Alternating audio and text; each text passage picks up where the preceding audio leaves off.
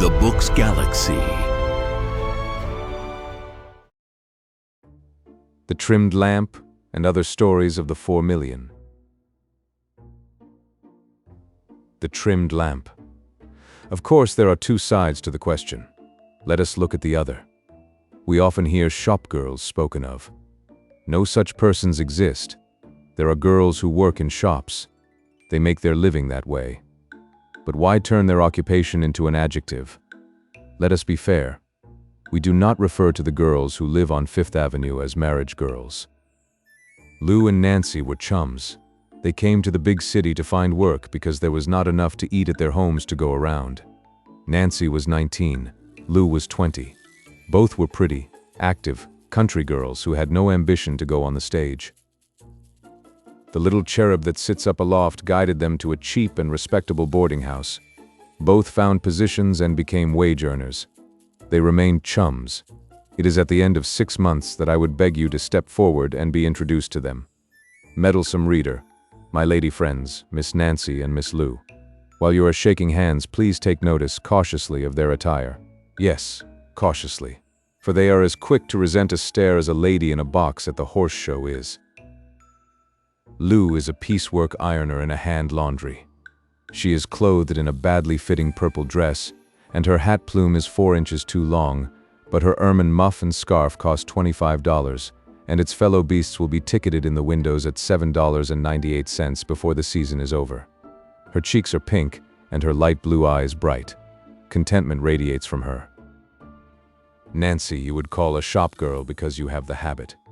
There is no type, but a perverse generation is always seeking a type. So this is what the type should be. She has the high ratted pompadour and the exaggerated straight front. Her skirt is shoddy, but has the correct flare. No furs protect her against the bitter spring air, but she wears her short broadcloth jacket as jauntily as though it were Persian lamb. On her face and in her eyes, remorseless type seeker, is the typical shopgirl expression. It is a look of silent but contemptuous revolt against cheated womanhood, of sad prophecy of the vengeance to come.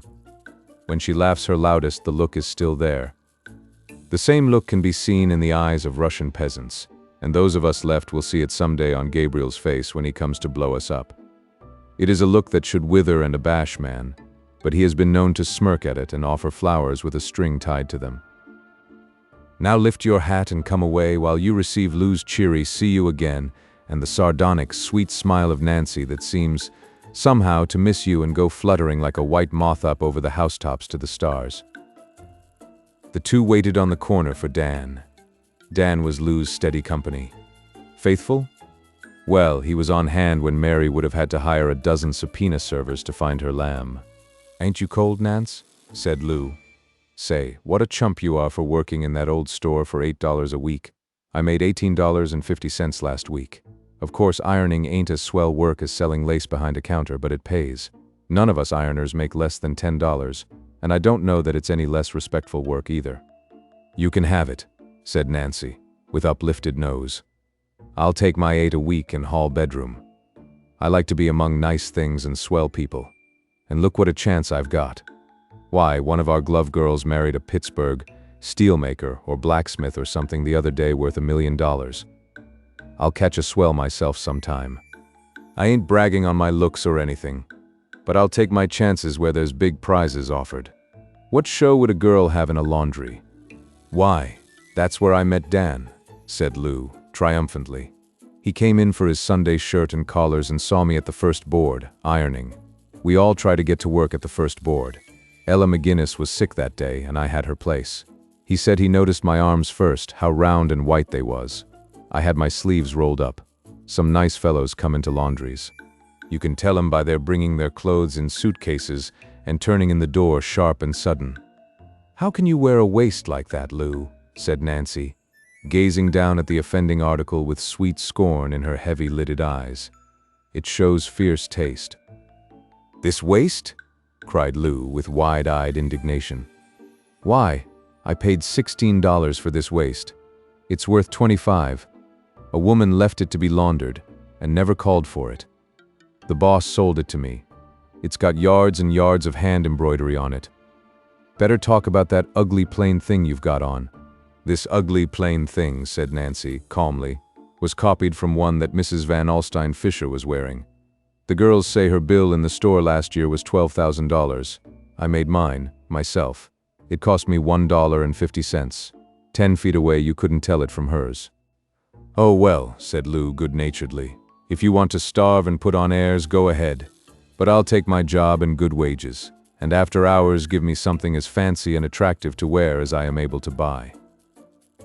But just then Dan came, a serious young man with a ready-made necktie, who had escaped the city's brand of frivolity, an electrician earning $30 per week who looked upon Lou with the sad eyes of Romeo and thought her embroidered waist a web in which any fly should delight to be caught. "My friend, Mr. Owens, shake hands with Miss Danforth," said Lou. "I'm mighty glad to know you, Miss Danforth," said Dan with outstretched hand. "I've heard Lou speak of you so often." "Thanks," said Nancy, touching his fingers with the tips of her cool ones. "I've heard her mention you a few times." Lou giggled. "Did you get that handshake from Mrs. Van Alstyne Fisher, Nance?" she asked. "If I did, you can feel safe in copying it," said Nancy. "Oh, I couldn't use it at all. It's too stylish for me. It's intended to set off diamond rings, that high shake is. Wait till I get a few and then I'll try it." "Learn it first," said Nancy wisely, "and you'll be more likely to get the rings." "Now, to settle this argument," said Dan with his ready, cheerful smile, "let me make a proposition. As I can't take both of you up to Tiffany's and do the right thing, what do you say to a little vaudeville? I've got the tickets. How about looking at stage diamonds, since we can't shake hands with the real sparklers?" The faithful squire took his place close to the curb. Lou next, a little peacocky in her bright and pretty clothes. Nancy on the inside, slender and soberly clothed as the sparrow, but with the true Van Alstyne Fisher walk.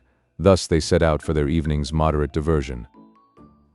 I do not suppose that many look upon a great department store as an educational institution, but the one in which Nancy worked was something like that to her. She was surrounded by beautiful things that breathed of taste and refinement. If you live in an atmosphere of luxury, luxury is yours whether your money pays for it or another's. The people she served were mostly women whose dress, manners, and position in the social world were quoted as criterions. From them Nancy began to take toll, the best from each according to her view. From one she would copy and practice a gesture, from another an eloquent lifting of an eyebrow, from others a manner of walking, of carrying a purse, of smiling, of greeting a friend, of addressing inferiors in station. From her best beloved model, Mrs. Van Alstyne Fisher, she made requisition for that excellent thing, a soft, low voice as clear as silver and as perfect in articulation as the notes of a thrush. Suffused in the aura of this high social refinement and good breeding, it was impossible for her to escape a deeper effect of it. As good habits are said to be better than good principles, so, perhaps, good manners are better than good habits. The teachings of your parents may not keep alive your New England conscience, but if you sit on a straight-back chair and repeat the words prisms and pilgrims 40 times, the devil will flee from you. And when Nancy spoke in the Van Alstyne Fisher tones, she felt the thrill of noblesse oblige to her very bones. There was another source of learning in the great departmental school. Whenever you see 3 or 4 shopgirls gather in a bunch and jingle their wire bracelets as an accompaniment to apparently frivolous conversation, do not think that they are there for the purpose of criticizing the way Ethel does her back hair. The meeting may lack the dignity of the deliberative bodies of man, but it has all the importance of the occasion on which Eve and her first daughter first put their heads together to make Adam understand his proper place in the household. It is woman's conference for common defense and exchange of strategical theories of attack and repulse upon and against the world, which is a stage, and man, its audience who persists in throwing bouquets thereupon.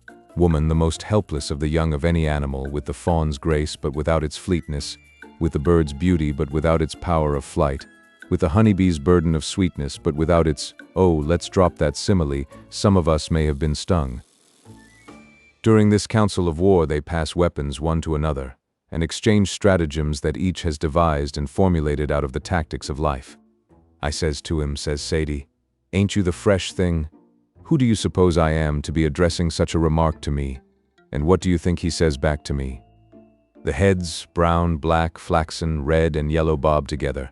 The answer is given, and the parry to the thrust is decided upon, to be used by each thereafter in passages at arms with the common enemy, man. Thus, Nancy learned the art of defense, and to women, successful defense means victory. The curriculum of a department store is a wide one. Perhaps no other college could have fitted her as well for her life's ambition, the drawing of a matrimonial prize. Her station in the store was a favored one. The music room was near enough for her to hear and become familiar with the works of the best composers, at least to acquire the familiarity that passed for appreciation in the social world in which she was vaguely trying to set a tentative and aspiring foot. She absorbed the educating influence of art wares, of costly and dainty fabrics, of adornments that are almost culture to women. The other girls soon became aware of Nancy's ambition. "Here comes your millionaire, Nancy," they would call to her whenever any man who looked the role approached her counter. It got to be a habit of men, who were hanging about while their womenfolk were shopping, to stroll over to the handkerchief counter and dawdle over the cambric squares. Nancy's imitation high-bred air and genuine dainty beauty was what attracted. Many men thus came to display their graces before her. Some of them may have been millionaires, others were certainly no more than their sedulous apes. Nancy learned to discriminate. There was a window at the end of the handkerchief counter, and she could see the rows of vehicles waiting for the shoppers in the street below.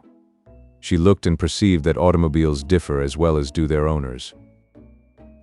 Once a fascinating gentleman bought 4 dozen handkerchiefs and wooed her across the counter with a King Cophetua air. When he had gone, one of the girls said, "What's wrong, Nance? That you didn't warm up to that fellow? He looks the swell article all right to me." "Him," said Nancy, with her coolest, sweetest, most impersonal, Van Alstyne Fisher smile, "not for mine. I saw him drive up outside, a 12-horsepower machine and an Irish chauffeur. And you saw what kind of handkerchiefs he bought, silk, and he's got dactylus on him. Give me the real thing or nothing, if you please." 2 of the most refined women in the store, a forelady and a cashier, had a few swell gentleman friends with whom they now and then dined. Once they included Nancy in an invitation. The dinner took place in a spectacular cafe whose tables are engaged for New Year's Eve a year in advance. There were 2 gentlemen friends, one without any hair on his head, high living ungruet, and we can prove it, the other a young man whose worth and sophistication he impressed upon you in 2 convincing ways. He swore that all the wine was corked, and he wore diamond cuff buttons. This young man perceived irresistible excellencies in Nancy. His taste ran to shopgirls, and here was one that added the voice and manners of his high social world to the franker charms of her own caste. So, on the following day, he appeared in the store and made her a serious proposal of marriage over a box of hem-stitched, grass-bleached Irish linens. Nancy declined. A brown pompadour 10 feet away had been using her eyes and ears. When the rejected suitor had gone, she heaped carboys of upbraidings and horror upon Nancy's head. "What a terrible little fool you are. That fellow's a millionaire, he's a nephew of old Van Skittles himself. And he was talking on the level, too. Have you gone crazy, Nance?" "Have I?" said Nancy. "I didn't take him, did I? He isn't a millionaire so hard that you could notice it anyhow. His family only allows him $20,000 a year to spend. The bald-headed fellow was geeing him about it the other night at supper." The brown pompadour came nearer and narrowed her eyes. "Say, what do you want?" she inquired in a voice hoarse for lack of chewing gum. "Ain't that enough for you? Do you want to be a Mormon and marry Rockefeller and Gladstone Dowie and the King of Spain and the whole bunch? Ain't $20,000 a year good enough for you?" Nancy flushed a little under the level gaze of the black, shallow eyes. "It wasn't altogether the money, Carrie," she explained. "His friend caught him in a rank lie the other night at dinner. It was about some girl he said he hadn't been to the theater with. Well, I can't stand a liar. Put everything together, I don't like him, and that settles it. When I sell out, it's not going to be on any bargain day. I've got to have something that sits up in a chair like a man anyhow. Yes, I'm looking out for a catch, but it's got to be able to do something more than make a noise like a toy bank." "The physiopathic ward for yours," said the brown pompadour, walking away. These high ideas, if not ideals, Nancy continued to cultivate on $8 per week. She bivouacked on the trail of the great unknown catch, eating her dry bread and tightening her belt day by day. On her face was the faint, soldierly, sweet, grim smile of the preordained manhunter. The store was her forest, and many times she raised her rifle at game that seemed broad-antlered and big, but always some deep unerring instinct, perhaps of the huntress, perhaps of the woman, made her hold her fire and take up the trail again. Lou flourished in the laundry. Out of her $18.50 per week, she paid $6 for her room and board. The rest went mainly for clothes. Her opportunities for bettering her taste and manners were few compared with Nancy's. In the steaming laundry there was nothing but work and her thoughts of the evening pleasures to come. Many costly and showy fabrics passed under her iron, and it may be that her growing fondness for dress was thus transmitted to her through the conducting metal. When the day's work was over, Dan awaited her outside, her faithful shadow in whatever light she stood. Sometimes he cast an honest and troubled glance at Lou's clothes that increased in conspicuity rather than in style. But this was no disloyalty. He deprecated the attention they called to her in the streets. And Lou was no less faithful to her chum. There was a law that Nancy should go with them on whatsoever outings they might take. Dan bore the extra burden heartily and in good cheer. It might be said that Lou furnished the color, Nancy the tone, and Dan the weight of the distraction-seeking trio. The escort, in his neat but obviously ready-made suit, his ready-made tie and unfailing, genial, ready-made wit never startled or clashed. He was of that good kind that you are likely to forget while they are present, but remember distinctly after they are gone. To Nancy's superior taste, the flavor of these ready-made pleasures was sometimes a little bitter, but she was young, and youth is a gourmand when it cannot be a gourmet. Dan is always wanting me to marry him right away, Lou told her once. But why should I? I'm independent. I can do as I please with the money I earn, and he never would agree for me to keep on working afterward. And say, Nance, what do you want to stick to that old store for, and half starve and half dress yourself? I could get you a place in the laundry right now if you'd come. It seems to me that you could afford to be a little less stuck up if you could make a good deal more money. I don't think I'm stuck up, Lou, said Nancy, but I'd rather live on half rations and stay where I am. I suppose I've got the habit. It's the chance that I want. I don't expect to be always behind a counter. I'm learning something new every day. I'm right up against refined and rich people all the time, even if I do only wait on them. And I'm not missing any pointers that I see passing around.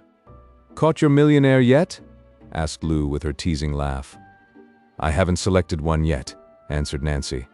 I've been looking them over. Goodness, the idea of picking over 'em.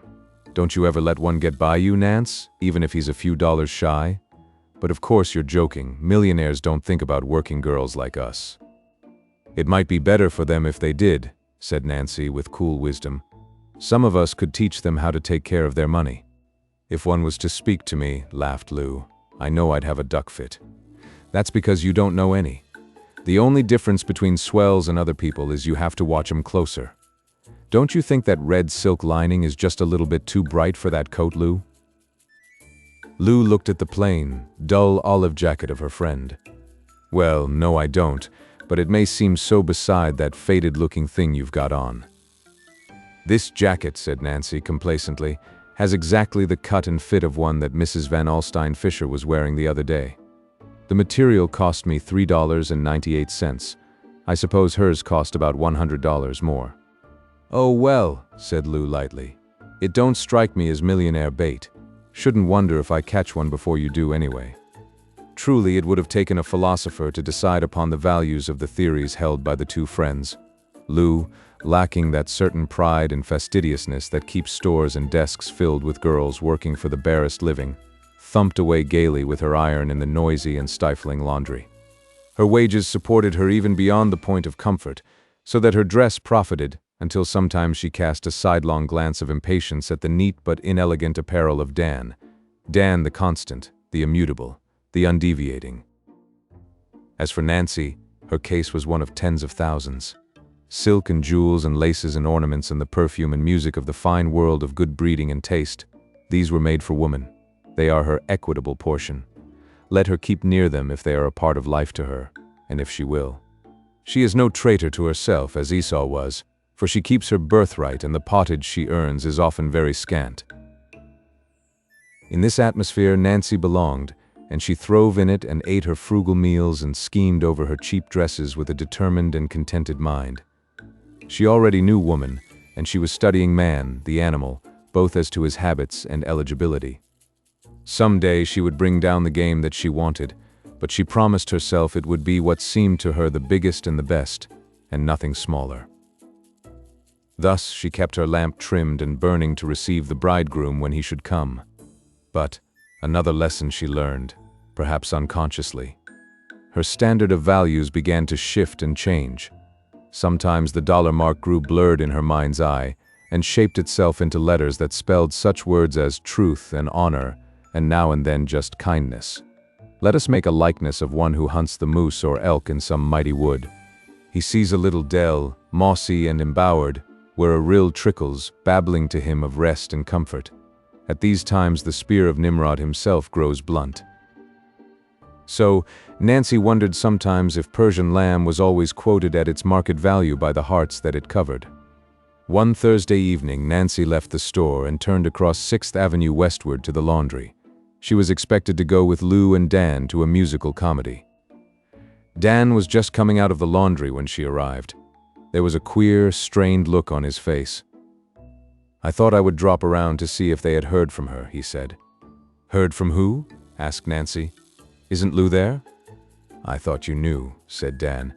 "She hasn't been here or at the house where she lived since Monday. She moved all her things from there. She told one of the girls in the laundry she might be going to Europe." "Hasn't anybody seen her anywhere?" asked Nancy. Dan looked at her with his jaws set grimly and a steely gleam in his steady gray eyes. "They told me in the laundry," he said harshly, "that they saw her pass yesterday in an automobile. With one of the millionaires, I suppose, that you and Lou were forever busying your brains about." For the first time, Nancy quailed before a man. She laid her hand that trembled slightly on Dan's sleeve. "You've no right to say such a thing to me, Dan, as if I had anything to do with it." "I didn't mean it that way," said Dan, softening. He fumbled in his vest pocket. "I've got the tickets for the show tonight," he said, with a gallant show of lightness. "If you—" Nancy admired pluck whenever she saw it. "I'll go with you, Dan," she said. 3 months went by before Nancy saw Lou again. At twilight one evening, the shop girl was hurrying home along the border of a little quiet park. She heard her name called and wheeled about in time to catch Lou rushing into her arms. After the first embrace, they drew their heads back as serpents do, ready to attack or to charm, with 1,000 questions trembling on their swift tongues. And then Nancy noticed that prosperity had descended upon Lou, manifesting itself in costly furs, flashing gems and creations of the tailor's art. "You little fool," cried Lou loudly and affectionately. "I see you are still working in that store and as shabby as ever. And how about that big catch you were going to make? Nothing doing yet, I suppose?" And then Lou looked and saw that something better than prosperity had descended upon Nancy, something that shone brighter than gems in her eyes and redder than a rose in her cheeks, and that danced like electricity anxious to be loosed from the tip of her tongue. "Yes, I'm still in the store," said Nancy, "but I'm going to leave it next week. I've made my catch, the biggest catch in the world. You won't mind now, Lou, will you? I'm going to be married to Dan. He's my Dan now. Why, Lou?" Around the corner of the park strolled one of those new crop, smooth-faced young policemen that are making the force more endurable, at least to the eye. He saw a woman with an expensive fur coat and diamond-ringed hands crouching down against the iron fence of the park, sobbing turbulently, while a slender, plainly dressed working girl leaned close, trying to console her. But the Gibsonian cop, being of the new order, passed on, pretending not to notice, for he was wise enough to know that these matters are beyond help so far as the power he represents is concerned, though he rap the pavement with his nightstick till the sound goes up to the furthermost stars. A Madison Square Arabian Night. To Carson Chalmers in his apartment near the square, Phillips brought the evening mail. Beside the routine correspondence, there were 2 items bearing the same foreign postmark. One of the incoming parcels contained a photograph of a woman. The other contained an interminable letter over which Chalmers hung absorbed for a long time. The letter was from another woman, and it contained poisoned barbs, sweetly dipped in honey and feathered with innuendos concerning the photographed woman. Chalmers tore this letter into 1,000 bits and began to wear out his expensive rug by striding back and forth upon it. Thus an animal from the jungle acts when it is caged, and thus a caged man acts when he is housed in a jungle of doubt. By and by the restless mood was overcome. The rug was not an enchanted one. For 16 feet he could travel along it. 3,000 miles was beyond its power to aid. Phillips appeared. He never entered. He invariably appeared like a well-oiled genie. "Will you dine here, sir, or out?" he asked. "Here," said Chalmers, "and in half an hour." He listened glumly to the January blasts making an Aeolian trombone of the empty street. "Wait," he said to the disappearing genie. "As I came home across the end of the square, I saw many men standing there in rows.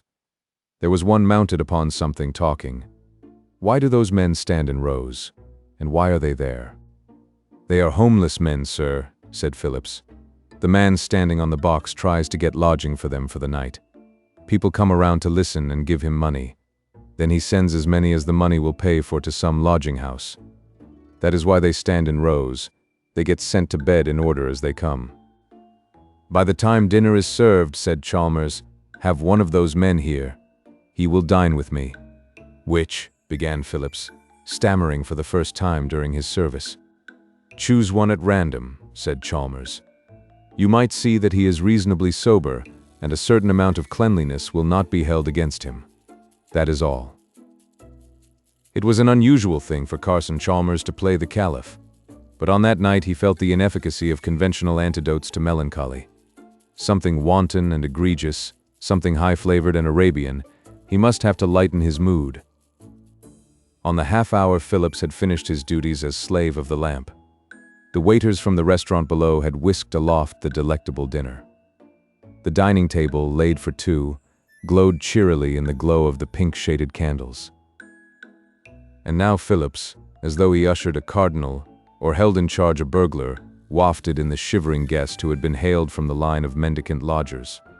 It is a common thing to call such men wrecks. If the comparison be used here, it is the specific one of a derelict come to grief through fire. Even yet some flickering combustion illuminated the drifting hulk.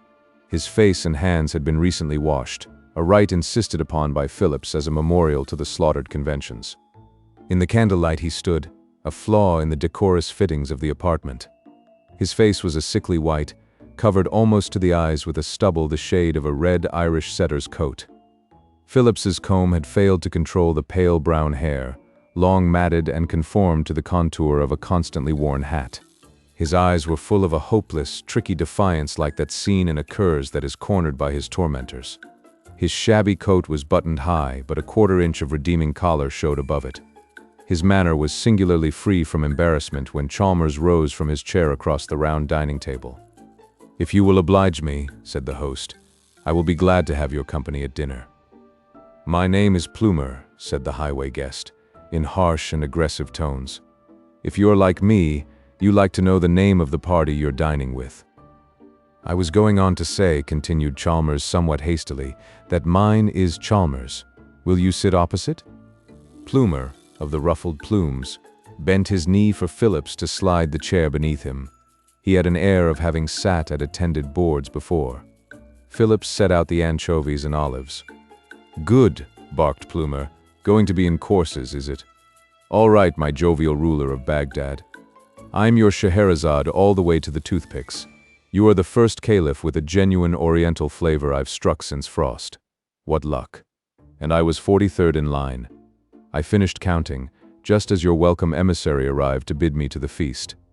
I had about as much chance of getting a bed tonight as I have of being the next president. How will you have the sad story of my life? Mr. Al-Rashid, a chapter with each course or the whole edition with the cigars and coffee?" "The situation does not seem a novel one to you," said Chalmers with a smile. "By the chin whiskers of the prophet, no," answered the guest. "New York's as full of cheap Harun al-Rashids as Baghdad is of fleas.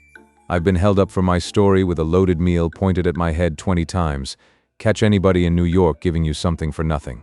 They spell curiosity and charity with the same set of building blocks. Lots of 'em will stake you to a dime and chop suey, and a few of 'em will play caliph to the tune of a top sirloin, but every one of them will stand over you till they screw your autobiography out of you with footnotes, appendix, and unpublished fragments.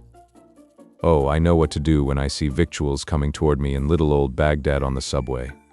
I strike the asphalt 3 times with my forehead and get ready to spiel yarns for my supper. I claim descent from the late Tommy Tucker, who was forced to hand out vocal harmony for his pre-digested Wheaterina and Spoopju.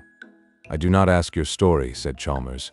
I tell you frankly that it was a sudden whim that prompted me to send for some stranger to dine with me. I assure you, you will not suffer through any curiosity of mine. Oh, fudge! Exclaimed the guest, enthusiastically tackling his soup. I don't mind it a bit. I'm a regular Oriental magazine with a red cover and the leaves cut when the Caliph walks abroad. In fact, we fellows in the bed line have a sort of union rate for things of this sort. Somebody's always stopping and wanting to know what brought us down so low in the world. For a sandwich and a glass of beer, I tell 'em that drink did it. For corned beef and cabbage and a cup of coffee, I give 'em the hard-hearted landlord. 6 months in the hospital lost job story. A sirloin steak and a quarter for a bed gets the Wall Street tragedy of the swept-away fortune and the gradual descent. This is the first spread of this kind I've stumbled against. I haven't got a story to fit it. I'll tell you what, Mr. Chalmers, I'm going to tell you the truth for this, if you'll listen to it. It'll be harder for you to believe than the made-up ones. An hour later, the Arabian guest lay back with a sigh of satisfaction while Phillips brought the coffee and cigars and cleared the table. Did you ever hear of Gerard Plumer? He asked, with a strange smile. I remember the name, said Chalmers. He was a painter, I think, of a good deal of prominence a few years ago. 5 years, said the guest. Then I went down like a chunk of lead. I'm Gerard Plumer. I sold the last portrait I painted for $2,000. After that, I couldn't have found a sitter for a gratis picture. What was the trouble? Chalmers could not resist asking. Funny thing, answered Plumer grimly. Never quite understood it myself. For a while I swam like a cork. I broke into the swell crowd and got commissions right and left. The newspapers called me a fashionable painter. Then the funny things began to happen. Whenever I finished a picture, people would come to see it and whisper and look queerly at one another. I soon found out what the trouble was. I had a knack of bringing out in the face of a portrait the hidden character of the original. I don't know how I did it. I painted what I saw, but I know it did me. Some of my sitters were fearfully enraged and refused their pictures. I painted the portrait of a very beautiful and popular society dame. When it was finished, her husband looked at it with a peculiar expression on his face, and the next week he sued for divorce. I remember one case of a prominent banker who sat to me. While I had his portrait on exhibition in my studio, an acquaintance of his came in to look at it. Bless me, says he. Does he really look like that? I told him it was considered a faithful likeness. I never noticed that expression about his eyes before, said he. I think I'll drop downtown and change my bank account. He did drop down, but the bank account was gone, and so was Mr. Banker. It wasn't long till they put me out of business. People don't want their secret meannesses shown up in a picture.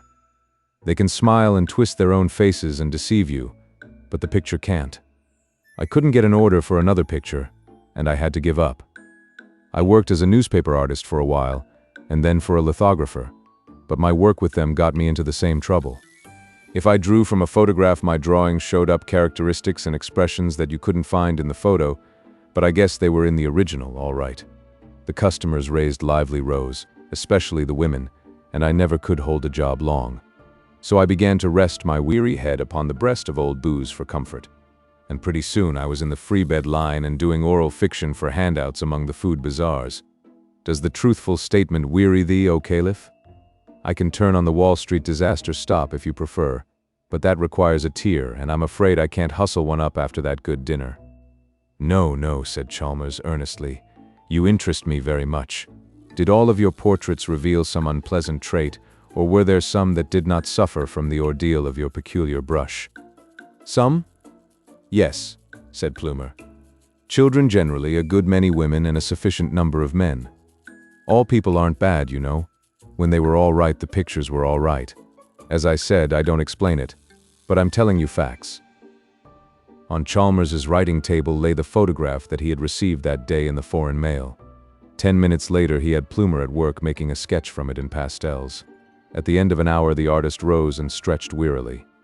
"It's done," he yawned. "You'll excuse me for being so long. I got interested in the job. Lordy, but I'm tired. No bed last night, you know. Guess it'll have to be good night now, O Commander of the Faithful." Chalmers went as far as the door with him and slipped some bills into his hand. "Oh, I'll take 'em," said Plumer. "All that's included in the fall.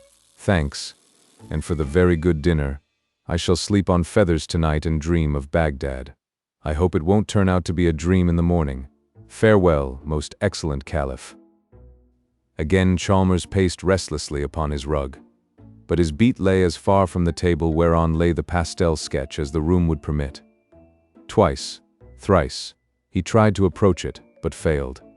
He could see the dun and gold and brown of the colors, but there was a wall about it built by his fears that kept him at a distance. He sat down and tried to calm himself.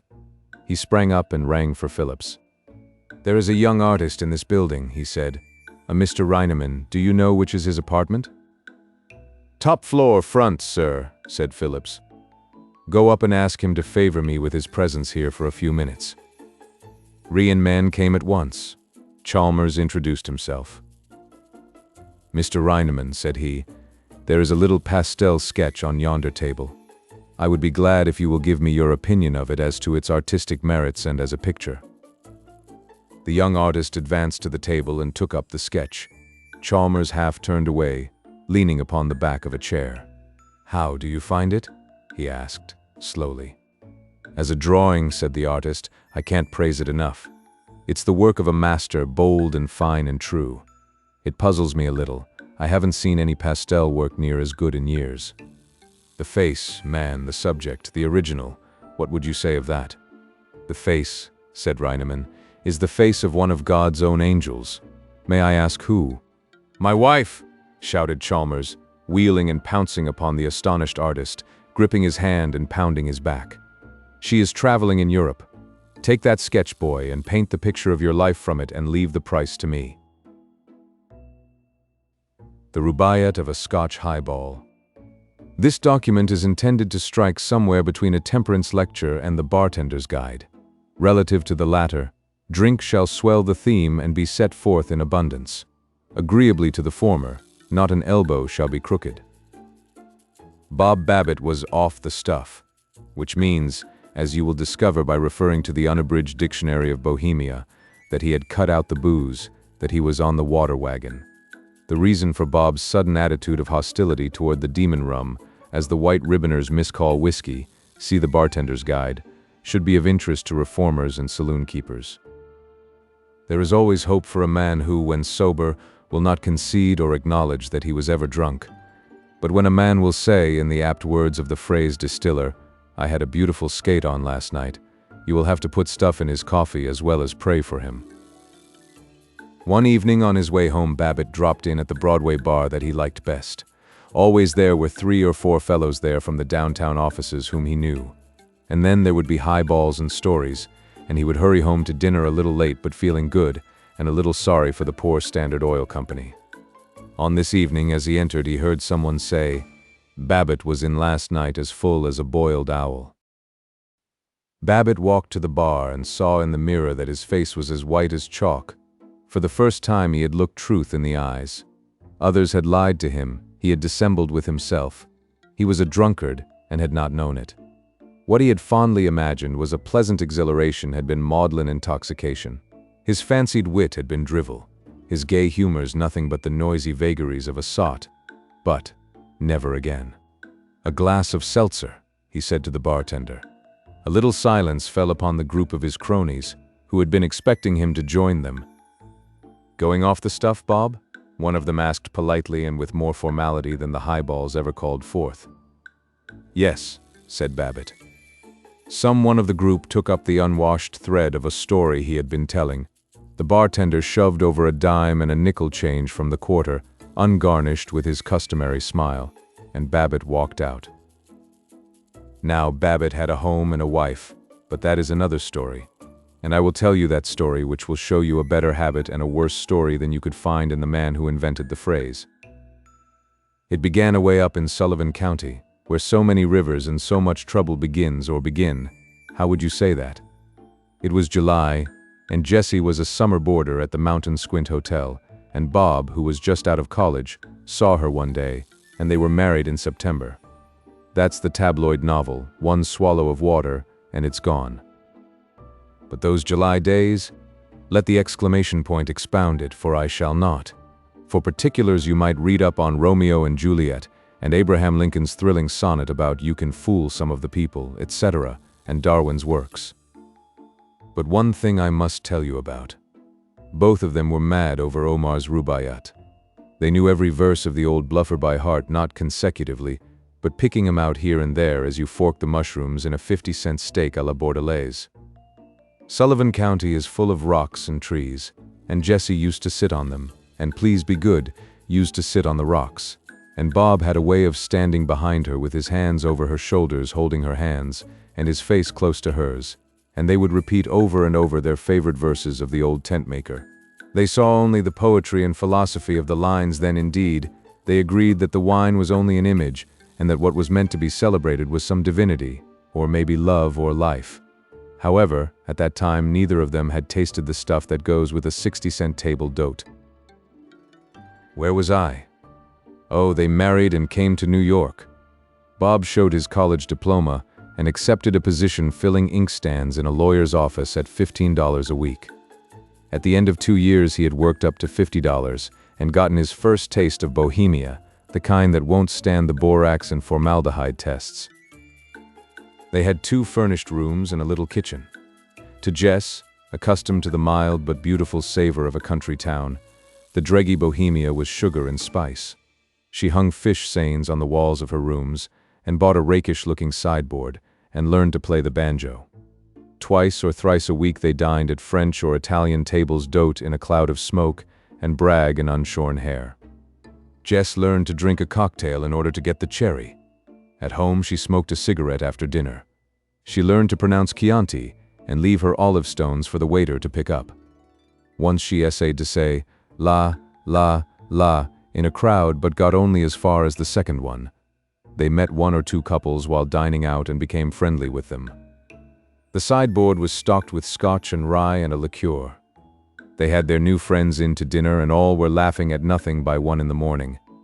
Some plastering fell in the room below them, for which Bob had to pay $4.50. Thus they footed it merrily on the ragged frontiers of the country that has no boundary lines or government. And soon Bob fell in with his cronies and learned to keep his foot on the little rail 6 inches above the floor for an hour or so every afternoon before he went home. Drink always rubbed him the right way, and he would reach his rooms as jolly as a sandboy. Jessie would meet him at the door, and generally they would dance some insane kind of a rigadoon about the floor by way of greeting. Once when Bob's feet became confused and he tumbled headlong over a footstool, Jessie laughed so heartily and long that he had to throw all the couch pillows at her to make her hush. In such wise life was speeding for them on the day when Bob Babbitt first felt the power that the giftie gied him. But let us get back to our lamb and mint sauce. When Bob got home that evening, he found Jessie in a long apron cutting up a lobster for the Newburgh. Usually when Bob came in mellow from his hour at the bar, his welcome was hilarious, though somewhat tinctured with Scotch smoke. By screams and snatches of song and certain audible testimonials of domestic felicity was his advent proclaimed. When she heard his foot on the stairs, the old maid in the hall room always stuffed cotton into her ears. At first Jessie had shrunk from the rudeness and favor of these spiritual greetings, but as the fog of the false bohemia gradually encompassed her, she came to accept them as love's true and proper greeting. Bob came in without a word, smiled, kissed her neatly but noiselessly, took up a paper and sat down. In the hall room the old maid held her 2 plugs of cotton poised, filled with anxiety.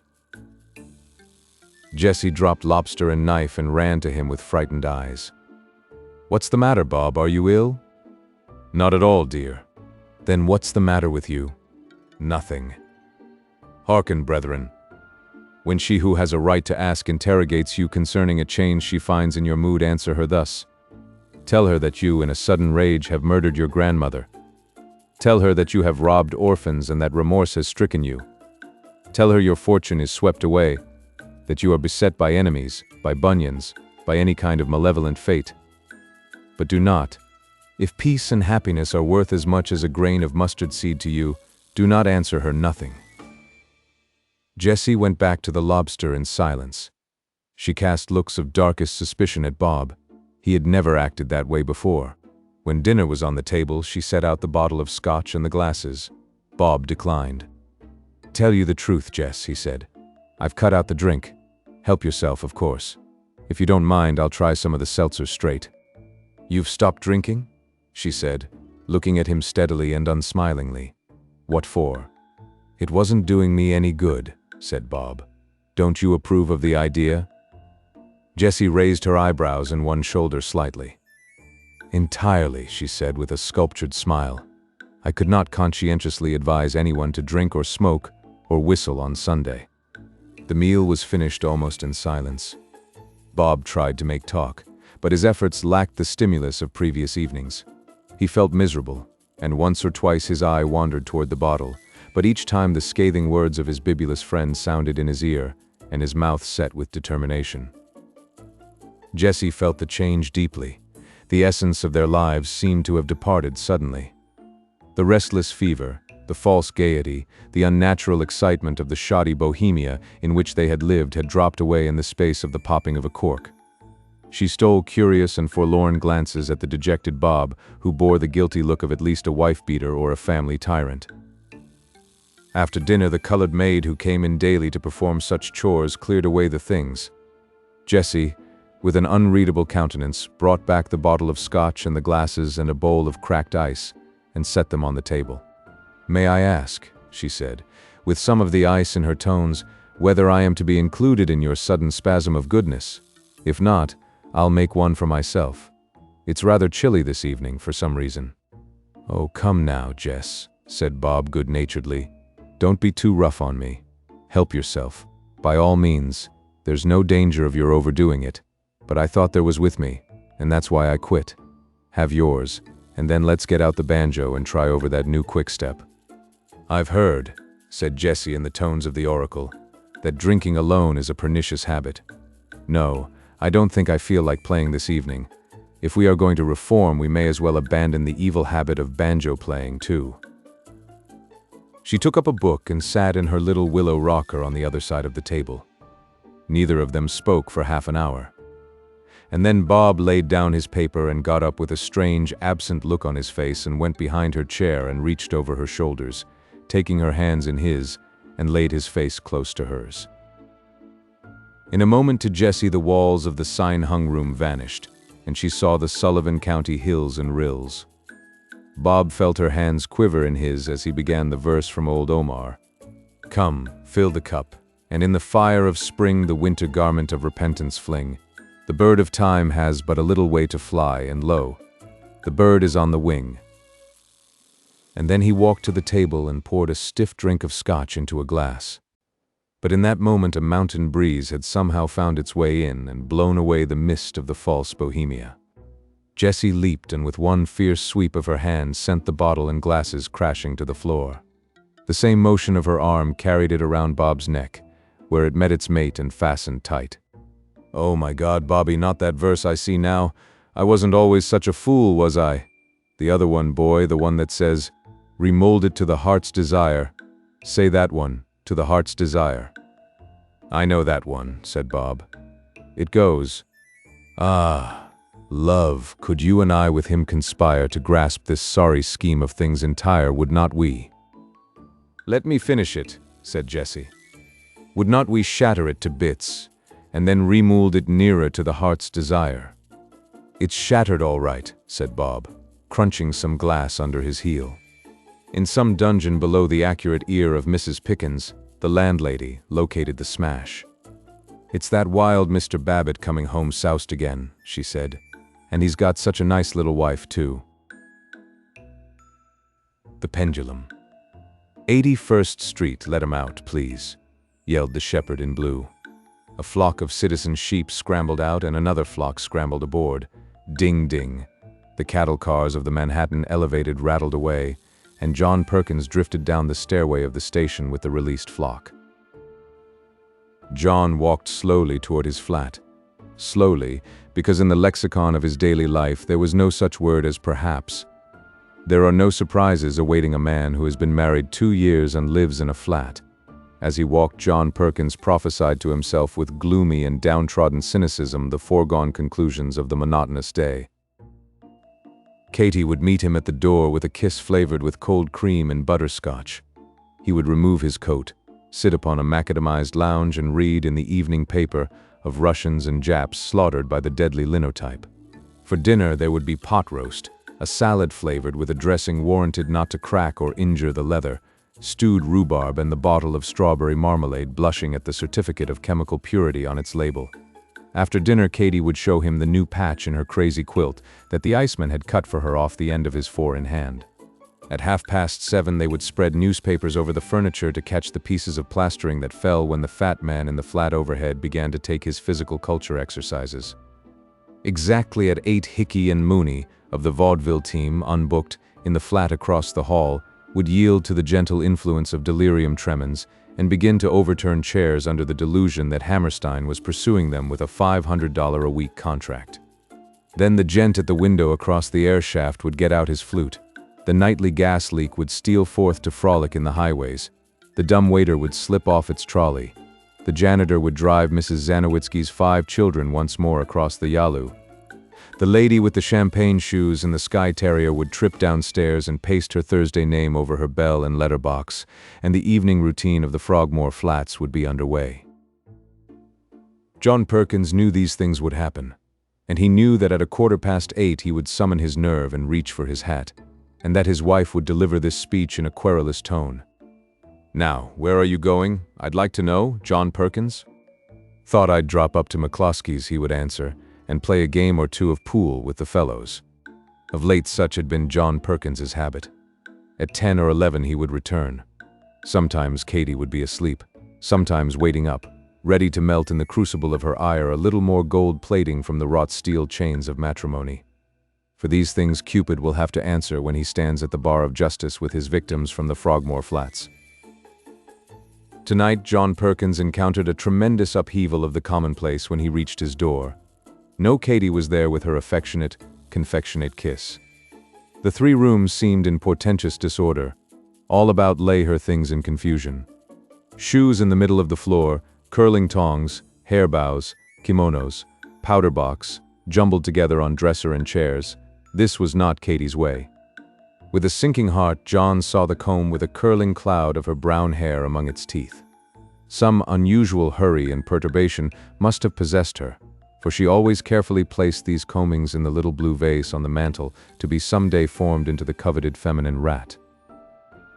Hanging conspicuously to the gas jet by a string was a folded paper. John seized it. It was a note from his wife running thus: "Dear John, I just had a telegram saying Mother is very sick. I am going to take the 4:30 train. Brother Sam is going to meet me at the depot there. There is cold mutton in the icebox. I hope it isn't her Quincy again. Pay the milkman 50 cents. She had it bad last spring. Don't forget to write to the company about the gas meter, and your good socks are in the top drawer. I will write tomorrow." Hastily, Katie. Never during their 2 years of matrimony had he and Katie been separated for a night. John read the note over and over in a dumbfounded way. Here was a break in a routine that had never varied, and it left him dazed. There on the back of a chair hung, pathetically empty and formless, the red wrapper with black dots that she always wore while getting the meals. Her weekday clothes had been tossed here and there in her haste.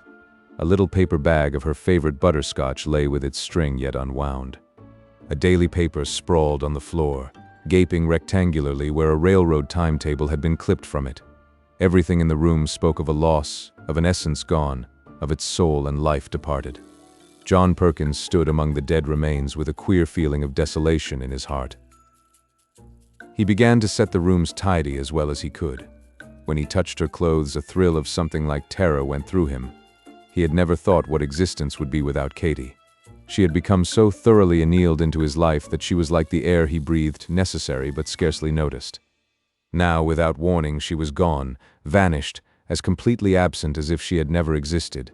Of course, it would be only for a few days, or at most a week or two, but it seemed to him as if the very hand of death had pointed a finger at his secure and uneventful home.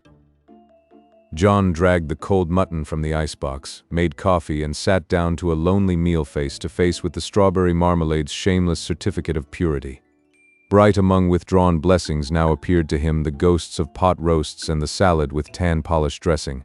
His home was dismantled. A quinzied mother-in-law had knocked his lares and penates sky-high. After his solitary meal, John sat at a front window. He did not care to smoke. Outside the city roared to him to come join in its dance of folly and pleasure. The night was his. He might go forth unquestioned and thrum the strings of jollity as free as any gay bachelor there. He might carouse and wander and have his fling until dawn if he liked, and there would be no wrathful Katy waiting for him, bearing the chalice that held the dregs of his joy. He might play pool at McCloskey's with his roistering friends until Aurora dimmed the electric bulbs if he chose.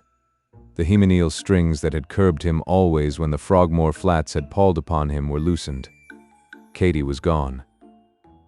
John Perkins was not accustomed to analyzing his emotions, but as he sat in his Katy-bereft 10-by-12 parlor, he hit unerringly upon the keynote of his discomfort. He knew now that Katy was necessary to his happiness. His feeling for her, lulled into unconsciousness by the dull round of domesticity, had been sharply stirred by the loss of her presence. Has it not been dinned into us by proverb and sermon and fable that we never prize the music till the sweet-voiced bird has flown, or in other no less florid and true utterances? "I'm a double-dyed dub," mused John Perkins. "The way I've been treating Katy. Off every night playing pool and bumming with the boys instead of staying home with her. The poor girl here all alone with nothing to amuse her, and me acting that way. John Perkins, you're the worst kind of a shine. I'm going to make it up for the little girl. I'll take her out and let her see some amusement. And I'll cut out the McCloskey gang right from this minute." Yes, there was the city roaring outside for John Perkins to come dance in the train of Momus. And at McCloskey's the boys were knocking the balls idly into the pockets against the hour for the nightly game. But no Primrose Way nor clicking cue could woo the remorseful soul of Perkins the bereft. The thing that was his, lightly held and half scorned, had been taken away from him, and he wanted it. Backward to a certain man named Adam, whom the cherubim bounced from the orchard, could Perkins, the remorseful, trace his descent. Near the right hand of John Perkins stood a chair. On the back of it stood Katy's blue shirtwaist. It still retained something of her contour. Midway of the sleeves were fine, individual wrinkles made by the movements of her arms in working for his comfort and pleasure. A delicate but impelling odor of bluebells came from it. John took it and looked long and soberly at the unresponsive grenadine. Katy had never been unresponsive. Tears, yes, tears came into John Perkins's eyes. When she came back, things would be different. He would make up for all his neglect. What was life without her? The door opened. Katy walked in carrying a little hand satchel. John stared at her stupidly. "My, I am glad to get back," said Katy. "Ma wasn't sick to amount to anything. Sam was at the depot and said she just had a little spell and got all right soon after they telegraphed, so I took the next train back. I'm just dying for a cup of coffee." Nobody heard the click and rattle of the cogwheels as the third-floor front of the Frogmore Flats buzzed its machinery back into the order of things. A band slipped, a spring was touched, the gear was adjusted, and the wheels revolved in their old orbit. John Perkins looked at the clock. It was 8:15. He reached for his hat and walked to the door. "Now, where are you going? I'd like to know, John Perkins," asked Katy, in a querulous tone. "Thought I'd drop up to McCloskey's," said John, "and play a game or two of pool with the fellows." Two Thanksgiving Day gentlemen. There is one day that is ours. There is one day when all we Americans who are not self-made go back to the old home to eat saleratus biscuits and marvel how much nearer to the porch the old pump looks than it used to. Bless the day. President Roosevelt gives it to us. We hear some talk of the Puritans, but don't just remember who they were. Bet we can lick 'em anyhow, if they try to land again. Plymouth Rocks? Well, that sounds more familiar. Lots of us have had to come down to hens since the Turkey Trust got its work in, but somebody in Washington is leaking out advance information to him about these Thanksgiving proclamations. The big city east of the cranberry bogs has made Thanksgiving Day an institution. The last Thursday in November is the only day in the year on which it recognizes the part of America lying across the ferries. It is the one day that is purely American. Yes, a day of celebration, exclusively American. And now for the story which is to prove to you that we have traditions on this side of the ocean that are becoming older at a much rapider rate than those of England are, thanks to our get-up and enterprise. Stuffy Pete took his seat on the third bench to the right as you enter Union Square from the east, at the walk opposite the fountain. Every Thanksgiving Day for 9 years he had taken his seat there promptly at 1 o'clock. For every time he had done so, things had happened to him, Charles Dickensy things that swelled his waistcoat above his heart, and equally on the other side. But today Stuffy Pete's appearance at the annual trysting place seemed to have been rather the result of habit than of the yearly hunger which, as the philanthropists seem to think, afflicts the poor at such extended intervals. Certainly Pete was not hungry. He had just come from a feast that had left him of his powers barely those of respiration and locomotion. His eyes were like two pale gooseberries firmly embedded in a swollen and gravy-smeared mask of putty. His breath came in short wheezes. A senatorial roll of adipose tissue denied a fashionable set to his upturned coat collar. Buttons that had been sewed upon his clothes by kind Salvation fingers a week before flew like popcorn, strewing the earth around him. Ragged he was, with a split shirt front open to the wishbone, but the November breeze, carrying fine snowflakes, brought him only a grateful coolness. For Stuffy Pete was overcharged with the caloric produced by a super-bountiful dinner, beginning with oysters and ending with plum pudding, and including, it seemed to him, all the roast turkey and baked potatoes and chicken salad and squash pie and ice cream in the world. Wherefore he sat, gorged, and gazed upon the world with after-dinner contempt. The meal had been an unexpected one. He was passing a red brick mansion near the beginning of Fifth Avenue, in which lived two old ladies of ancient family and a reverence for traditions. They even denied the existence of New York, and believed that Thanksgiving Day was declared solely for Washington Square. One of their traditional habits was to station a servant at the postern gate, with orders to admit the first hungry wayfarer that came along after the hour of noon had struck, and banquet him to a finish. Stuffy Pete happened to pass by on his way to the park, and the seneschals gathered him in and upheld the custom of the castle. After Stuffy Pete had gazed straight before him for 10 minutes, he was conscious of a desire for a more varied field of vision. With a tremendous effort, he moved his head slowly to the left, and then his eyes bulged out fearfully, and his breath ceased, and the rough-shod ends of his short legs wriggled and rustled on the gravel. For the old gentleman was coming across 4th Avenue toward his bench. Every Thanksgiving Day for 9 years the old gentleman had come there and found Stuffy Pete on his bench. That was a thing that the old gentleman was trying to make a tradition of. Every Thanksgiving Day for 9 years he had found Stuffy there, and had led him to a restaurant and watched him eat a big dinner. They do those things in England unconsciously. But this is a young country, and 9 years is not so bad. The old gentleman was a staunch American patriot, and considered himself a pioneer in American tradition. In order to become picturesque, we must keep on doing one thing for a long time without ever letting it get away from us. Something like collecting the weekly dimes in industrial insurance, or cleaning the streets. The old gentleman moved, straight and stately, toward the institution that he was rearing. Truly, the annual feeding of Stuffy Pete was nothing national in its character, such as the Magna Charta or jam for breakfast was in England. But it was a step. It was almost feudal. It showed, at least, that a custom was not impossible to New Way Ahem. America. The old gentleman was thin and tall and 60. He was dressed all in black and wore the old-fashioned kind of glasses that won't stay on your nose.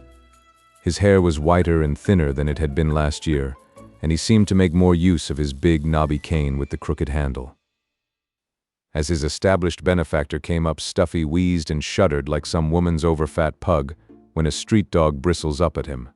He would have flown, but all the skill of Santos Dumont could not have separated him from his bench. Well had the myrmidons of the two old ladies done their work. "Good morning," said the old gentleman. "I am glad to perceive that the vicissitudes of another year have spared you to move in health about the beautiful world. For that blessing alone this day of Thanksgiving is well proclaimed to each of us. If you will come with me, my man, I will provide you with a dinner that should make your physical being accord with the mental. That is what the old gentleman said every time. Every Thanksgiving day for 9 years. The words themselves almost formed an institution. Nothing could be compared with them except the Declaration of Independence. Always before they had been music in Stuffy's ears. But now he looked up at the old gentleman's face with tearful agony in his own. The fine snow almost sizzled when it fell upon his perspiring brow, but the old gentleman shivered a little and turned his back to the wind. Stuffy had always wondered why the old gentleman spoke his speech rather sadly. He did not know that it was because he was wishing every time that he had a son to succeed him. A son who would come there after he was gone, a son who would stand proud and strong before some subsequent Stuffy and say, "In memory of my father." Then it would be an institution. But the old gentleman had no relatives. He lived in rented rooms in one of the decayed old family brownstone mansions in one of the quiet streets east of the park. In the winter, he raised fuchsias in a little conservatory the size of a steamer trunk. In the spring, he walked in the Easter parade. In the summer, he lived at a farmhouse in the New Jersey hills and sat in a wicker armchair, speaking of a butterfly, the Ornithoptera amphrisius, that he hoped to find someday. In the autumn, he fed Stuffy a dinner. These were the old gentleman's occupations. Stuffy Pete looked up at him for a half-minute, stewing and helpless in his own self-pity. The old gentleman's eyes were bright with the giving pleasure. His face was getting more lined each year, but his little black necktie was in as jaunty a bow as ever, and the linen was beautiful and white, and his gray mustache was curled carefully at the ends. And then Stuffy made a noise that sounded like peas bubbling in a pot. Speech was intended, and as the old gentleman had heard the sounds 9 times before, he rightly construed them into Stuffy's old formula of acceptance. "Thank ye, sir. I'll go with ye, and much obliged. I'm very hungry, sir." The coma of repletion had not prevented from entering Stuffy's mind the conviction that he was the basis of an institution. His Thanksgiving appetite was not his own. It belonged by all the sacred rights of established custom, if not, by the actual statute of limitations to this kind old gentleman who bad preempted it. True, America is free, but in order to establish tradition someone must be a repetend, a repeating decimal. The heroes are not all heroes of steel and gold. See one here that wielded only weapons of iron, badly silvered, and tin. The old gentleman led his annual protégé southward to the restaurant, and to the table where the feast had always occurred. They were recognized. "Here comes the old guy," said a waiter. "Dat blows dat same bum to a meal every Thanksgiving." The old gentleman sat across the table glowing like a smoked pearl at his cornerstone of future ancient tradition. The waiters heaped the table with holiday food, and Stuffy, with a sigh that was mistaken for hunger's expression, raised knife and fork and carved for himself a crown of imperishable bay.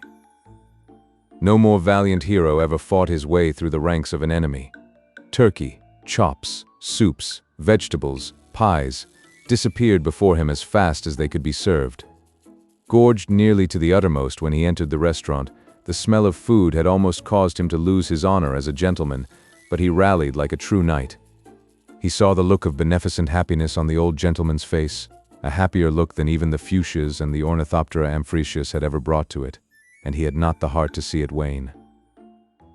In an hour Stuffy leaned back with a battle won. "Thank ye kindly, sir," he puffed like a leaky steam pipe. "Thank ye kindly for a hearty meal." Then he arose heavily with glazed eyes and started toward the kitchen. A waiter turned him about like a top and pointed him toward the door. The old gentleman carefully counted out $1.30 in silver change, leaving 3 nickels for the waiter.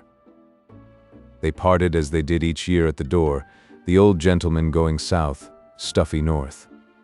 Around the first corner Stuffy turned and stood for 1 minute. Then he seemed to puff out his rags as an owl puffs out his feathers, and fell to the sidewalk like a sun-stricken horse. When the ambulance came, the young surgeon and the driver cursed softly at his weight. There was no smell of whiskey to justify a transfer to the patrol wagon, so Stuffy and his 2 dinners went to the hospital. There they stretched him on a bed and began to test him for strange diseases, with the hope of getting a chance at some problem with the bare steel. And lo, an hour later another ambulance brought the old gentleman, and they laid him on another bed and spoke of appendicitis, for he looked good for the bill. But pretty soon one of the young doctors met one of the young nurses whose eyes he liked, and stopped to chat with her about the cases. "That nice old gentleman over there now," he said. "You wouldn't think that was a case of almost starvation. Proud old family, I guess. He told me he hadn't eaten a thing for 3 days." The Assessor of Success. Hastings Beauchamp Morley sauntered across Union Square with a pitying look at the hundreds that lolled upon the park benches. They were a motley lot, he thought. The men with stolid, animal, unshaven faces, the women wriggling and self-conscious, twining and untwining their feet that hung 4 inches above the graveled walks. Were I Mr. Carnegie or Mr. Rockefeller, I would put a few millions in my inside pocket and make an appointment with all the park commissioners around the corner if necessary, and arrange for benches in all the parks of the world low enough for women to sit upon and rest their feet upon the ground. After that, I might furnish libraries to towns that would pay for 'em, or build sanitariums for crank professors and call 'em colleges if I wanted to.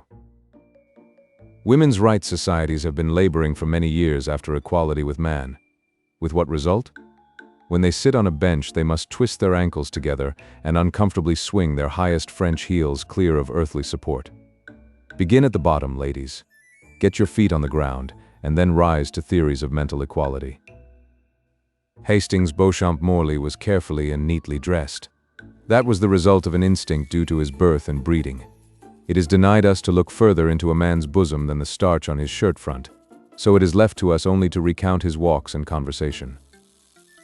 Morley had not a cent in his pockets, but he smiled pityingly at 100 grimy, unfortunate ones who had no more, and who would have no more when the sun's first rays yellowed the tall paper-cutter building on the west side of the square.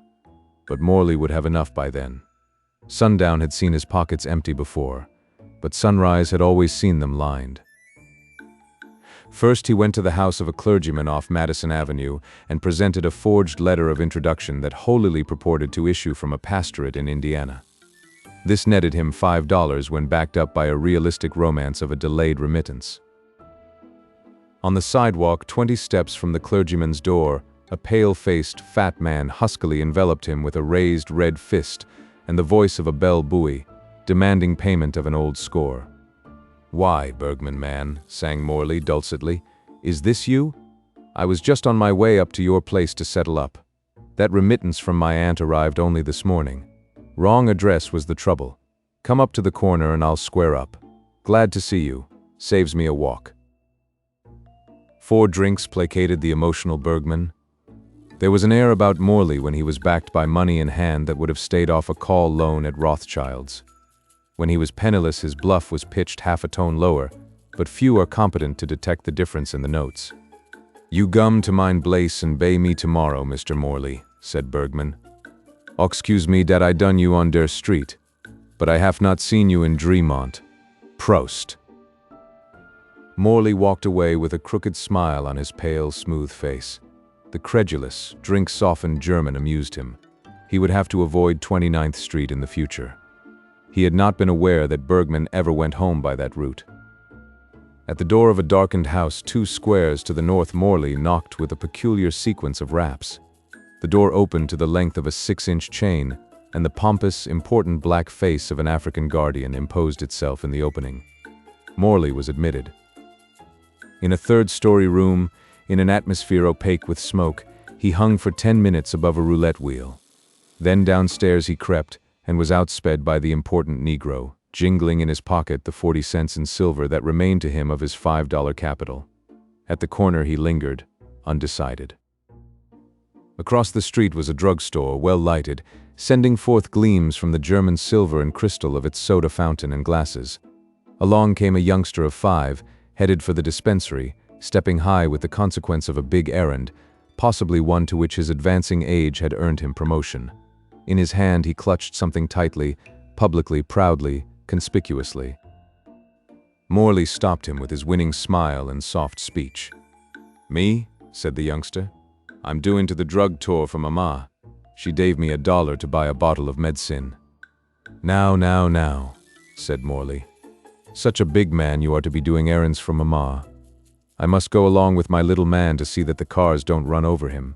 And on the way we'll have some chocolates. Or would he rather have lemon drops? Morley entered the drugstore leading the child by the hand. He presented the prescription that had been wrapped around the money. On his face was a smile, predatory, parental, politic, profound. "Aqua pura, 1 pint," said he to the druggist.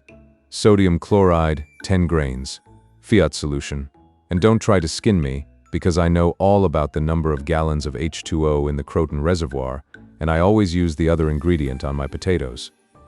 15 cents, said the druggist, with a wink after he had compounded the order. "I see you understand pharmacy.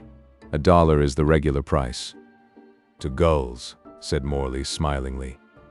He settled the wrapped bottle carefully in the child's arms and escorted him to the corner. In his own pocket he dropped the 85 cents accruing to him by virtue of his chemical knowledge. "Look out for the cars, Sonny," he said cheerfully to his small victim. 2 streetcars suddenly swooped in opposite directions upon the youngster. Morley dashed between them and pinned the infantile messenger by the neck, holding him in safety. Then from the corner of his street he sent him on his way, swindled, happy, and sticky with vile, cheap candy from the Italian's fruit stand. Morley went to a restaurant and ordered a sirloin and a pint of inexpensive Chateau Braille. He laughed noiselessly, but so genuinely that the waiter ventured to premise that good news had come his way. "Why, no," said Morley, who seldom held conversation with anyone. "It is not that. It is something else that amuses me. Do you know what 3 divisions of people are easiest to overreach in transactions of all kinds?" "Sure," said the waiter, calculating the size of the tip promised by the careful knot of Morley's tie. "There's the buyers from the dry goods stores in the South during August, and honeymooners from Staten Island and—" "Wrong," said Morley, chuckling happily. "The answer is just men, women, and children. The world, well, say New York, and as far as summer boarders can swim out from Long Island, is full of greenhorns. 2 minutes longer on the broiler would have made this steak fit to be eaten by a gentleman, Francois." "If yez tinks it's on de bum," said the waiter. "Oil." Morley lifted his hand in protest, slightly martyred protest. "It will do," he said magnanimously. "And now green chartreuse, frappe, and a demitasse." Morley went out leisurely and stood on a corner where 2 tradeful arteries of the city cross. With a solitary dime in his pocket, he stood on the curb watching with confident, cynical, smiling eyes the tides of people that flowed past him. Into that stream he must cast his net and draw fish for his further sustenance and need. Good Isaac Walton had not the half of his self-reliance and bait lore. A joyful party of 4, 2 women and 2 men, fell upon him with cries of delight. There was a dinner party on, where had he been for a fortnight past? What luck to thus run upon him! They surrounded and engulfed him, he must join them, tra-la-la, and the rest. One with a white hat plume curving to the shoulder touched his sleeve, and cast at the others a triumphant look that said, "See what I can do with him?" and added her queen's command to the invitations. "I leave you to imagine," said Morley pathetically, "how it desolates me to forego the pleasure. But my friend Carruthers of the New York Yacht Club is to pick me up here in his motor car at 8. The white plume tossed, and the quartet danced like midges around an arc light down the frolicsome way. Morley stood, turning over and over the dime in his pocket and laughing gleefully to himself. "Front," he chanted under his breath. "Front does it. It is trumps in the game. How they take it in. Men, women, and children, forgeries, water and salt lies, how they all take it in." An old man with an ill-fitting suit, a straggling gray beard, and a corpulent umbrella hopped from the conglomeration of cabs and streetcars to the sidewalk at Morley's side. "Stranger," said he, "excuse me for troubling you, but do you know anybody in this here town named Solomon Smothers? He's my son, and I've come down from Ellenville to visit him. Be darned if I know what I done with his street and number." "I do not, sir," said Morley, half closing his eyes to veil the joy in them. "You had better apply to the police." "The police?" said the old man. "I ain't done nothing to call in the police about. I just come down to see Ben. He lives in a 5-story house, he writes me. If you know anybody by that name and could." "I told you I did not," said Morley coldly. "I know no one by the name of Smithers, and I advise you to." Smothers, not Smithers, interrupted the old man hopefully. A heavy-set man, sandy-complected, about 29, 2 front teeth out, about 5 foot. "Oh, Smothers!" exclaimed Morley. "Sol Smothers? Why, he lives in the next house to me. I thought you said Smithers." Morley looked at his watch. "You must have a watch. You can do it for $1. Better go hungry than forego a gunmetal or the 98-cent one that the railroads, according to these watchmakers, are run by." "The Bishop of Long Island," said Morley, "was to meet me here at 8 to dine with me at the Kingfishers Club. But I can't leave the father of my friend Sol Smothers alone on the street. By St. Swithin, Mr. Smothers, we Wall Street men have to work. Tired is no name for it. I was about to step across to the other corner and have a glass of ginger ale with a dash of sherry when you approached me. You must let me take you to Sol's house, Mr. Smothers. But before we take the car, I hope you will join me in." An hour later, Morley seated himself on the end of a quiet bench in Madison Square, with a 25-cent cigar between his lips and $140 in deeply creased bills in his inside pocket. Content: light-hearted, ironical, keenly philosophic. He watched the moon drifting in and out amidst a maze of flying clouds. An old, ragged man with a low-bowed head sat at the other end of the bench. Presently the old man stirred and looked at his bench companion. In Morley's appearance he seemed to recognize something superior to the usual nightly occupants of the benches. "Kind sir," he whined, "if you could spare a dime or even a few pennies to one who—" Morley cut short his stereotyped appeal by throwing him $1. "God bless you," said the old man. "I've been trying to find work for—" "Work?" echoed Morley with his ringing laugh.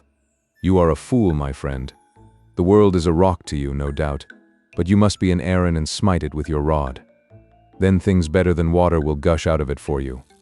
That is what the world is for. It gives to me whatever I want from it."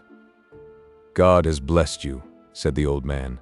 "It is only work that I have known, and now I can get no more." "I must go home," said Morley, rising and buttoning his coat.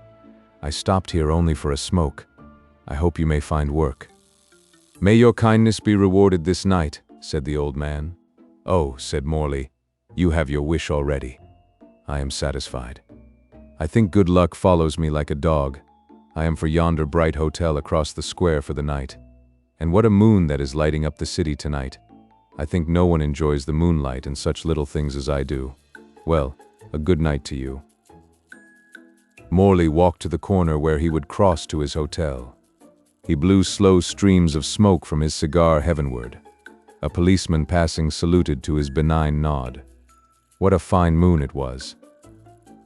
The clock struck 9 as a girl just entering womanhood stopped on the corner waiting for the approaching car. She was hurrying as if homeward from employment or delay. Her eyes were clear and pure. She was dressed in simple white. She looked eagerly for the car and neither to the right nor the left. Morley knew her. 8 years before he had sat on the same bench with her at school. There had been no sentiment between them, nothing but the friendship of innocent days. But he turned down the side street to a quiet spot and laid his suddenly burning face against the cool iron of a lamppost, and said dully, "God, I wish I could die." The buyer from Cactus City. It is well that hay fever and colds do not obtain in the healthful vicinity of Cactus City, Texas, for the dry goods emporium of Navarro and Platt, situated there, is not to be sneezed at. 20,000 people in Cactus City scatter their silver coin with liberal hands for the things that their hearts desire. The bulk of this semi-precious metal goes to Navarro and Platt. Their huge brick building covers enough ground to graze a dozen head of sheep. You can buy of them a rattlesnake skin necktie, an automobile, or an $85, latest style, ladies' tan coat in 20 different shades. Navarro and Platt first introduced pennies west of the Colorado River. They had been ranchmen with business heads, who saw that the world did not necessarily have to cease its revolutions after free grass went out. Every spring, Navarro, senior partner, 55, half Spanish, cosmopolitan, able, polished, had gone on to New York to buy goods. This year he shied at taking up the long trail. He was undoubtedly growing older, and he looked at his watch several times a day before the hour came for his siesta. "John," he said, to his junior partner, "you shall go on this year to buy the goods. Platt looked tired. "I'm told," said he, "that New York is a plumb dead town, but I'll go. I can take a whirl in San Antone for a few days on my way and have some fun." 2 weeks later, a man in a Texas full-dress suit, black frock coat, broad-brimmed soft white hat, and lay-down collar 3 to 4 inch high with black, wrought iron necktie, entered the wholesale cloak and suit establishment of Zisbaum and Son on Lower Broadway. Old Zisbaum had the eye of an osprey, the memory of an elephant, and a mind that unfolded from him in 3 movements like the puzzle of the carpenter's rule. He rolled to the front like a brunette polar bear and shook Platt's hand. "And how is the good Mr. Navarro in Texas?" he said. "The trip was too long for him this year, so we welcome Mr. Platt instead." "A bullseye," said Platt, "and I'd give 40 acres of unirrigated Pecos County land to know how you did it." "I knew," grinned Zisbaum, "just as I know that the rainfall in El Paso for the year was 28.5 inches, or an increase of 15 inches, and that therefore Navarro and Platt will buy a $15,000 stock of suits this spring instead of $10,000, as in a dry year. But that will be tomorrow. There is first a cigar in my private office that will remove from your mouth the taste of the ones you smuggle across the Rio Grande and like, because they are smuggled." It was late in the afternoon and business for the day had ended. Zisbaum left Platt with a half-smoked cigar and came out of the private office to Son, who was arranging his diamond scarf pin before a mirror, ready to leave. "Abay," he said, "you will have to take Mr. Platt around tonight and show him things. They are customers for 10 years. Mr. Navarro and we played chess every moment of spare time when he came. That is good, but Mr. Platt is a young man and this is his first visit to New York. He should amuse easily." "All right," said Abay, screwing the guard tightly on his pin. "I'll take him on." After he's seen the Flatiron and the head waiter at the Hotel Astor and heard the phonograph play, "Under the Old Apple Tree," it'll be 10:30, and Mr. Texas will be ready to roll up in his blanket. I've got a supper engagement at 11:30, but he'll be all to the Mrs. Winslow before then. The next morning at 10, Platt walked into the store ready to do business. He had a bunch of hyacinths pinned on his lapel. Zisbaum himself waited on him. Navarro and Platt were good customers and never failed to take their discount for cash. "And what did you think of our little town?" asked Zisbaum with the fatuous smile of the Manhattanite. "I shouldn't care to live in it," said the Texan. "Your son and I knocked around quite a little last night. You've got good water, but Cactus City is better lit up. We've got a few lights on Broadway, don't you think, Mr. Platt?" "And a good many shadows," said Platt. "I think I like your horses best. I haven't seen a crow bait since I've been in town." Zisbaum led him upstairs to show the samples of suits. "Ask Miss Asher to come," he said to a clerk. Miss Asher came, and Platt, of Navarro and Platt, felt for the first time the wonderful bright light of romance and glory descend upon him. He stood still as a granite cliff above the canyon of the Colorado, with his wide-open eyes fixed upon her. She noticed his look and flushed a little, which was contrary to her custom. Miss Asher was the crack model of Zisbaum and Son. She was of the blonde type known as medium, and her measurements even went the required 38, 25, 42 standard a little better.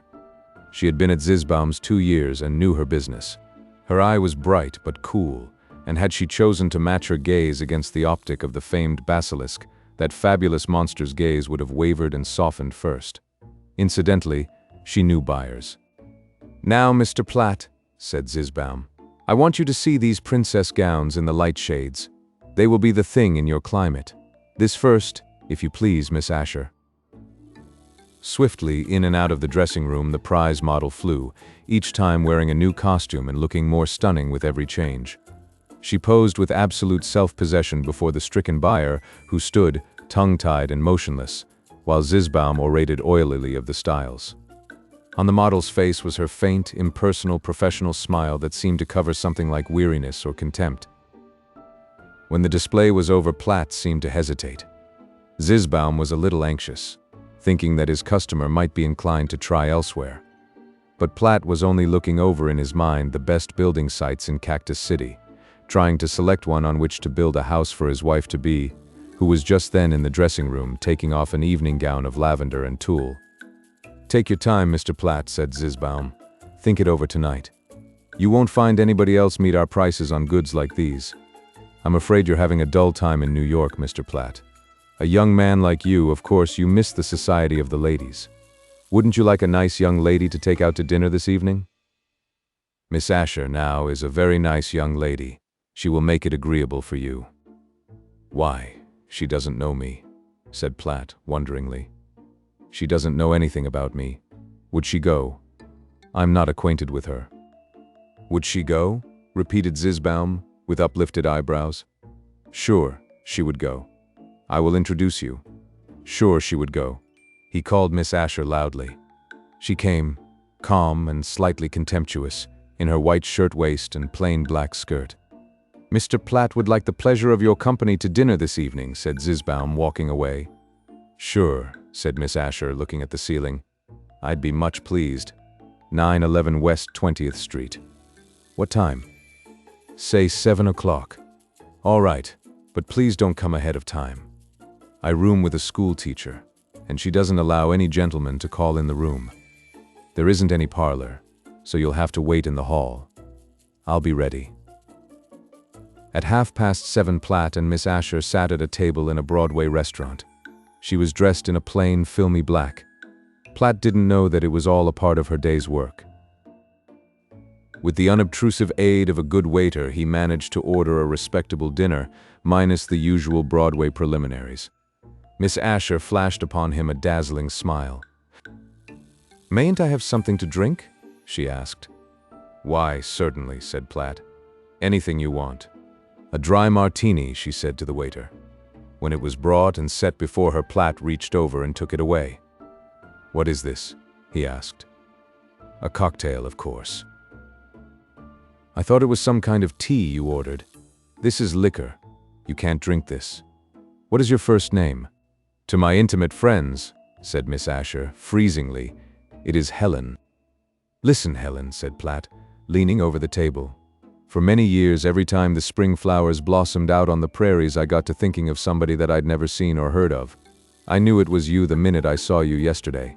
I'm going back home tomorrow, and you're going with me. I know it, for I saw it in your eyes when you first looked at me. You needn't kick, for you've got to fall into line. Here's a little trick I picked out for you on my way over." He flicked a 2-carat diamond solitaire ring across the table. Miss Asher flipped it back to him with her fork. "Don't get fresh," she said, severely. "I'm worth $100,000, said Platt. "I'll build you the finest house in West Texas." "You can't buy me, Mr. Buyer," said Miss Asher. "If you had $100 million. I didn't think I'd have to call you down. You didn't look like the others to me at first, but I see you're all alike." "All who?" asked Platt. "All you buyers. You think because we girls have to go out to dinner with you or lose our jobs that you're privileged to say what you please. Well, forget it. I thought you were different from the others, but I see I was mistaken." Platt struck his fingers on the table with a gesture of sudden, illuminating satisfaction. "I've got it," he exclaimed, almost hilariously. "The Nicholson place over on the north side. There's a big grove of live oaks and a natural lake. The old house can be pulled down and the new one set further back." "Put out your pipe," said Miss Asher. "I'm sorry to wake you up, but you fellows might as well get wise, once for all, to where you stand.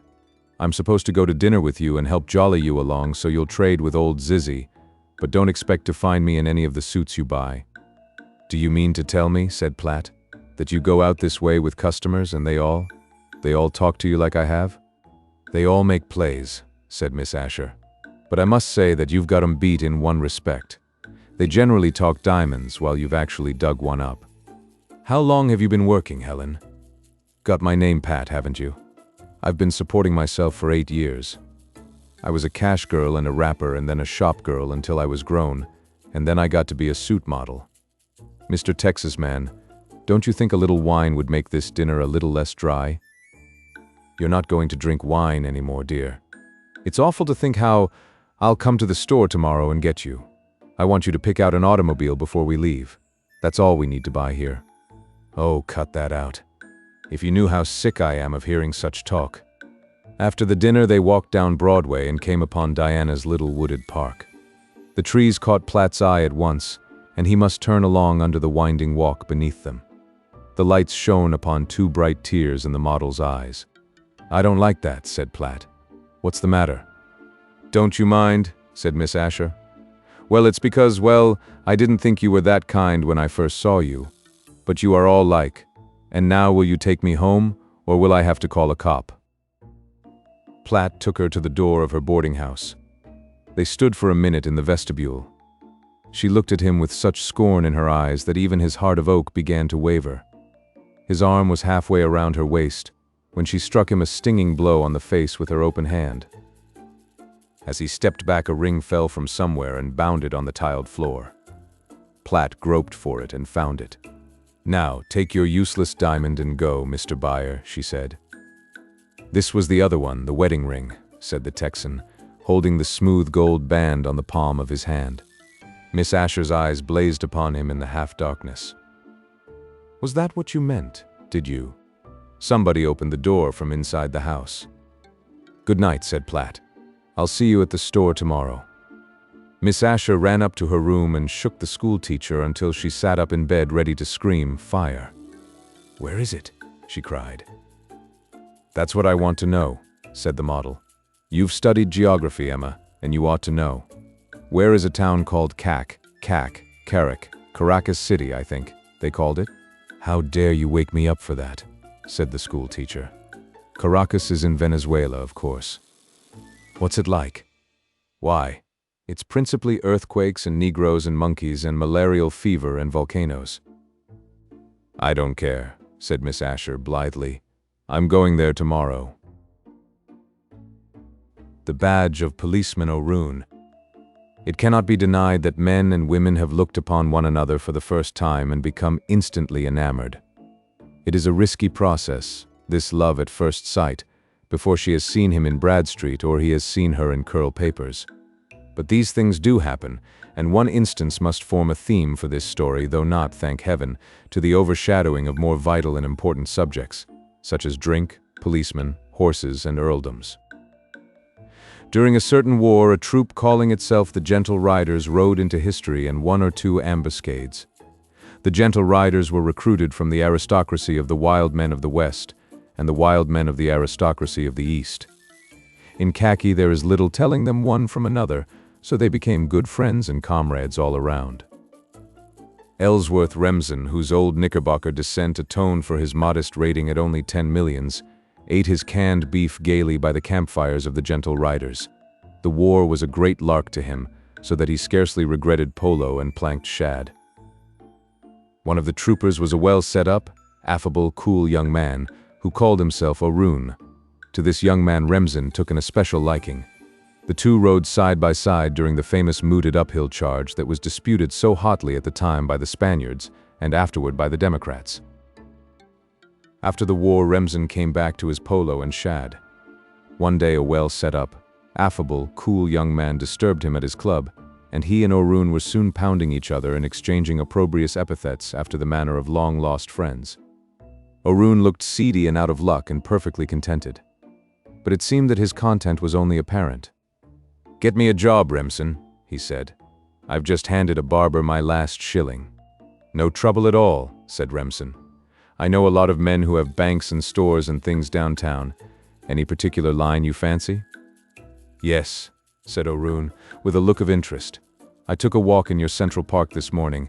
I'd like to be one of those bobbies on horseback. That would be about the ticket. Besides, it's the only thing I could do. I can ride a little and the fresh air suits me. Think you could land that for me?" Remsen was sure that he could, and in a very short time he did. And they who were not above looking at mounted policemen might have seen a well-set-up, affable, cool young man on a prancing chestnut steed attending to his duties along the driveways of the park. And now, at the extreme risk of wearying old gentlemen who carry leather fob chains, and elderly ladies who but know, grandmother herself yet thrills at foolish, immortal Romeo, there must be a hint of love at first sight. It came just as Remsen was strolling into Fifth Avenue from his club a few doors away. A motor car was creeping along foot by foot, impeded by a freshet of vehicles that filled the street. In the car was a chauffeur and an old gentleman with snowy side whiskers and a Scotch plaid cap which could not be worn while automobiling except by a personage. Not even a wine agent would dare do it. But these two were of no consequence except, perhaps, for the guiding of the machine and the paying for it. At the old gentleman's side sat a young lady more beautiful than pomegranate blossoms, more exquisite than the first quarter moon viewed at twilight through the tops of oleanders. Remsen saw her and knew his fate. He could have flung himself under the very wheels that conveyed her, but he knew that would be the last means of attracting the attention of those who ride in motor cars. Slowly the auto passed, and, if we place the poets above the autoists, carried the heart of Remsen with it. Here was a large city of millions, and many women who at a certain distance appear to resemble pomegranate blossoms. Yet he hoped to see her again, for each one fancies that his romance has its own tutelary guardian and divinity. Luckily for Remsen's peace of mind, there came a diversion in the guise of a reunion of the gentle riders of the city. There were not many of them, perhaps a score, and there was wassail and things to eat, and speeches, and the Spaniard was bearded again in recapitulation, and when daylight threatened them, the survivors prepared to depart. But some remained upon the battlefield. One of these was Trooper O'Roon, who was not seasoned to potent liquids. His legs declined to fulfill the obligations they had sworn to the police department. "I'm stewed, Remsen," said O'Roon to his friend. "Why do they build hotels that go round and round like Catherine wheels? They'll take away my shield and break me. I can think and talk consecutively, but I stammer with my feet. I've got to go on duty in 3 hours. The jig is up, Remsen. The jig is up, I tell you." "Look at me," said Remsen, who was his smiling self, pointing to his own face. "Whom do you see here?" "Goo fellow," said O'Roon dizzily. "Goo old Remsen." "Not so," said Remsen. "You see mounted policeman O'Roon. Look at your face. No, you can't do that without a glass, but look at mine and think of yours. How much alike are we? As two French table d'hôte dinners. With your badge on your horse in your uniform, will I charm nursemaids and prevent the grass from growing under people's feet in the park this day? I will have your badge in your honor, besides having the jolliest lark I've been blessed with since we licked Spain." Promptly on time the counterfeit presentment of mounted policeman O'Roon single-footed into the park on his chestnut steed. In a uniform, two men who are unlike will look alike. Two who somewhat resemble each other in feature and figure will appear as twin brothers. So Remsen trotted down the bridle paths, enjoying himself hugely. So few real pleasures do 10 millionaires have. Along the driveway in the early morning spun a Victoria drawn by a pair of fiery bays. There was something foreign about the affair, for the park is rarely used in the morning except by unimportant people who love to be healthy, poor, and wise. In the vehicle sat an old gentleman with snowy side whiskers and a Scotch plaid cap which could not be worn while driving except by a personage. At his side sat the lady of Remsen's heart, the lady who looked like pomegranate blossoms and the gibbous moon. Remsen met them coming. At the instant of their passing her eyes looked into his, and but for the ever-coward's heart of a true lover he could have sworn that she flushed a faint pink. He trotted on for 20 yards and then wheeled his horse at the sound of runaway hoofs. The bays had bolted. Remsen sent his chestnut after the Victoria like a shot. There was work cut out for the impersonator of policeman O'Roon. The chestnut ranged alongside the off-bay 30 seconds after the chase began, rolled his eye back at Remsen, and said in the only manner open to policemen's horses, "Well, you duffer, are you going to do your share? You're not O'Roon, but it seems to me if you'd lean to the right you could reach the reins of that foolish, slow-running bay. Ah, you're all right. O'Roon couldn't have done it more neatly." The runaway team was tugged to an inglorious halt by Remsen's tough muscles. The driver released his hands from the wrapped reins, jumped from his seat, and stood at the heads of the team. The chestnut, approving his new rider, danced and pranced, reviling equinely the subdued bays. Remsen, lingering, was dimly conscious of a vague, impossible, unnecessary old gentleman in a Scotch cap who talked incessantly about something. And he was acutely conscious of a pair of violet eyes that would have drawn St. Pyrites from his iron pillar, or whatever the illusion is, and of the lady's smile and look, a little frightened, but a look that, with the ever-coward heart of a true lover, he could not yet construe. They were asking his name and bestowing upon him well-bred thanks for his heroic deed, and the Scotch cap was especially babbling and insistent. But the eloquent appeal was in the eyes of the lady. A little thrill of satisfaction ran through Remsen, because he had a name to give which, without undue pride, was worthy of being spoken in high places, and a small fortune which, with due pride, he could leave at his end without disgrace. He opened his lips to speak and closed them again. Who was he? Mounted Policeman O'Roon. The badge and the honor of his comrade were in his hands. If Ellsworth Remsen, 10 millionaire in Knickerbocker, had just rescued pomegranate blossoms and Scotch cap from possible death, where was Policeman O'Roon? Off his beat, exposed, disgraced, discharged. Love had come, but before that there had been something that demanded precedence, the fellowship of men on battlefields fighting an alien foe. Remsen touched his cap, looked between the chestnut's ears and took refuge in vernacularity.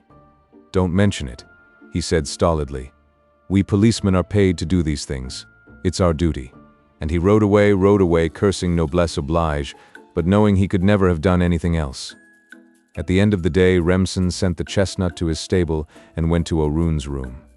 The policeman was again a well-set-up, affable, cool young man who sat by the window smoking cigars. I wish you and the rest of the police force and all badges, horses, brass buttons, and men who can't drink 2 glasses of brut without getting upset were at the devil, said Remsen feelingly. O'Roon smiled with evident satisfaction. Good old Remsen, he said affably. I know all about it. They trailed me down and cornered me here 2 hours ago. There was a little row at home, you know, and I cut sticks just to show them. I don't believe I told you that my governor was the Earl of Ardsley. Funny you should bob against them in the park. If you damage that horse of mine, I'll never forgive you. I'm going to buy him and take him back with me. Oh yes, and I think my sister, Lady Angela, you know, wants particularly for you to come up to the hotel with me this evening. Didn't lose my badge, did you, Remsen? I've got to turn that in at headquarters when I resign. Brickdust Row. Blinker was displeased. A man of less culture and poise and wealth would have sworn.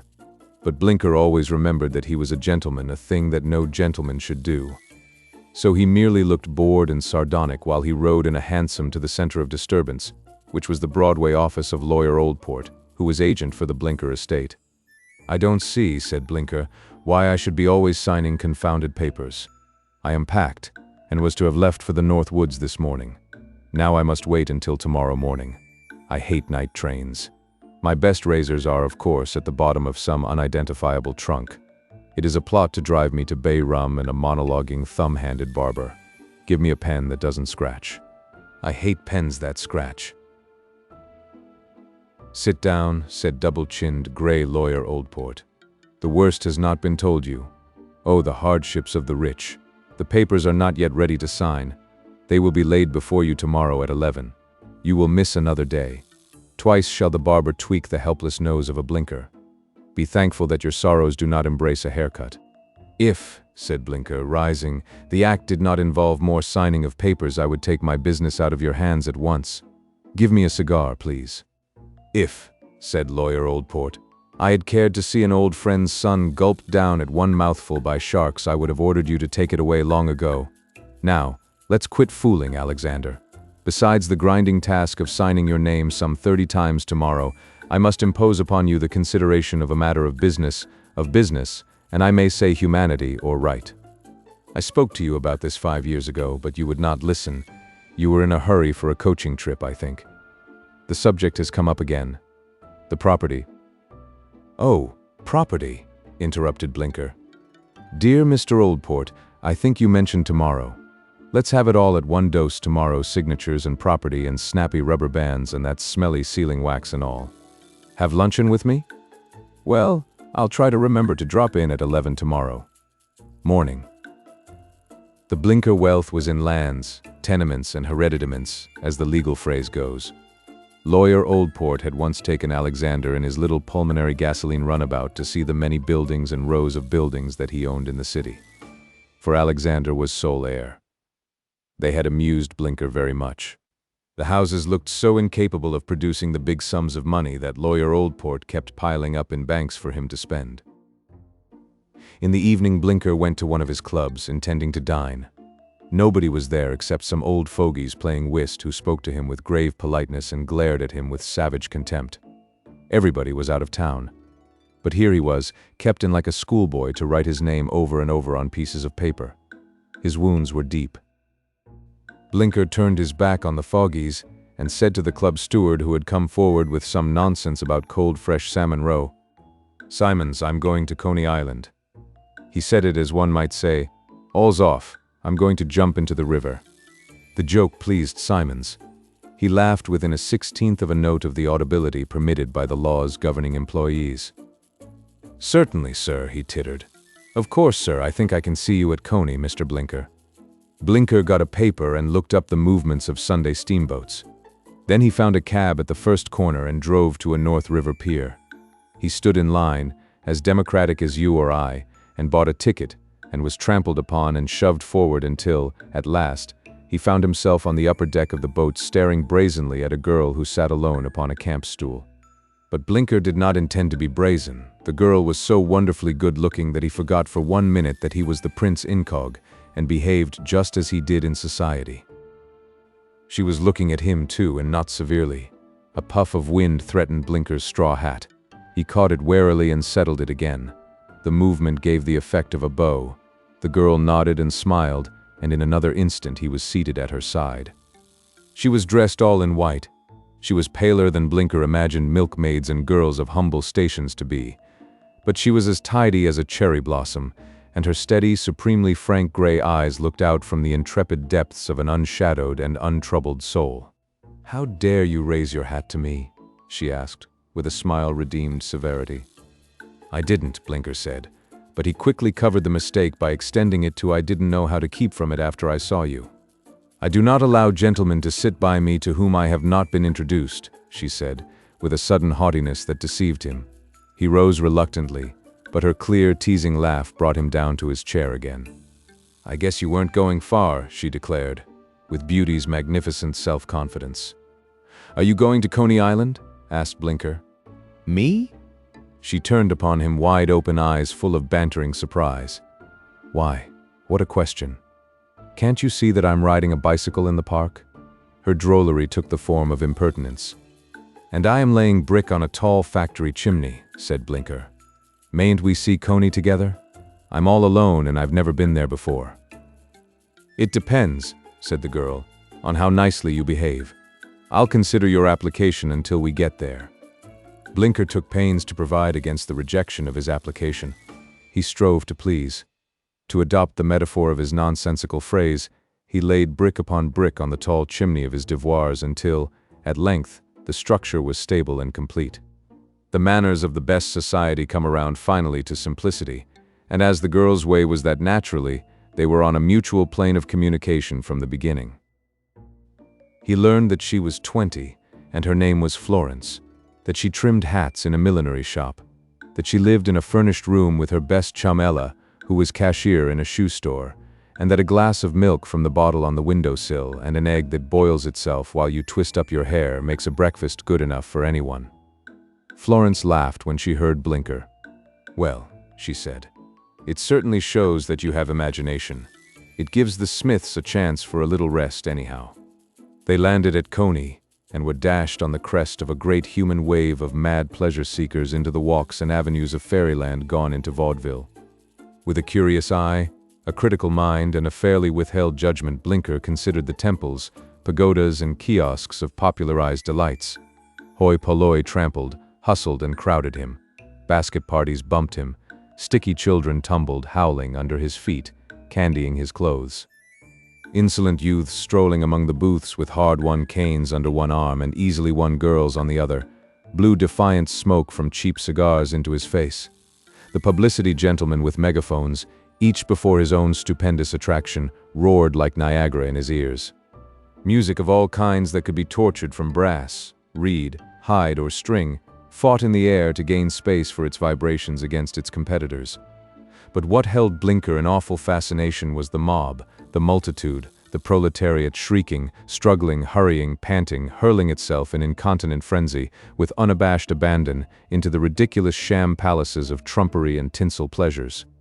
The vulgarity of it, its brutal overriding of all the tenets of repression and taste that were held by his caste, repelled him strongly. In the midst of his disgust, he turned and looked down at Florence by his side. She was ready with her quick smile and upturned, happy eyes as bright and clear as the water in trout pools.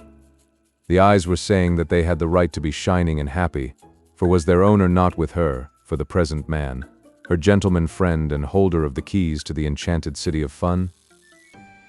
Blinker did not read her look accurately, but by some miracle he suddenly saw Coney aright. He no longer saw a mass of vulgarians seeking gross joys.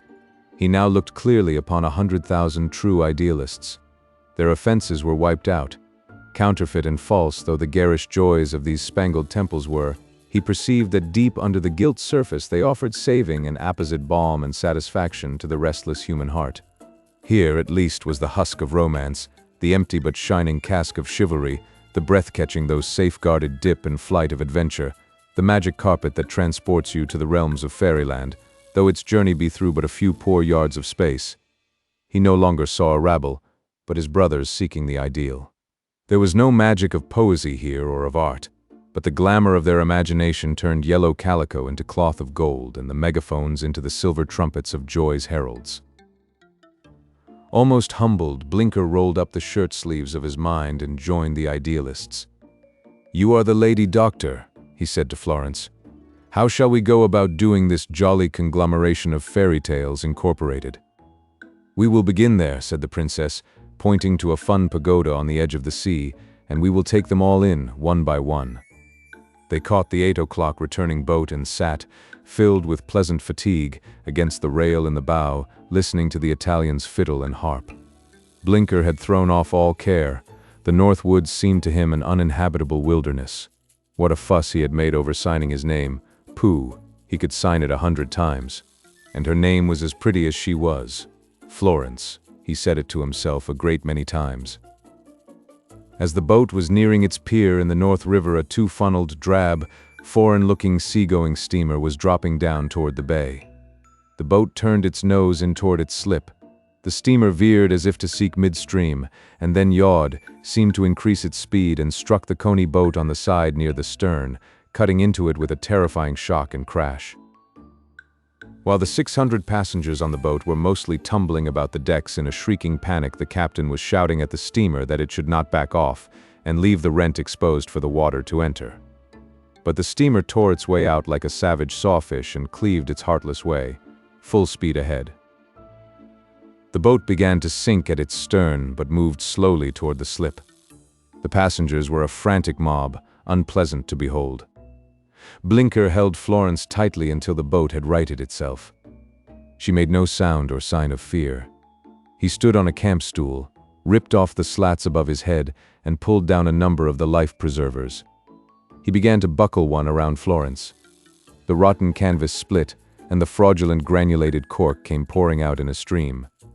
Florence caught a handful of it and laughed gleefully. "It looks like breakfast food," she said. "Take it off. They're no good." She unbuckled it and threw it on the deck. She made Blinker sit down and sat by his side and put her hand in his. "What'll you bet we don't reach the pier all right?" she said, and began to hum a song. And now the captain moved among the passengers and compelled order. The boat would undoubtedly make her slip, he said, and ordered the women and children to the bow, where they could land first. The boat, very low in the water at the stern, tried gallantly to make his promise good. "Florence," said Blinker as she held him close by an arm and hand, "I love you." "That's what they all say," she replied, lightly. "I am not one of they all," he persisted. "I never knew anyone I could love before. I could pass my life with you and be happy every day. I am rich. I can make things all right for you." "That's what they all say," said the girl again, weaving the words into her little reckless song. "Don't say that again," said Blinker in a tone that made her look at him in frank surprise. "Why shouldn't I say it?" she asked calmly. "They all do." "Who are they?" he asked, jealous for the first time in his existence. "Why, the fellows I know." "Do you know so many?" "Oh, well, I'm not a wallflower," she answered with modest complacency. "Where do you see these men? At your home?" "Of course not. I meet them just as I did you. Sometimes on the boat, sometimes in the park, sometimes on the street. I'm a pretty good judge of a man. I can tell in a minute if a fellow is one who is likely to get fresh. What do you mean by fresh? Why, try to kiss you, me, I mean. Do any of them try that? Asked Blinker, clenching his teeth. Sure. All men do. You know that. Do you allow them? Some. Not many. They won't take you out anywhere unless you do. She turned her head and looked searchingly at Blinker. Her eyes were as innocent as a child's. There was a puzzled look in them, as though she did not understand him. What's wrong about my meeting fellows? She asked, wonderingly. Everything, he answered, almost savagely. Why don't you entertain your company in the house where you live? Is it necessary to pick up Tom, Dick, and Harry on the streets? She kept her absolutely ingenuous eyes upon his. If you could see the place where I live, you wouldn't ask that. I live in Brickdust Row. They call it that because there's red dust from the bricks crumbling over everything. I've lived there for more than 4 years. There's no place to receive company. You can't have anybody come to your room. What else is there to do? A girl has got to meet the men, hasn't she? Yes, he said hoarsely. A girl has got to meet the men. The first time one spoke to me on the street, she continued, I ran home and cried all night. But you get used to it. I meet a good many nice fellows at church. I go on rainy days and stand in the vestibule until one comes up with an umbrella. I wish there was a parlor so I could ask you to call. Mr. Blinker, are you really sure it isn't Smith now? The boat landed safely. Blinker had a confused impression of walking with the girl through quiet crosstown streets until she stopped at a corner and held out her hand. I live just one more block over, she said. Thank you for a very pleasant afternoon. Blinker muttered something and plunged northward till he found a cab. A big gray church loomed slowly at his right. Blinker shook his fist at it through the window. I gave you $1,000 last week, he cried under his breath, and she meets them in your very doors. There is something wrong. There is something wrong. At 11 the next day, Blinker signed his name 30 times with a new pen provided by Lawyer Oldport. Now let me go to the woods, he said surlily. You are not looking well, said Lawyer Oldport. The trip will do you good. But listen, if you will, to that little matter of business of which I spoke to you yesterday, and also 5 years ago. There are some buildings, 15 in number, of which there are new 5-year leases to be signed. Your father contemplated a change in the lease provisions, but never made it.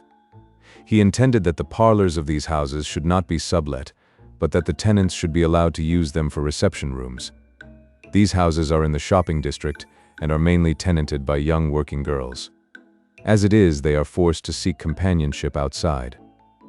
This row of red brick. Blinker interrupted him with a loud, discordant laugh. Brickdust Row for an even 100, he cried. And I own it. Have I guessed right? The tenants have some such name for it, said Lawyer Oldport. Blinker arose and jammed his hat down to his eyes. Do what you please with it, he said harshly. Remodel it, burn it, raze it to the ground. But man, it's too late, I tell you. It's too late. It's too late. It's too late. The making of a New Yorker. Besides many other things, Raggles was a poet. He was called a tramp, but that was only an elliptical way of saying that he was a philosopher, an artist, a traveler, a naturalist, and a discoverer. But most of all, he was a poet.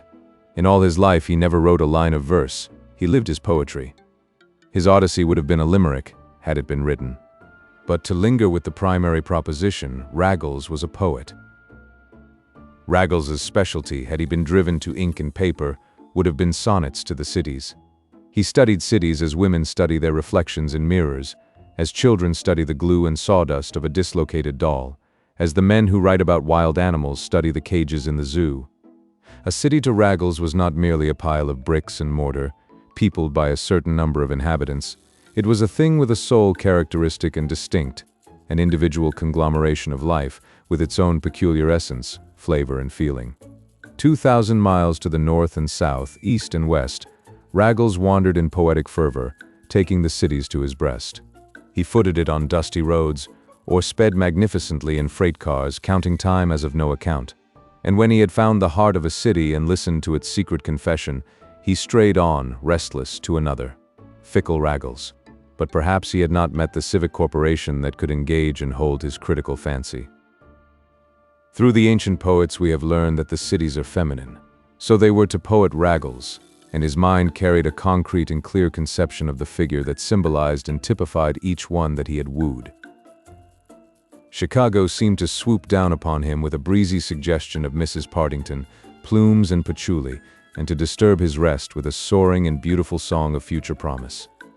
But Raggles would awake to a sense of shivering cold and a haunting impression of ideals lost in a depressing aura of potato salad and fish. Thus Chicago affected him. Perhaps there is a vagueness and inaccuracy in the description, but that is Raggles's fault. He should have recorded his sensations in magazine poems. Pittsburgh impressed him as the play of Othello performed in the Russian language in a railroad station by Dockstader's minstrels. A royal and generous lady, this Pittsburgh, though homely, hearty, with flushed face, washing the dishes in a silk dress and white kid slippers, and bidding Raggles sit before the roaring fireplace and drink champagne with his pig's feet and fried potatoes. New Orleans had simply gazed down upon him from a balcony. He could see her pensive, starry eyes and catch the flutter of her fan, and that was all. Only once he came face to face with her. It was at dawn, when she was flushing the red bricks of the banquette with a pail of water.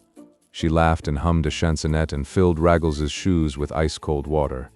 Allen's. Boston construed herself to the poetic Raggles in an erratic and singular way. It seemed to him that he had drunk cold tea, and that the city was a white, cold cloth that had been bound tightly around his brow to spur him to some unknown but tremendous mental effort. And, after all, he came to shovel snow for a livelihood, and the cloth, becoming wet, tightened its knots and could not be removed. Indefinite and unintelligible ideas, you will say, but your disapprobation should be tempered with gratitude, for these are poets' fancies, and suppose you had come upon them in verse. One day Raggles came and laid siege to the heart of the great city of Manhattan. She was the greatest of all, and he wanted to learn her note in the scale, to taste and appraise and classify and solve and label her and arrange her with the other cities that had given him up the secret of their individuality.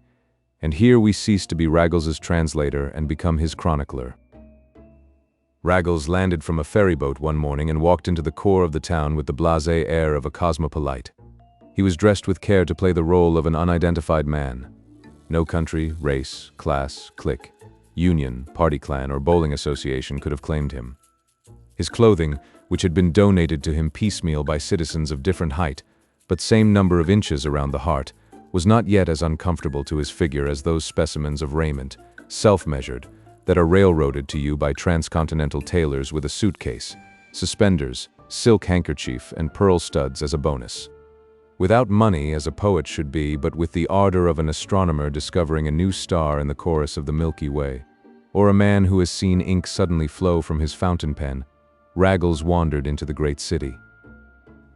Late in the afternoon he drew out of the roar and commotion with a look of dumb terror on his countenance. He was defeated, puzzled, discomfited, frightened. Other cities had been to him as long primer to read, as country maidens quickly to fathom, as send price of subscription with answer rebuses to solve, as oyster cocktails to swallow, but here was one as cold, glittering, serene, impossible as a 4-carat diamond in a window to a lover outside fingering damply in his pocket his ribbon counter salary. The greetings of the other cities he had known, their homespun kindliness, their human gamut of rough charity, friendly curses, garrulous curiosity, and easily estimated credulity or indifference. This city of Manhattan gave him no clue. It was walled against him. Like a river of adamant it flowed past him in the streets. Never an eye was turned upon him. No voice spoke to him. His heart yearned for the clap of Pittsburgh's sooty hand on his shoulder, for Chicago's menacing but social yawp in his ear, for the pale and eleemosynary stare through the Bostonian eyeglass, even for the precipitate but unmalicious boot toe of Louisville or St. Louis. On Broadway Raggles, successful suitor of many cities, stood, bashful, like any country swain. For the first time he experienced the poignant humiliation of being ignored, and when he tried to reduce this brilliant, swiftly changing, ice-cold city to a formula he failed utterly. Poet though he was, it offered him no color similes, no points of comparison, no flaw in its polished facets, no handle by which he could hold it up and view its shape and structure, as he familiarly and often contemptuously had done with other towns. The houses were interminable ramparts loopholed for defense. The people were bright but bloodless specters passing in sinister and selfish array. The thing that weighed heaviest on Raggles's soul and clogged his poet's fancy was the spirit of absolute egotism that seemed to saturate the people as toys are saturated with paint. Each one that he considered appeared a monster of abominable and insolent conceit. Humanity was gone from them.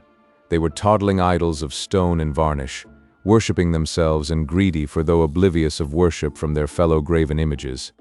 Frozen, cruel, implacable, impervious, cut to an identical pattern, they hurried on their ways like statues brought by some miracles to motion, while soul and feeling lay unaroused in the reluctant marble. Gradually Raggles became conscious of certain types. One was an elderly gentleman with a snow-white, short beard, pink, unwrinkled face and stony, sharp blue eyes, attired in the fashion of a gilded youth, who seemed to personify the city's wealth, ripeness, and frigid unconcern. Another type was a woman, tall, beautiful, clear as a steel engraving, goddess-like, calm, clothed like the princesses of old, with eyes as coldly blue as the reflection of sunlight on a glacier.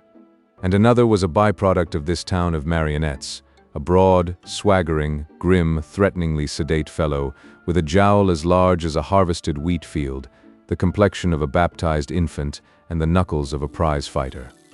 This type leaned against cigar signs and viewed the world with frappéd contumely. A poet is a sensitive creature, and Raggles soon shriveled in the bleak embrace of the undecipherable. The chill, sphinx-like, ironical, illegible, unnatural, ruthless expression of the city left him downcast and bewildered. Had it no heart? Better the woodpile, the scolding of vinegar-faced housewives at back doors, the kindly spleen of bartenders behind provincial free lunch counters, the amiable truculence of rural constables, the kicks, arrests, and happy-go-lucky chances of the other vulgar, loud, crude cities than this freezing heartlessness. Raggles summoned his courage and sought alms from the populace. Unheeding, regardless, they passed on without the wink of an eyelash to testify that they were conscious of his existence. And then he said to himself that this fair but pitiless city of Manhattan was without a soul, that its inhabitants were mannequins moved by wires and springs, and that he was alone in a great wilderness. Raggles started to cross the street. There was a blast, a roar, a hissing and a crash as something struck him and hurled him over and over 6 yards from where he had been. As he was coming down like the stick of a rocket, the earth and all the cities thereof turned to a fractured dream. Raggles opened his eyes. First an odor made itself known to him, an odor of the earliest spring flowers of paradise, and then a hand soft as a falling petal touched his brow. Bending over him was the woman clothed like the princess of old, with blue eyes, now soft and humid with human sympathy. Under his head on the pavement were silks and furs. With Raggles's hat in his hand and with his face pinker than ever from a vehement burst of oratory against reckless driving, stood the elderly gentleman who personified the city's wealth and ripeness. From a nearby cafe hurried the byproduct with the vast jowl and baby complexion, bearing a glass full of a crimson fluid that suggested delightful possibilities. "Drink dis, sport," said the byproduct, holding the glass to Raggles's lips. Hundreds of people huddled around in a moment, their faces wearing the deepest concern. 2 flattering and gorgeous policemen got into the circle and pressed back the overplus of Samaritans. An old lady in a black shawl spoke loudly of camphor. A newsboy slipped one of his papers beneath Raggles's elbow, where it lay on the muddy pavement. A brisk young man with a notebook was asking for names. A bell clanged importantly, and the ambulance cleaned a lane through the crowd. A cool surgeon slipped into the midst of affairs. "How do you feel, old man?" asked the surgeon, stooping easily to his task. The princess of silks and satins wiped a red drop or two from Raggles's brow with a fragrant cobweb. "Me?" said Raggles with a seraphic smile. "I feel fine." He had found the heart of his new city. In 3 days they let him leave his cot for the convalescent ward in the hospital. He had been in there an hour when the attendants heard sounds of conflict. Upon investigation, they found that Raggles had assaulted and damaged a brother convalescent, a glowering transient whom a freight train collision had sent in to be patched up. "What's all this about?" inquired the head nurse. "He was running down me town," said Raggles. "What town?" asked the nurse. "New York," said Raggles. Vanity and some sables. When Kid Brady was sent to the ropes by Molly McKeever's blue-black eyes, he withdrew from the Stovepipe Gang. So much for the power of a Colleen's Blanderin tongue and stubborn true-heartedness. If you are a man who read this, may such an influence be sent you before 2 o'clock tomorrow. If you are a woman, may your Pomeranian greet you this morning with a cold nose, a sign of dog health and your happiness. The Stovepipe Gang borrowed its name from a sub-district of the city called the Stovepipe, which is a narrow and natural extension of the familiar district known as Hell's Kitchen. The Stovepipe strip of town runs along 11th and 12th Avenues on the river and bends a hard and sooty elbow around little, lost homeless DeWitt Clinton Park. Consider that a stovepipe is an important factor in any kitchen and the situation is analyzed. The chefs in Hell's Kitchen are many, and the Stovepipe Gang wears the cordon bleu. The members of this uncharted but widely known brotherhood appeared to pass their time on street corners arrayed like the lilies of the conservatory and busy with nail files and penknives. Thus displayed as a guarantee of good faith, they carried on an innocuous conversation in a 200-word vocabulary, to the casual observer as innocent and immaterial as that heard in clubs 7 blocks to the east. But off exhibition, the stovepipes were not mere street corner ornaments addicted to posing and manicuring. Their serious occupation was the separating of citizens from their coin and valuables. Preferably, this was done by weird and singular tricks without noise or bloodshed. But whenever the citizen honored by their attentions refused to impoverish himself gracefully, his objections came to be spread finally upon some police station blotter or hospital register. The police held the Stovepipe Gang in perpetual suspicion and respect. As the nightingale's liquid note is heard in the deepest shadows, so along the stovepipe's dark and narrow confines the whistle for reserves punctures the dull ear of night. Whenever there was smoke in the stovepipe, the tasseled men in blue knew there was fire in Hell's Kitchen. Kid Brady promised Molly to be good. Kid was the vainest, the strongest, the wariest, and the most successful plotter in the gang. Therefore, the boys were sorry to give him up. But they witnessed his fall to a virtuous life without protest. For, in the kitchen, it is considered neither unmanly nor improper for a guy to do as his girl advises. Black her eye for love's sake, if you will, but it is all to the good business to do a thing when she wants you to do it. "Turn off the hydrant," said the kid, one night when Molly, tearful, besought him to amend his ways. "I'm going to cut out the gang, you for mine and the simple life on the side.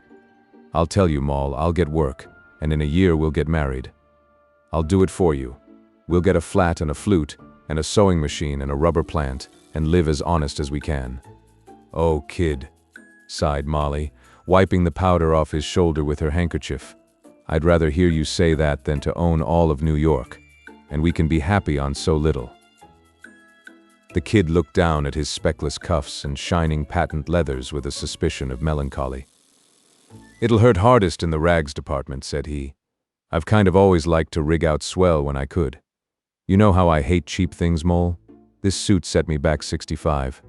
Anything in the wearing apparel line has got to be just so, or it's to the misfit parlors for mine. If I work, I won't have so much coin to hand over to the little man with the big shears. Never mind, kid. I'll like you just as much in a blue jumper as I would in a red automobile." Before the kid had grown large enough to knock out his father, he had been compelled to learn the plumber's art. So now back to this honorable and useful profession he returned. But it was as an assistant that he engaged himself, and it is the master plumber and not the assistant who wears diamonds as large as hailstones and looks contemptuously upon the marble colonnades of Senator Clark's mansion. 8 months went by as smoothly and surely as though they had elapsed on a theater program. The kid worked away at his pipes and solder with no symptoms of backsliding.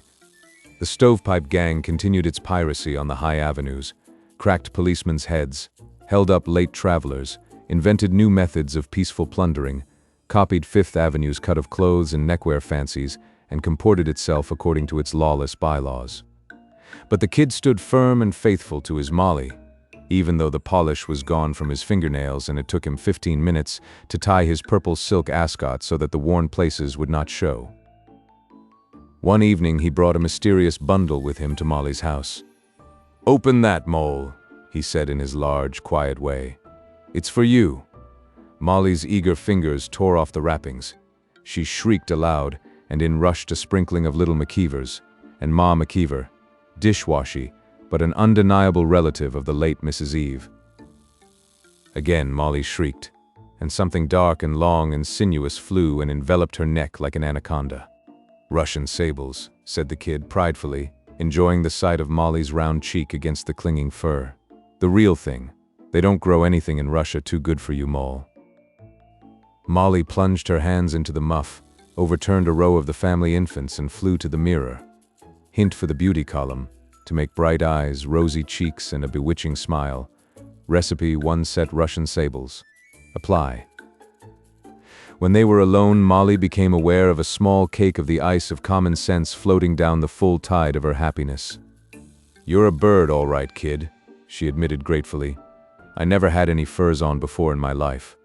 But ain't Russian sables awful expensive? Seems to me I've heard they were." "Have I ever chucked any bargain sale stuff at you, Mole?" asked the kid with calm dignity. "Did you ever notice me leaning on the remnant counter or peering in the window of the 5 and 10? Call that scarf $250 and the muff $175, and you won't make any mistake about the price of Russian sables. The swell goods for me. Say, they look fine on you, Mole." Molly hugged the sables to her bosom in rapture, and then her smile went away little by little, and she looked the kid straight in the eye sadly and steadily. He knew what every look of hers meant, and he laughed with a faint flush upon his face. "Cut it out," he said with affectionate roughness. "I told you I was done with that. I bought 'em and paid for 'em all right, with my own money." "Out of the money you worked for, kid? Out of $75 a month?" "Sure. I've been saving up. Let's see, saved $425 in 8 months, kid." "Ah, let up," said the kid with some heat. "I had some money when I went to work. Do you think I've been holding 'em up again? I told you I'd quit. They're paid for on the square. Put 'em on and come out for a walk." Molly calmed her doubts. Sables are soothing. Proud as a queen, she went forth in the streets at the kid's side. In all that region of low-lying streets, Russian sables had never been seen before. The word sped, and doors and windows blossomed with heads eager to see the swell furs Kid Brady had given his girl. All down the street there were ohs and ahs, and the reported fabulous sum paid for the sables was passed from lip to lip, increasing as it went. At her right elbow sauntered the kid with the air of princes. Work had not diminished his love of pomp and show and his passion for the costly and genuine. On a corner they saw a group of the stovepipe gang loafing, immaculate. They raised their hats to the kid's girl and went on with their calm, unaccented palaver. 3 blocks behind the admired couple strolled Detective Ransom of the Central Office. Ransom was the only detective on the force who could walk abroad with safety in the stovepipe district. He was fair-dealing and unafraid and went there with the hypothesis that the inhabitants were human. Many liked him, and now and then one would tip off to him something that he was looking for. "What's the excitement down the street?" asked Ransom of a pale youth in a red sweater. "They are out rubberin' at a set of buffalo robes Kid Brady staked his girl to," answered the youth. "Some say he paid $900 for the skins. They are swell all right enough." "I hear Brady has been working at his old trade for nearly a year," said the detective. "He doesn't travel with the gang anymore, does he?" "He's working all right," said the red sweater. "But say, sport, are you trailin' anything in the fur line? A job in a plumbin' shop dawn match wid dem skins de kids girls got on." Ransom overtook the strolling couple on an empty street near the riverbank. He touched the kid's arm from behind. "Let me see you a moment, Brady," he said quietly. His eye rested for a second on the long fur scarf thrown stylishly back over Molly's left shoulder. The kid, with his old-time police-hating frown on his face, stepped a yard or two aside with the detective. "Did you go to Mrs. Heathcote's on West 7th Street yesterday to fix a leaky water pipe?" asked Ransom. "I did," said the kid. "What of it?" "The lady's $1,000 set of Russian sables went out of the house about the same time you did. The description fits the ones this lady has on. "To hell with you," cried the kid, angrily. "You know I've cut out that sort of thing, Ransom. I bought them sables yesterday at—" The kid stopped short. "I know you've been working straight lately," said Ransom. "I'll give you every chance. I'll go with you where you say you bought the furs and investigate. The lady can wear 'em along with us and nobody'll be on. That's fair, Brady." "Come on," agreed the kid hotly. And then he stopped suddenly in his tracks and looked with an odd smile at Molly's distressed and anxious face. "No use," he said grimly. "They're the Heathcote sables, all right. You'll have to turn 'em over, Moll, but they ain't too good for you if they cost $1 million. Molly, with anguish in her face, hung upon the kid's arm. "Oh, Kitty, you've broke my heart," she said. "I was so proud of you, and now they'll do you, and where's our happiness gone?" "Go home," said the kid, wildly. "Come on, Ransom, take the furs. Let's get away from here. Wait a minute, I've a good mind to— No, I'll be damned if I can do it. Run along, Mole. I'm ready, Ransom." Around the corner of a lumber yard came Policeman Cohen on his way to his beat along the river. The detective signed to him for assistance. Cohen joined the group. Ransom explained. "Sure," said Cohen. "I hear about those sables dat vas stole. You say you have dem here?" Policeman Cohen took the end of Molly's late scarf in his hands and looked at it closely. "Once," he said, "I sold furs in 6th Avenue. Yes, dese are sables. Dey come from Alaska. Dis scarf is vort $12 and dis muff." "Biff!" came the palm of the kid's powerful hand upon the policeman's mouth. Cohen staggered and rallied. Molly screamed. The detective threw himself upon Brady and with Cohen's aid got the nippers on his wrist. "The scarf is vort $12 and the muff is vort $9, persisted the policeman. "Vot is dis talk about $1,000 sables?" The kid sat upon a pile of lumber and his face turned dark red. "Correct, Solomonsky," he declared viciously. "I paid $21.50 for the set. I'd rather have got 6 months and not have told it. Me, the swell guy that wouldn't look at anything cheap. I'm a plain bluffer. Mole, my salary couldn't spell sables in Russian." Molly cast herself upon his neck. "What do I care for all the sables and money in the world?" she cried. "It's my kitty I want. Oh, you dear, stuck-up, crazy blockhead." "You can take dose nippers off," said Cohen to the detective. "Before I leave the station to report come in dat the lady vind her sapples hanging in her wardrobe. Young man, I excuse you dat punch in my vase, dis von time." Ransom handed Molly her furs. Her eyes were smiling upon the kid. She wound the scarf and threw the end over her left shoulder with a Duchess grace. "A couple of young fools," said Policeman Cohen to Ransom. "Come on away." The social triangle. At the stroke of 6, Ike Snigglefritz laid down his goose. Ike was a tailor's apprentice. Are there tailor's apprentices nowadays? At any rate, Ike toiled and snipped and basted and pressed and patched and sponged all day in the steamy fater of a tailor shop. But when work was done, Ike hitched his wagon to such stars as his firmament let shine.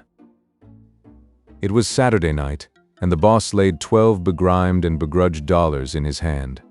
Ike dabbled discreetly in water, donned coat, hat and collar with its frazzled tie and chalcedony pin, and set forth in pursuit of his ideals. For each of us, when our day's work is done, must seek our ideal, whether it be love or pinnacle or lobster à la Newburgh, or the sweet silence of the musty bookshelves. Behold Ike as he ambles up the street beneath the roaring L between the rows of reeking sweatshops. Pallid, stooping, insignificant, squalid, doomed to exist forever in penury of body and mind, yet, as he swings his cheap cane and projects the noisome inhalations from his cigarette, you perceive that he nurtures in his narrow bosom the bacillus of society. Ike's legs carried him to and into that famous place of entertainment known as the Café McGuinness, famous because it was the rendezvous of Billy McMahan, the greatest man, the most wonderful man, Ike thought, that the world had ever produced. Billy McMahan was the district leader. Upon him the tiger purred, and his hand held manna to scatter. Now, as Ike entered, McMahan stood, flushed and triumphant and mighty, the center of a huzzing concourse of his lieutenants and constituents. It seems there had been an election, a signal victory had been won, The city had been swept back into line by a resistless besom of ballots. Ike slunk along the bar and gazed, breath quickened, at his idol. How magnificent was Billy McMahon, with his great, smooth, laughing face, his gray eye shrewd as a chicken hawk's, his diamond ring, his voice like a bugle call, his prince's air, his plump and active roll of money, his clarion call to friend and comrade. Oh, what a king of men he was! How he obscured his lieutenants, though they themselves loomed large and serious, blue of chin and important of mien, with hands buried deep in the pockets of their short overcoats. But Billy, oh, what small avail are words to paint for you his glory as seen by Ike Snigglefritz. The Café McGinnis rang to the note of victory. The white-coated bartenders threw themselves featfully upon bottle, cork, and glass. From a score of clear Havanas the air received its paradox of clouds. The leal and the hopeful shook Billy McMahon's hand, and there was born suddenly in the worshipful soul of Ike Snigglefritz an audacious, thrilling impulse. He stepped forward into the little cleared space in which Majesty moved, and held out his hand. Billy McMahon grasped it unhesitatingly, shook it, and smiled. Made mad now by the gods who were about to destroy him, Ike threw away his scabbard and charged upon Olympus. "Have a drink with me, Billy," he said familiarly. "You and your friends?" "Don't mind if I do, old man," said the great leader, "just to keep the ball rolling." The last spark of Ike's reason fled. "Wine," he called to the bartender, waving a trembling hand. The corks of 3 bottles were drawn. The champagne bubbled in the long row of glasses set upon the bar. Billy McMahon took his and nodded, with his beaming smile, at Ike. The lieutenants and satellites took theirs and growled, "Here's to you." Ike took his nectar in delirium. All drank. Ike threw his week's wages in a crumpled roll upon the bar. "Correct," said the bartender, smoothing the 12 $1 notes. The crowd surged around Billy McMahon again. Someone was telling how Brannigan fixed him over in the 11th.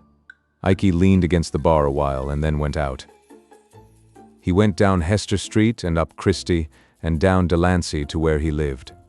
And there his womenfolk, a bibulous mother and 3 dingy sisters, pounced upon him for his wages.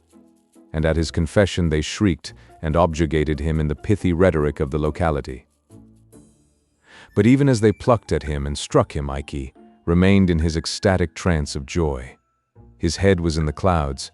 The star was drawing his wagon. Compared with what he had achieved, the loss of wages and the bray of women's tongues were slight affairs. He had shaken the hand of Billy McMahon. Billy McMahon had a wife, and upon her visiting cards was engraved the name Mrs. William Darragh McMahon, and there was a certain vexation attendant upon these cards, for, small as they were, there were houses in which they could not be inserted.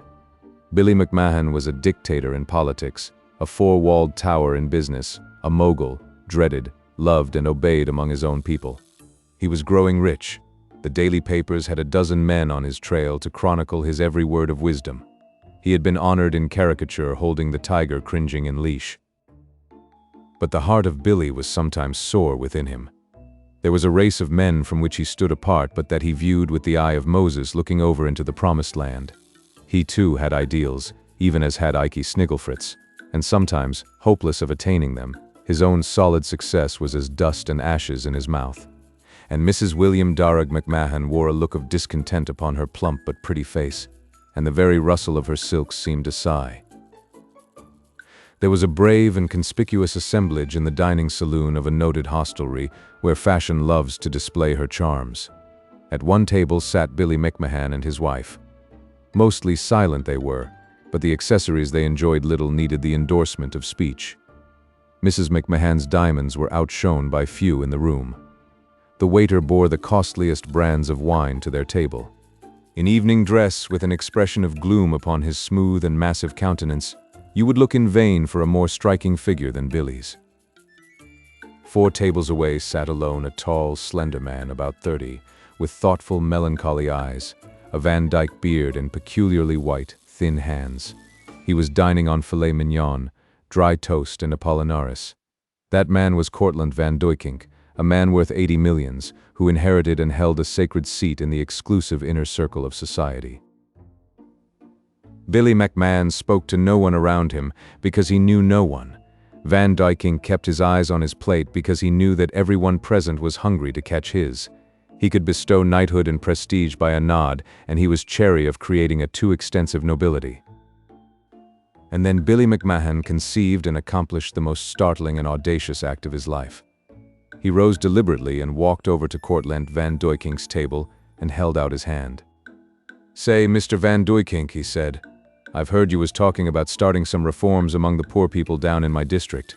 I'm McMahon, you know. Say, now, if that's straight, I'll do all I can to help you. And what I says goes in that neck of the woods, don't it?" "Oh, say, I rather guess it does." Van Duykkink's rather somber eyes lighted up. He rose to his lank height and grasped Billy McMahon's hand. "Thank you, Mr. McMahon," he said, in his deep, serious tones. "I have been thinking of doing some work of that sort. I shall be glad of your assistance.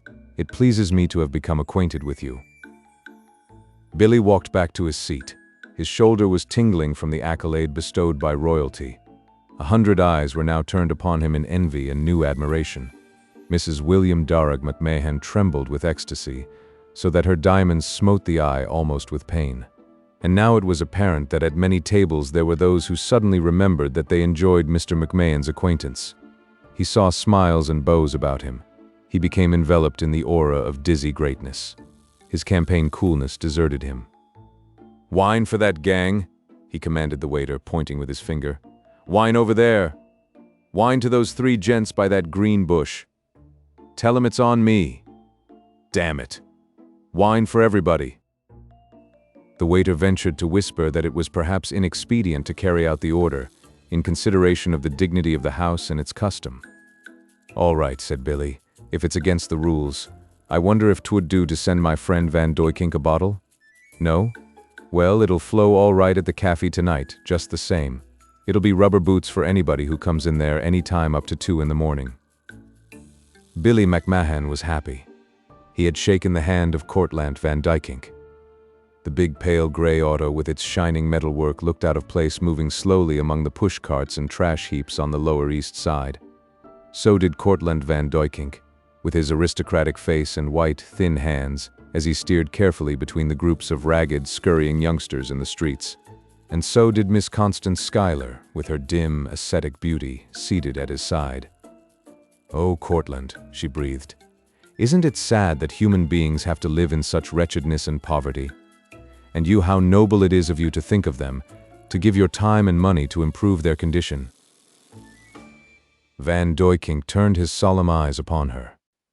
"It is little," he said sadly, "that I can do. The question is a large one and belongs to society. But even individual effort is not thrown away.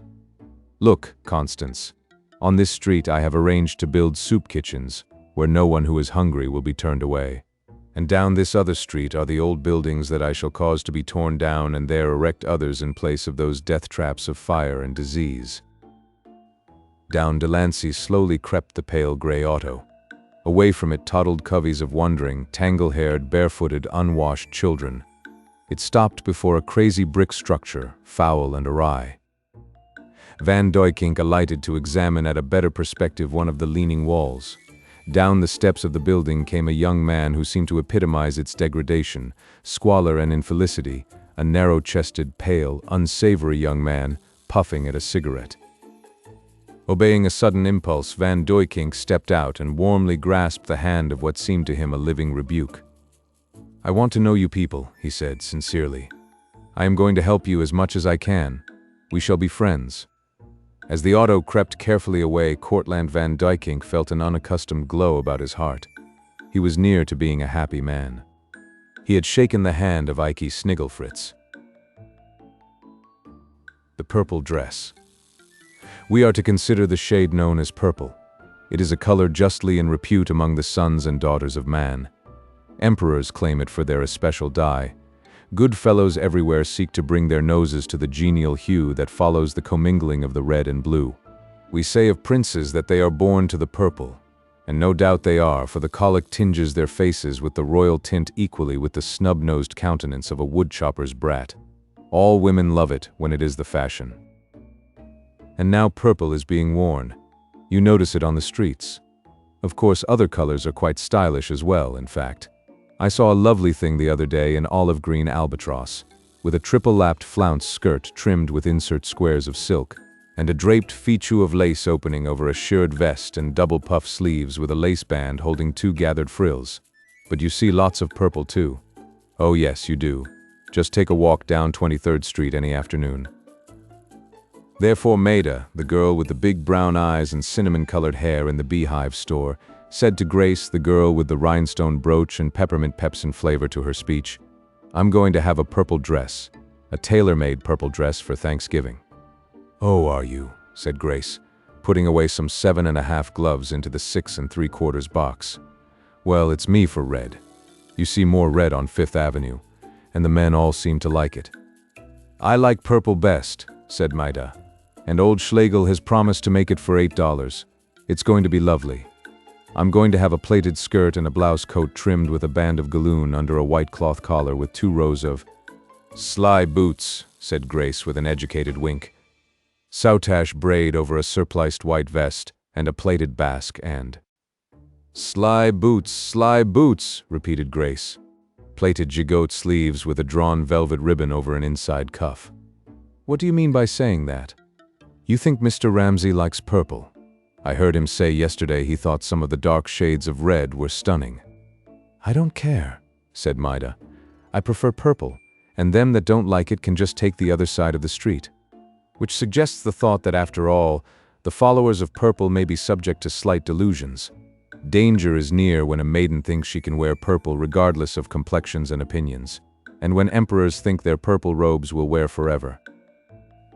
Maida had saved $18 after 8 months of economy, and this had bought the goods for the purple dress and paid Schlegel $4 on the making of it. On the day before Thanksgiving, she would have just enough to pay the remaining $4. And then for a holiday in a new dress, can Earth offer anything more enchanting? Old Bachman, the proprietor of the beehive store, always gave a Thanksgiving dinner to his employees. On every one of the subsequent 364 days, excusing Sundays, he would remind them of the joys of the past banquet and the hopes of the coming ones, thus inciting them to increased enthusiasm in work. The dinner was given in the store on one of the long tables in the middle of the room. They tacked wrapping paper over the front windows, and the turkeys and other good things were brought in the back way from the restaurant on the corner. You will perceive that the beehive was not a fashionable department store with escalators and pompadours. It was almost small enough to be called an emporium, and you could actually go in there and get waited on and walk out again. And always at the Thanksgiving dinners, Mr. Ramsey. Oh, bother. I should have mentioned Mr. Ramsey first of all. He is more important than purple or green, or even the red cranberry sauce. Mr. Ramsey was the head clerk, and as far as I am concerned, I am for him. He never pinched the girls' arms when he passed them in dark corners of the store, and when he told them stories when business was dull and the girls giggled and said, "Oh, pshaw, it wasn't G. Bernard they meant at all." Besides being a gentleman, Mr. Ramsey was queer and original in other ways. He was a health crank, and believed that people should never eat anything that was good for them. He was violently opposed to anybody being comfortable, and coming in out of snowstorms, or wearing overshoes, or taking medicine, or coddling themselves in any way. Every one of the 10 girls in the store had little pork chop and fried onion dreams every night of becoming Mrs. Ramsey. For, next year old Bachman was going to take him in for a partner, and each one of them knew that if she should catch him, she would knock those cranky health notions of his sky high before the wedding cake indigestion was over. Mr. Ramsey was master of ceremonies at the dinners. Always they had 2 Italians in to play a violin and harp, and had a little dance in the store. And here were 2 dresses being conceived to charm Ramsey, one purple and the other red. Of course, the other 8 girls were going to have dresses too, but they didn't count. Very likely they'd wear some shirtwaist and black skirt affairs, nothing as resplendent as purple or red. Grace had saved her money too. She was going to buy her dress ready-made. Oh, what's the use of bothering with a tailor when you've got a figure it's easy to get a fit? The ready-made are intended for a perfect figure, except I have to have 'em all taken in at the waist. The average figure is so large-waisted. The night before Thanksgiving came, Maida hurried home, keen and bright with the thoughts of the blessed morrow. Her thoughts were of purple, but they were white themselves, the joyous enthusiasm of the young for the pleasures that youth must have or wither. She knew purple would become her, and for the 1000th time she tried to assure herself that it was purple Mr. Ramsay said he liked and not red. She was going home first to get the $4 wrapped in a piece of tissue paper in the bottom drawer of her dresser, and then she was going to pay Schlegel and take the dress home herself. Grace lived in the same house. She occupied the hall room above Maida's. At home, Maida found clamor and confusion. The landlady's tongue clattering sourly in the halls like a churn dasher dabbing in buttermilk. And then Grace come down to her room crying with eyes as red as any dress. "She says I've got to get out," said Grace. "The old beast. Because I owe her $4. She's put my trunk in the hall and locked the door. I can't go anywhere else. I haven't got a cent of money." "You had some yesterday," said Maida. "I paid it on my dress," said Grace. "I thought she'd wait till next week for the rent."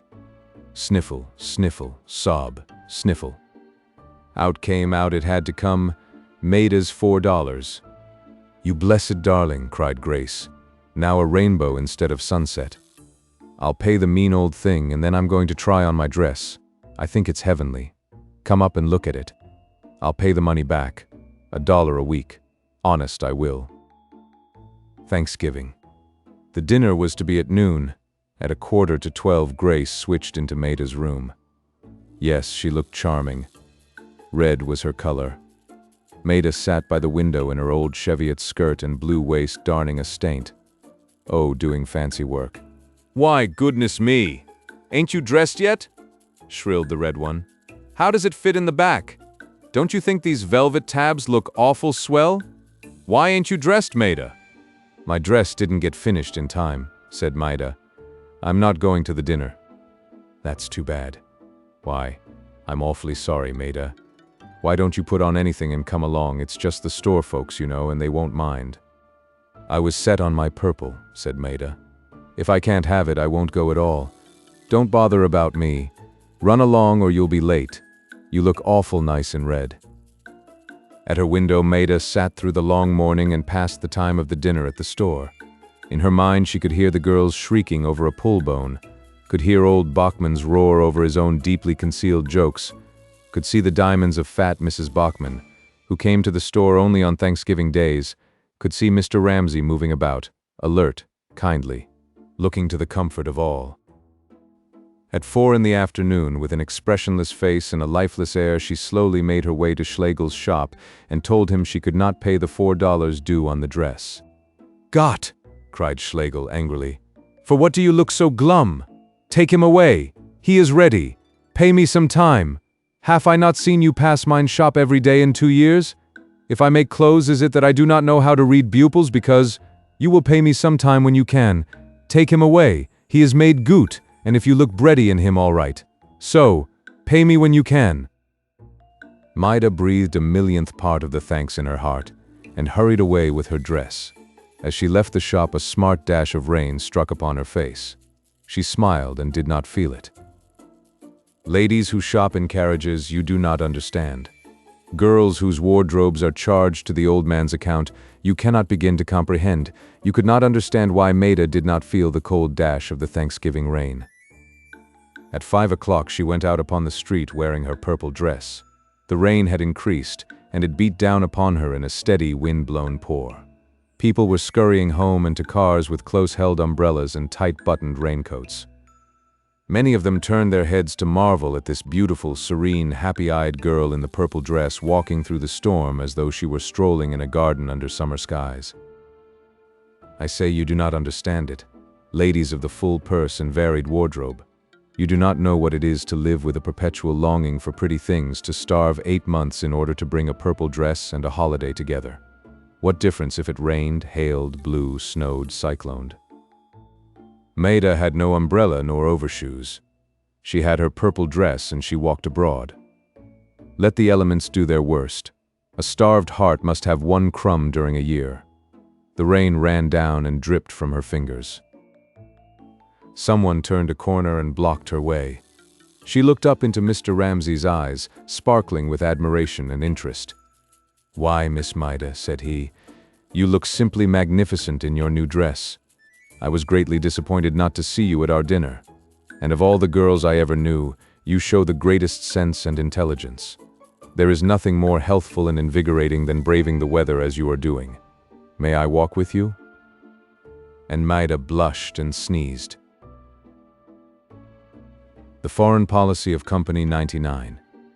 John Barnes, hose cart driver of Engine Company number 99, was afflicted with what his comrades called Japanitis. Burns had a war map spread permanently upon a table in the second story of the engine house, and he could explain to you at any hour of the day or night the exact positions, conditions, and intentions of both the Russian and Japanese armies. He had little clusters of pins stuck in the map which represented the opposing forces, and these he moved about from day to day in conformity with the war news in the daily papers.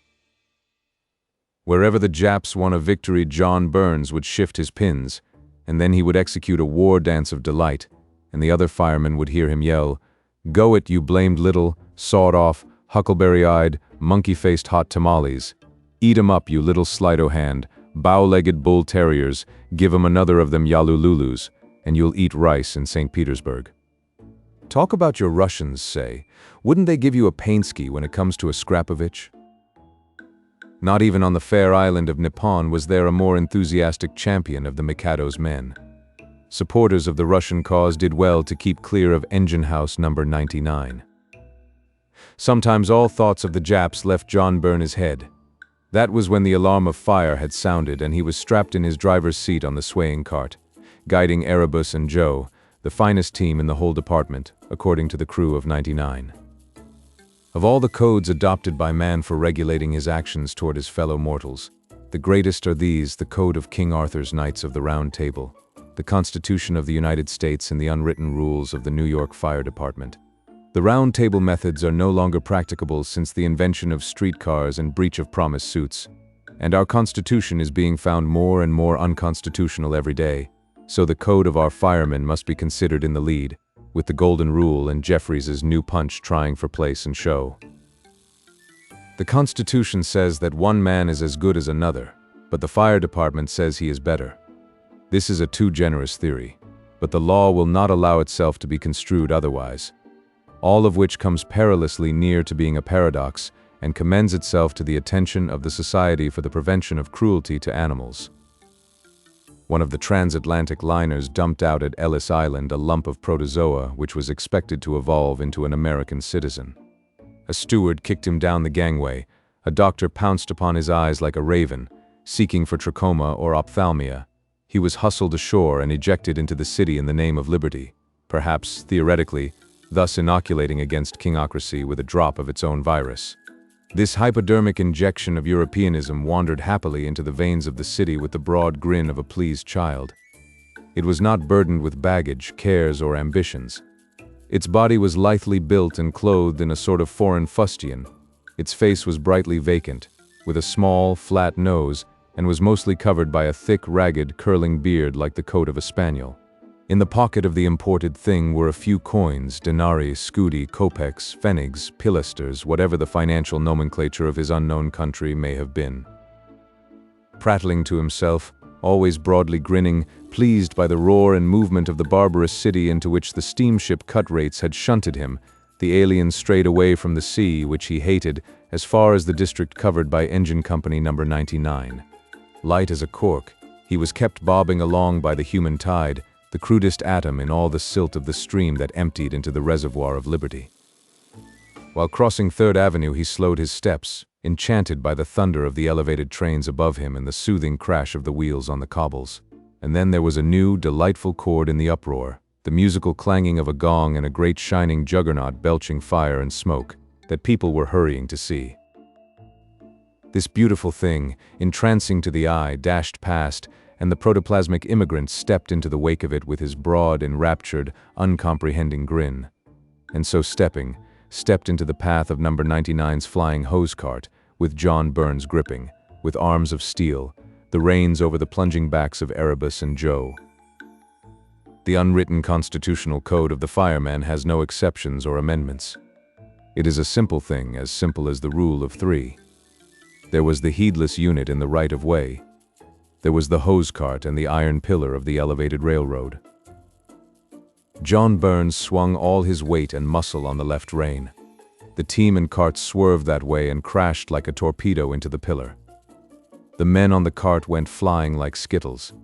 The driver's strap burst, the pillar rang with the shock, and John Burns fell on the car track with a broken shoulder 20 feet away, while Erebus, beautiful, raven black, best-loved Erebus, lay whickering in his harness with a broken leg. In consideration for the feelings of engine company number 99, the details will be lightly touched. The company does not like to be reminded of that day. There was a great crowd, and hurry calls were sent in, and while the ambulance gong was clearing the way, the men of number 99 heard the crack of the Society for the Prevention of Cruelty to Animals agent's pistol, and turned their heads away, not daring to look toward Erebus again. When the firemen got back to the engine house, they found that one of them was dragging by the collar the cause of their desolation and grief. They set it in the middle of the floor and gathered grimly about it. Through its whiskers, the calamitous object chattered effervescently and waved its hands. "Sounds like a Seidlitz powder," said Mike Dowling disgustedly, "and it makes me sicker than one. Call that a man.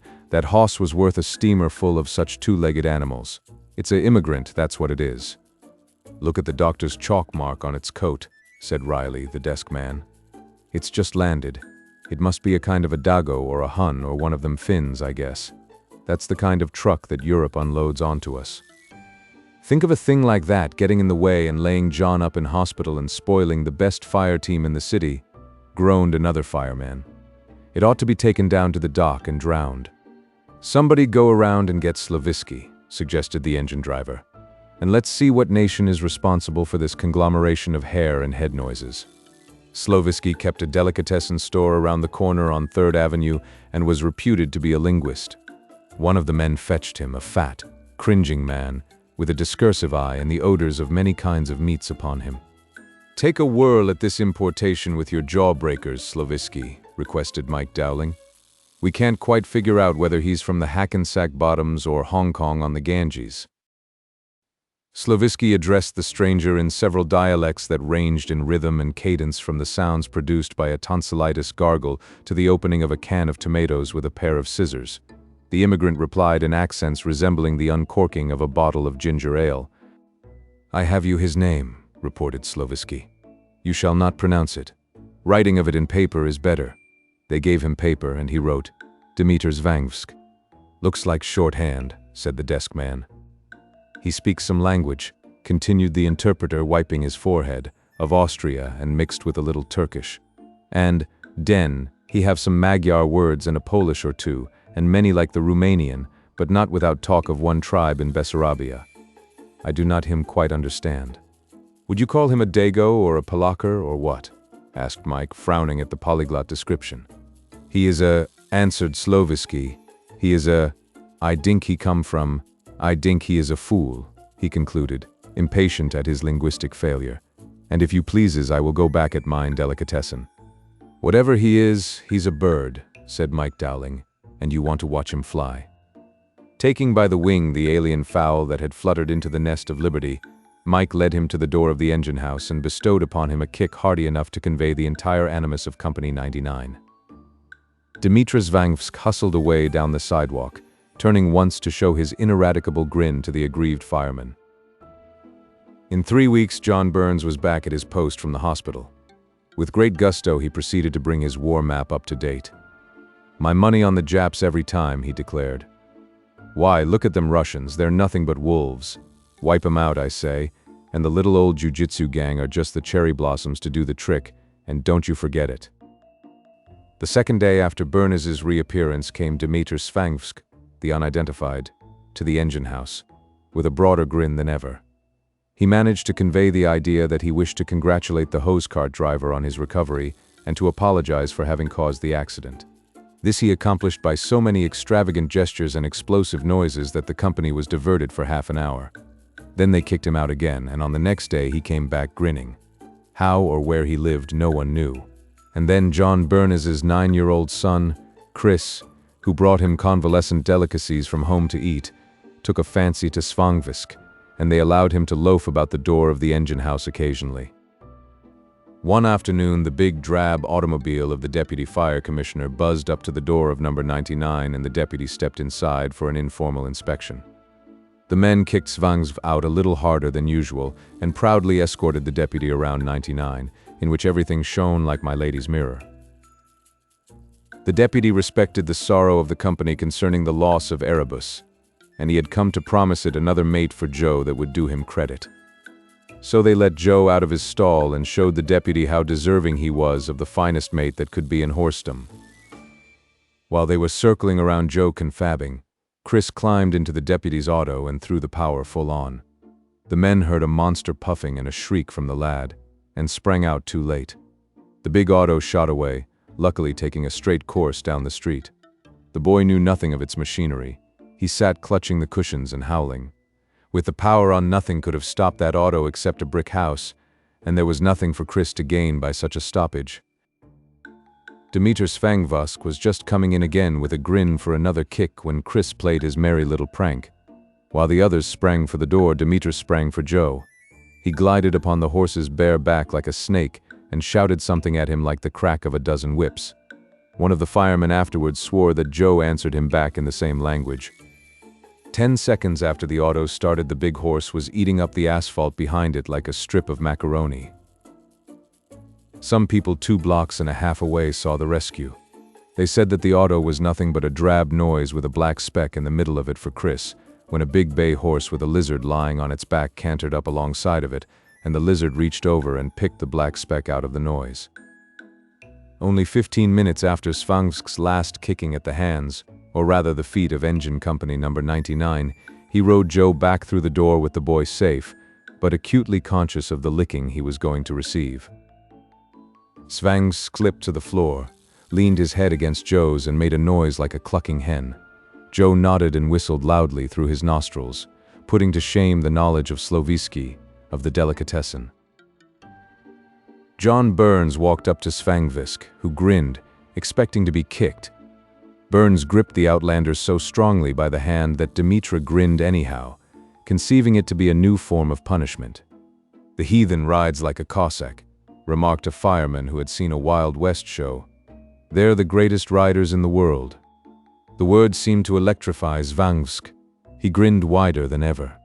Yaz, me Cossack," he spluttered, striking his chest. "Cossack," repeated John Burns thoughtfully.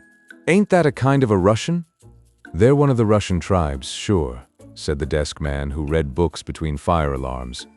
Just then Alderman Foley, who was on his way home and did not know of the runaway, stopped at the door of the engine house and called to Burns.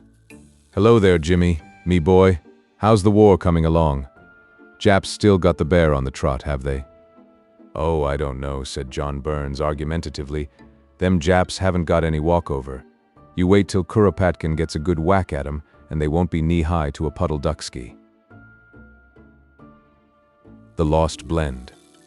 Since the bar has been blessed by the clergy, and cocktails open the dinners of the elect, one may speak of the saloon. Teetotalers need not listen, if they choose.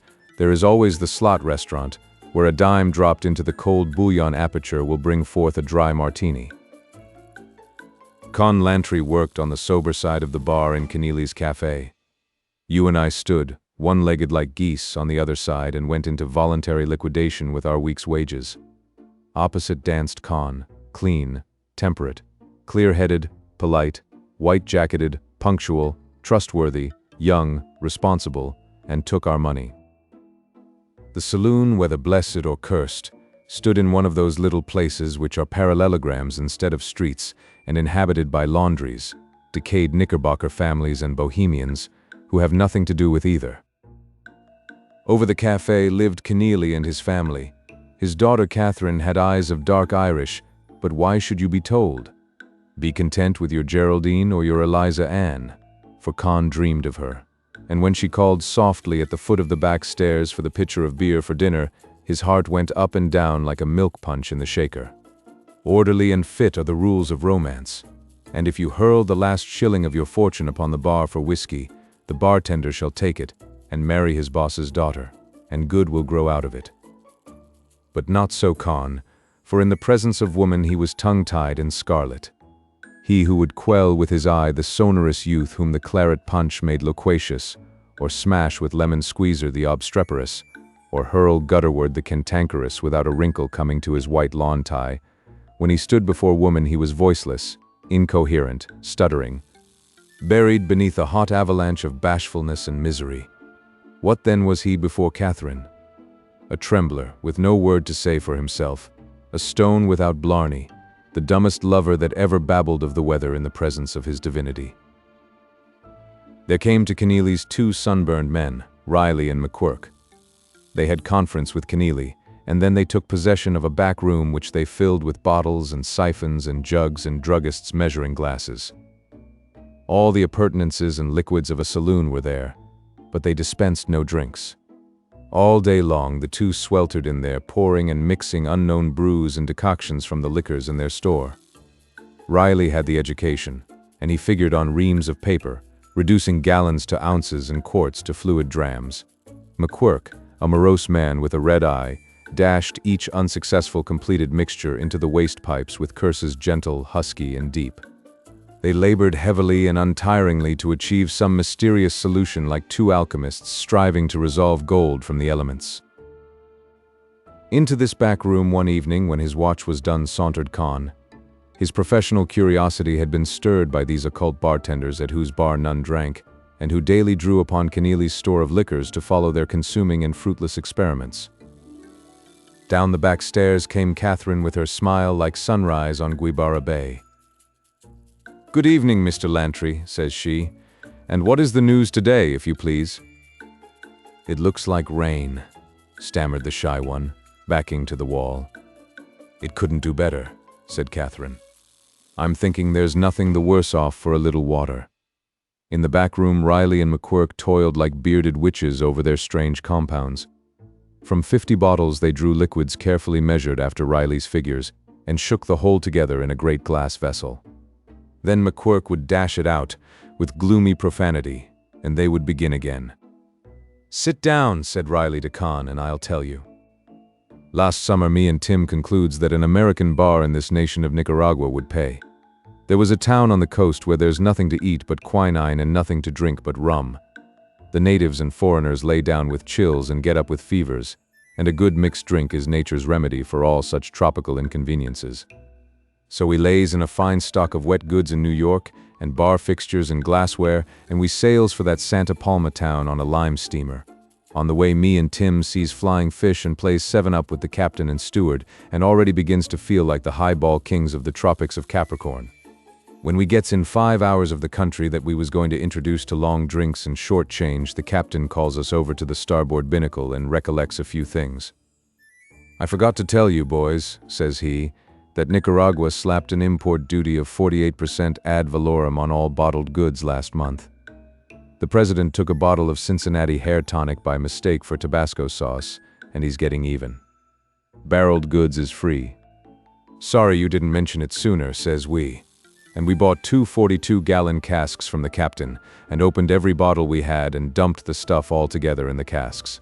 That 48% would have ruined us, so we took the chances on making that $1,200 cocktail rather than throw the stuff away. Well, when we landed we tapped one of the barrels. The mixture was something heart-rending. It was the color of a plate of Bowery pea soup, and it tasted like one of those coffee substitutes your aunt makes you take for the heart trouble you get by picking losers. We gave a nigger 4 fingers of it to try it, and he lay under a coconut tree 3 days beating the sand with his heels and refused to sign a testimonial. "But the other barrel, say, bartender, did you ever put on a straw hat with a yellow band around it and go up in a balloon with a pretty girl with $8 million in your pocket all at the same time? That's what 30 drops of it would make you feel like? With 2 fingers of it inside you, you would bury your face in your hands and cry because there wasn't anything more worthwhile around for you to lick than little Jim Jeffries. Yes, sir, the stuff in that second barrel was distilled elixir of battle, money, and high life. It was the color of gold and as clear as glass, and it shone after dark like the sunshine was still in it. 1,000 years from now, you'll get a drink like that across the bar." Well, we started up business with that one line of drinks, and it was enough. The piebald gentry of that country stuck to it like a hive of bees. If that barrel had lasted, that country would have become the greatest on earth. When we opened up of mornings, we had a line of generals and colonels and ex-presidents and revolutionists a block long waiting to be served. We started in at 50 cents silver a drink. The last 10 gallons went easy at $5 a gulp. It was wonderful stuff. It gave a man courage and ambition and nerve to do anything. At the same time, he didn't care whether his money was tainted or fresh from the ice trust. When that barrel was half gone, Nicaragua had repudiated the national debt, removed the duty on cigarettes, and was about to declare war on the United States and England. 'Twas by accident we discovered this king of drinks, and 'twill be by good luck if we strike it again. For 10 months we've been trying. Small lots at a time, we've mixed barrels of all the harmful ingredients known to the profession of drinking. Ye could have stocked 10 bars with the whiskies, brandies, cordials, bitters, gins, and wines me and Tim have wasted. A glorious drink like that to be denied to the world. 'Tis a sorrow and a loss of money. The United States as a nation would welcome a drink of that sort and pay for it. All the while McQuirk had been carefully measuring and pouring together small quantities of various spirits, as Riley called them, from his latest penciled prescription. The completed mixture was of a vile, mottled chocolate color. McQuirk tasted it and hurled it, with appropriate epithets, into the waste sink. "'Tis a strange story, even if true," said Con. "I'll be going now along to my supper." "Take a drink," said Riley. "We've all kinds except the lost blend." "I never drink," said Con, "anything stronger than water. I am just after meeting Miss Catherine by the stairs." She said a true word. "There's not anything," says she, "but is better off for a little water." When Con had left them, Riley almost felled McQuirk by a blow on the back. "Did ye hear that?" he shouted. "Two fools are we. The 6 dozen bottles of Apollinaris we had on the ship, ye opened them yourself. Which barrel did ye pour them in? Which barrel, ye mudhead?" "I mind," said McQuirk, slowly. "'Twas in the second barrel we opened. I mind the blue piece of paper pasted on the side of it." "We've got it now," cried Riley. "'Twas that we lacked. 'Tis the water that does the trick. Everything else we had right. Hurry, man, and get 2 bottles of Apollinaris from the bar, while I figure out the proportionments with me pencil." An hour later, Con strolled down the sidewalk toward Keneally's cafe. Thus faithful employees haunt, during their recreation hours, the vicinity where they labor, drawn by some mysterious attraction. A police patrol wagon stood at the side door. 3 able cops were half carrying, half hustling Riley and McQuirk up its rear steps. The eyes and faces of each bore the bruises and cuts of sanguinary and assiduous conflict. Yet they whooped with strange joy and directed upon the police the feeble remnants of their pugnacious madness. "Began fighting each other in the back room," explained Keneally to Con. "And singing. That was worse. Smashed everything pretty much up. But they're good men. They'll pay for everything. Trying to invent some new kind of cocktail they was. I'll see they come out all right in the morning." Con sauntered into the back room to view the battlefield. As he went through the hall, Catherine was just coming down the stairs. "Good evening again, Mr. Lantry," said she. "And is there no news from the weather yet?" "Still threatens rain," said Con, slipping past with red in his smooth, pale cheek. Riley and McQuirk had indeed waged a great and friendly battle. Broken bottles and glasses were everywhere. The room was full of alcohol fumes. The floor was variegated with spirituous puddles. On the table stood a 32-ounce glass graduated measure. In the bottom of it were 2 tablespoonfuls of liquid, a bright golden liquid that seemed to hold the sunshine a prisoner in its auriferous depths. Con smelled it. He tasted it. He drank it. As he returned through the hall, Catherine was just going up the stairs. "No news yet, Mr. Lantry?" she asked with her teasing laugh. Con lifted her clear from the floor and held her there. "The news is," he said, "that we're to be married."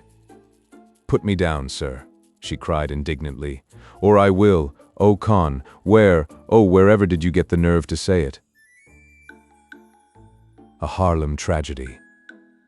Harlem. Mrs. Fink had dropped into Mrs. Cassidy's flat 1 flight below. "Ain't it a beaut?" said Mrs. Cassidy. She turned her face proudly for her friend Mrs. Fink to see. One eye was nearly closed, with a great, greenish-purple bruise around it.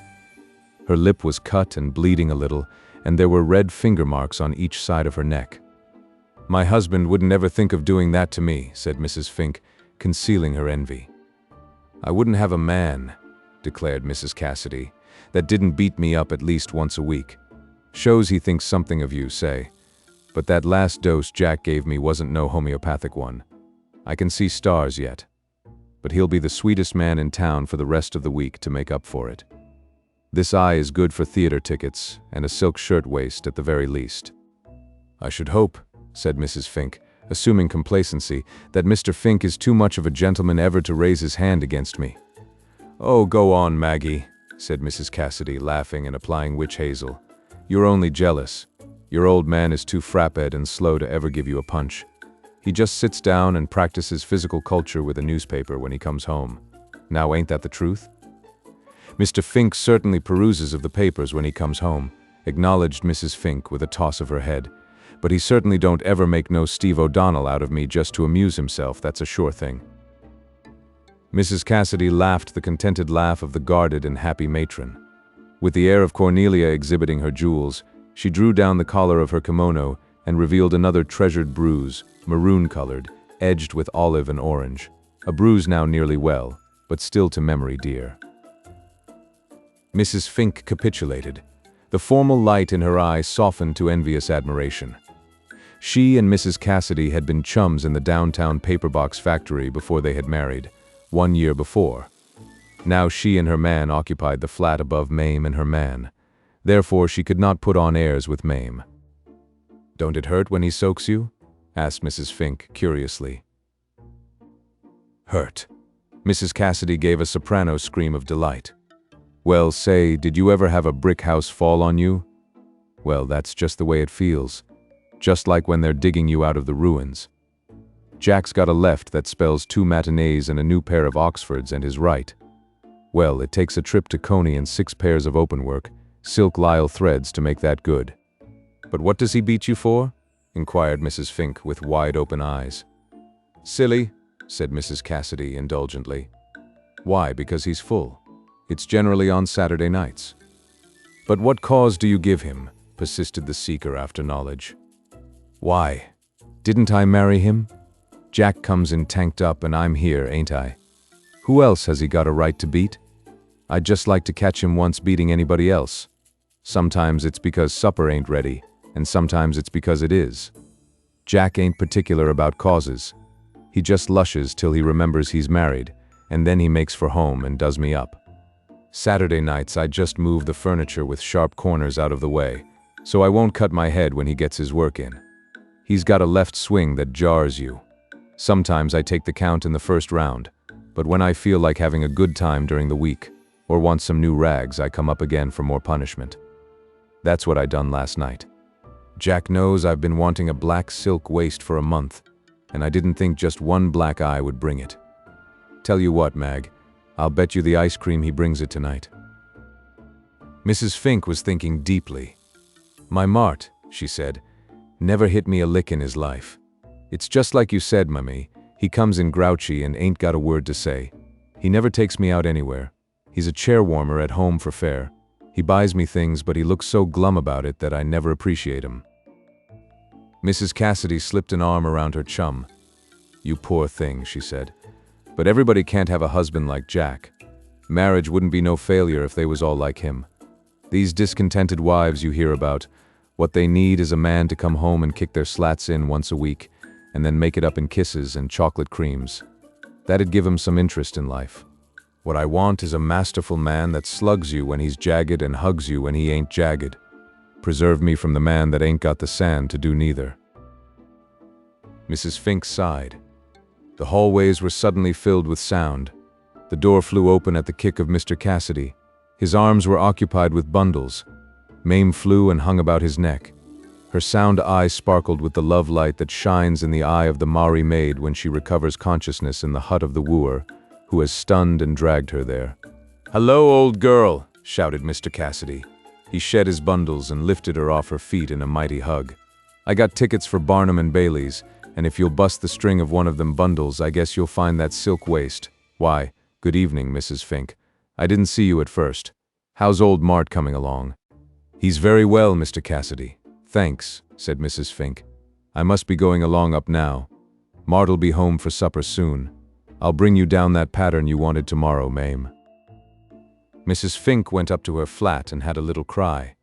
It was a meaningless cry, the kind of cry that only a woman knows about, a cry from no particular cause, altogether an absurd cry, the most transient and the most hopeless cry in the repertory of grief. Why had Martin never thrashed her? He was as big and strong as Jack Cassidy. Did he not care for her at all? He never quarreled. He came home and lounged about, silent, glum, idle. He was a fairly good provider, but he ignored the spices of life. Mrs. Fink's ship of dreams was becalmed. Her captain ranged between Plum Duff and his hammock. If only he would shiver his timbers or stamp his foot on the quarterdeck now and then. And she had thought to sail so merrily, touching at ports in the delectable isles. But now, to vary the figure, she was ready to throw up the sponge, tired out, without a scratch to show for all those tame rounds with her sparring partner. For one moment she almost hated Mame with her cuts and bruises, her salve of presents and kisses, her stormy voyage with her fighting, brutal, loving mate. Mr. Fink came home at 7. He was permeated with the curse of domesticity. Beyond the portals of his cozy home he cared not to roam. He was the man who had caught the streetcar, the anaconda that had swallowed its prey, the tree that lay as it had fallen. "Like the supper, Mart?" asked Mrs. Fink, who had striven over it. "Mimmy yep," grunted Mr. Fink. After supper he gathered his newspapers to read. He sat in his stocking feet.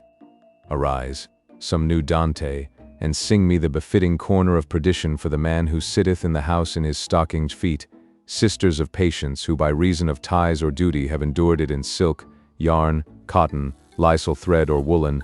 Does not the new canto belong?" The next day was Labor Day. The occupations of Mr. Cassidy and Mr. Fink ceased for one passage of the sun. Labor, triumphant, would parade and otherwise disport itself. Mrs. Fink took Mrs. Cassidy's pattern down early. Mame had on her new silk waist. Even her damaged eye managed to emit a holiday gleam.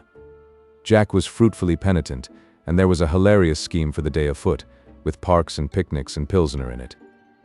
A rising, indignant jealousy seized Mrs. Fink as she returned to her flat above. Oh, happy Mame, with her bruises and her quick-following balm. But was Mame to have a monopoly of happiness? Surely Martin Fink was as good a man as Jack Cassidy. Was his wife to go always unbelabored and uncaressed?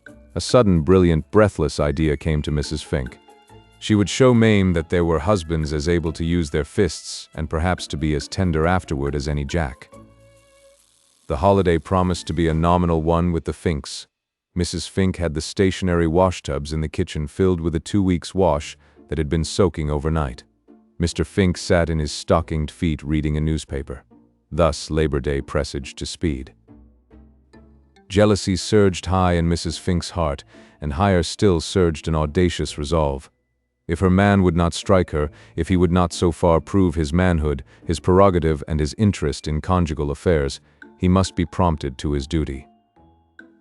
Mr. Fink lit his pipe and peacefully rubbed an ankle with a stockinged toe. He reposed in the state of matrimony like a lump of unblended suet in a pudding. This was his level Elysium, to sit at ease vicariously girdling the world in print amid the wifely splashing of suds and the agreeable smells of breakfast dishes departed and dinner ones to come.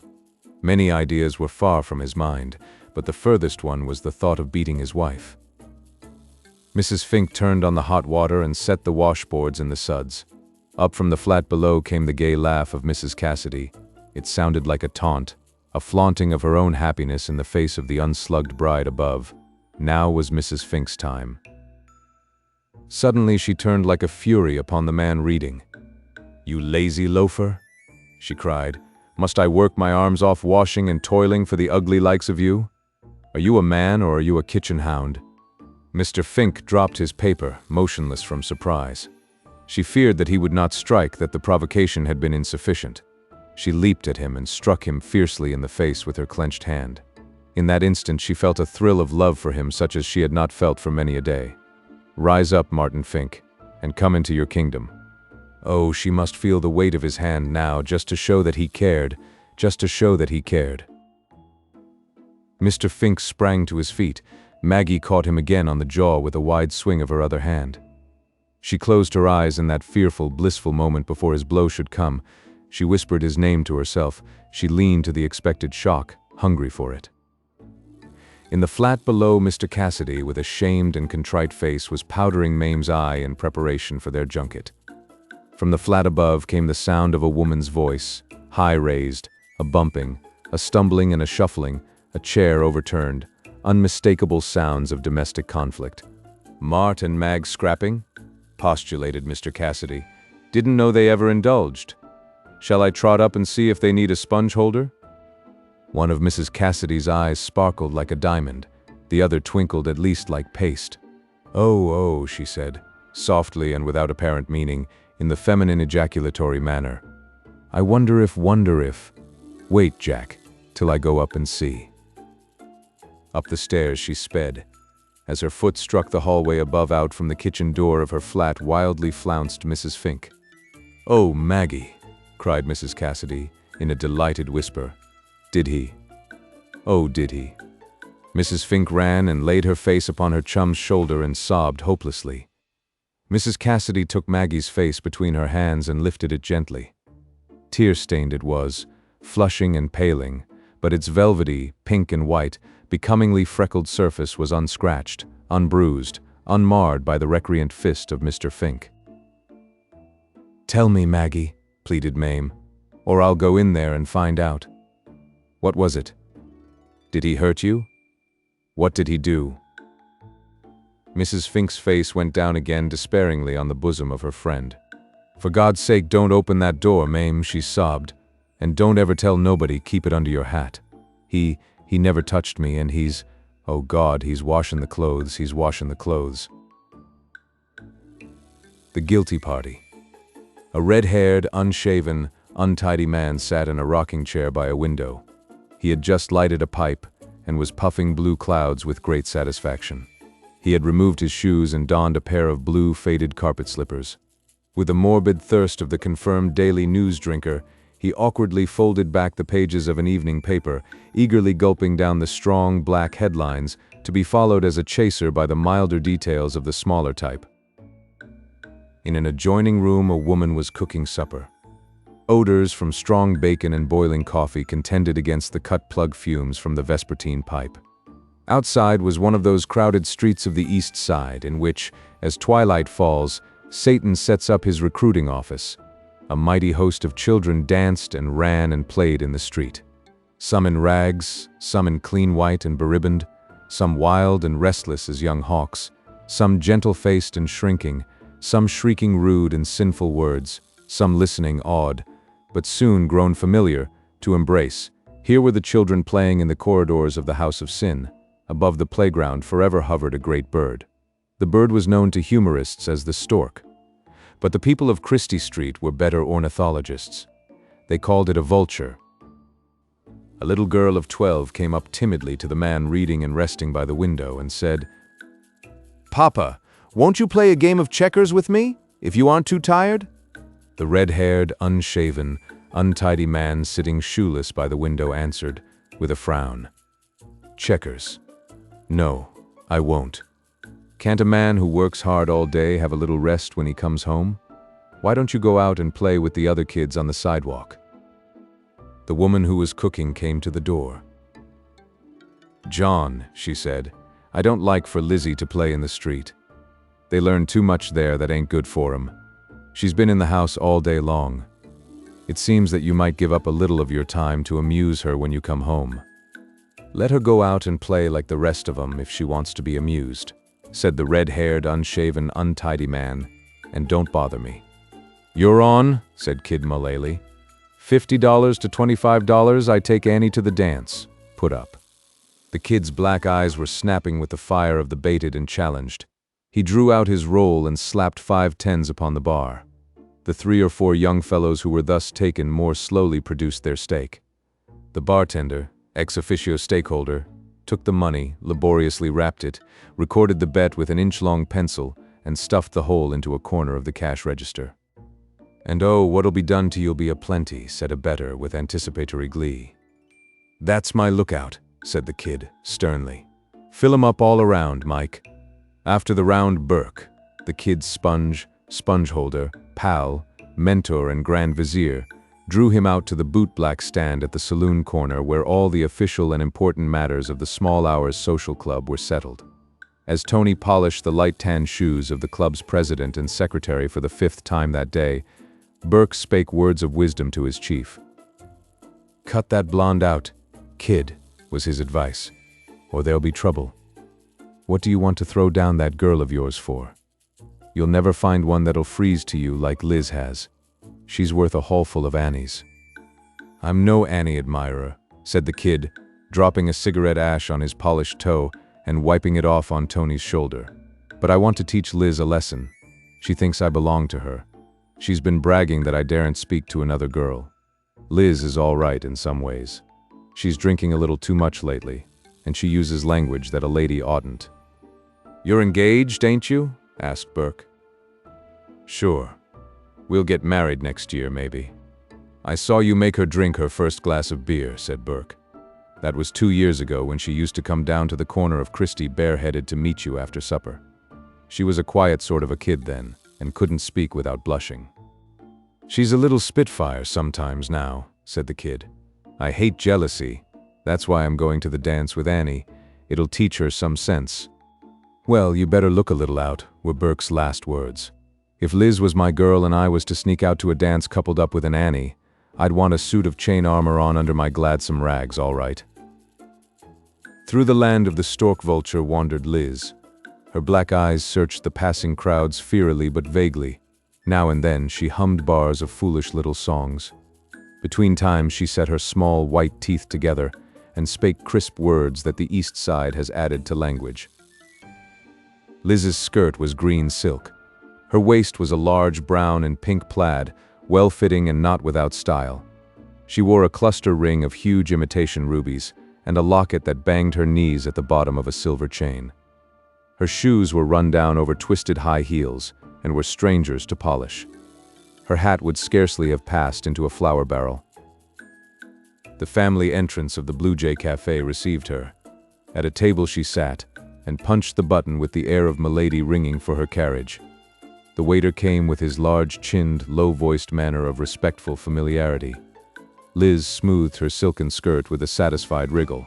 She made the most of it. Here she could order and be waited upon. It was all that her world offered her of the prerogative of woman. "Whiskey, Tommy," she said as her sisters further uptown murmur. "Champagne, James." "Sure, Miss Lizzie. What'll the chaser be?" "Seltzer. And say, Tommy, has the kid been around today?" "Why, no, Miss Lizzie. I haven't saw him today." Fluently came the Miss Lizzie, for the kid was known to be one who required rigid upholdment of the dignity of his fiancée. "I'm looking for Mom," said Liz, after the chaser had sputtered under her nose. "It's got to me that he says he'll take Annie Carlson to the dance. Let him. The pink-eyed white rat. I'm looking for Mom. You know me, Tommy. 2 years me and the kid's been engaged. Look at that ring.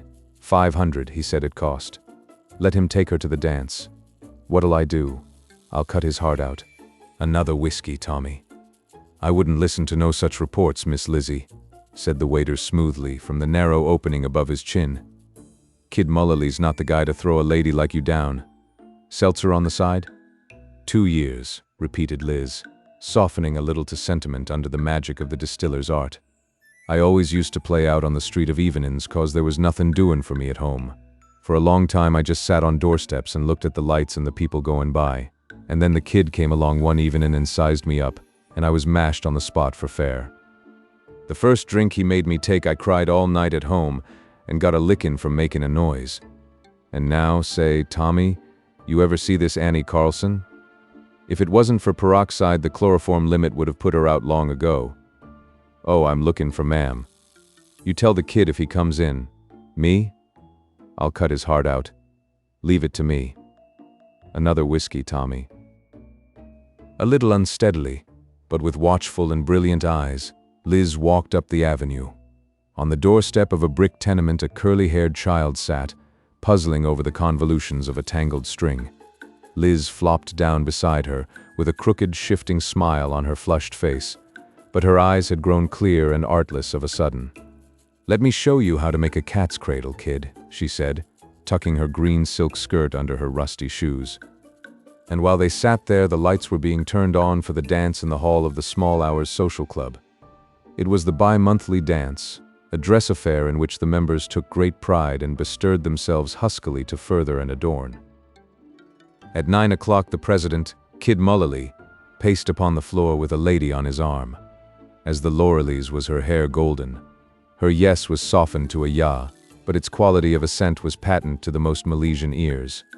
She stepped upon her own train and blushed, and she smiled into the eyes of Kid Mullally. And then, as the two stood in the middle of the waxed floor, the thing happened to prevent which many lamps are burning nightly in many studies and libraries. Out from the circle of spectators in the hall leaped Fate in a green silk skirt, under the nom de guerre of Liz. Her eyes were hard and blacker than jet. She did not scream or waver. Most unwomanly, she cried out one oath, the kid's own favorite oath, and in his own deep voice. And then, while the Small Hours Social Club went frantically to pieces, she made good her boast to Tommy.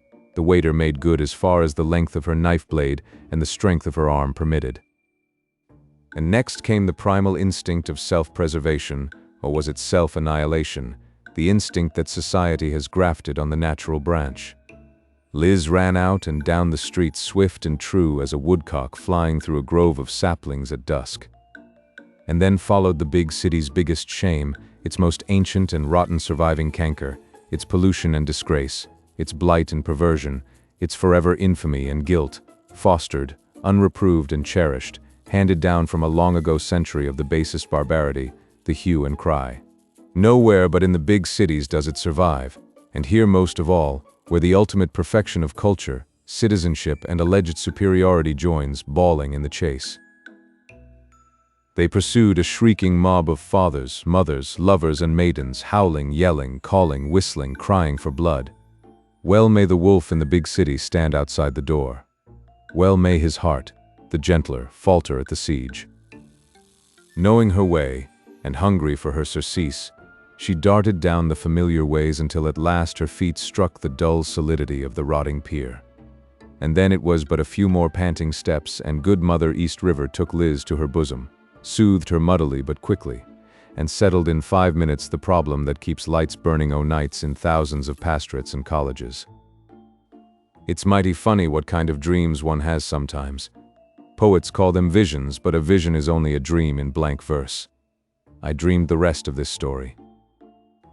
I thought I was in the next world. I don't know how I got there. I suppose I had been riding on the 9th Avenue elevated, or taking patent medicine, or trying to pull Jim Jeffries's nose, or doing some such little injudicious stunt. But anyhow, there I was, and there was a great crowd of us outside the courtroom where the judgments were going on. And every now and then a very beautiful and imposing court officer angel would come outside the door and call another case. While I was considering my own worldly sins and wondering whether there would be any use of my trying to prove an alibi by claiming that I lived in New Jersey, the bailiff angel came to the door and sang out, "Case number 99,852,743. Up stepped a plainclothes man, there were lots of them there, dressed exactly like preachers and hustling us spirits around just like cops do on Earth, and by the arm he dragged, whom, do you think? Why, Liz. The court officer took her inside and closed the door. I went up to Mr. Flycop and inquired about the case.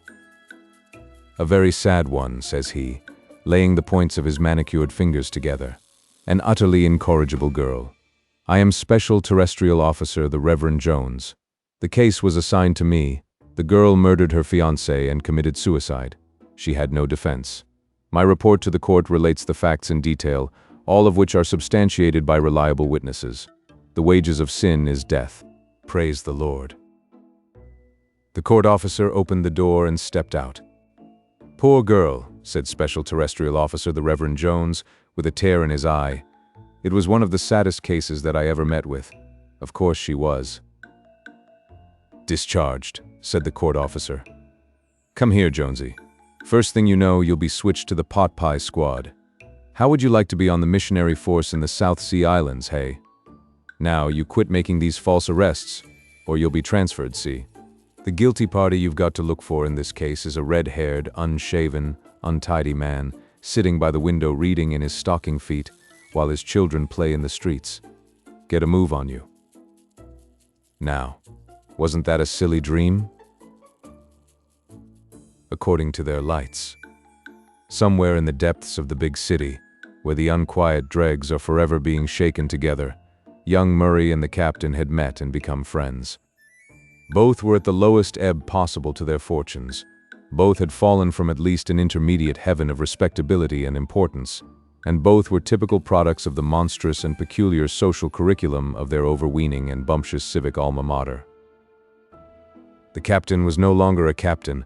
One of those sudden moral cataclysms that sometimes sweep the city had hurled him from a high and profitable position in the police department, ripping off his badge and buttons and washing into the hands of his lawyers the solid pieces of real estate that his frugality had enabled him to accumulate. The passing of the flood left him low and dry. 1 month after his disabilitation, a saloon keeper plucked him by the neck from his free lunch counter as a tabby plucks a strange kitten from her nest and cast him asphaltward. This seems low enough.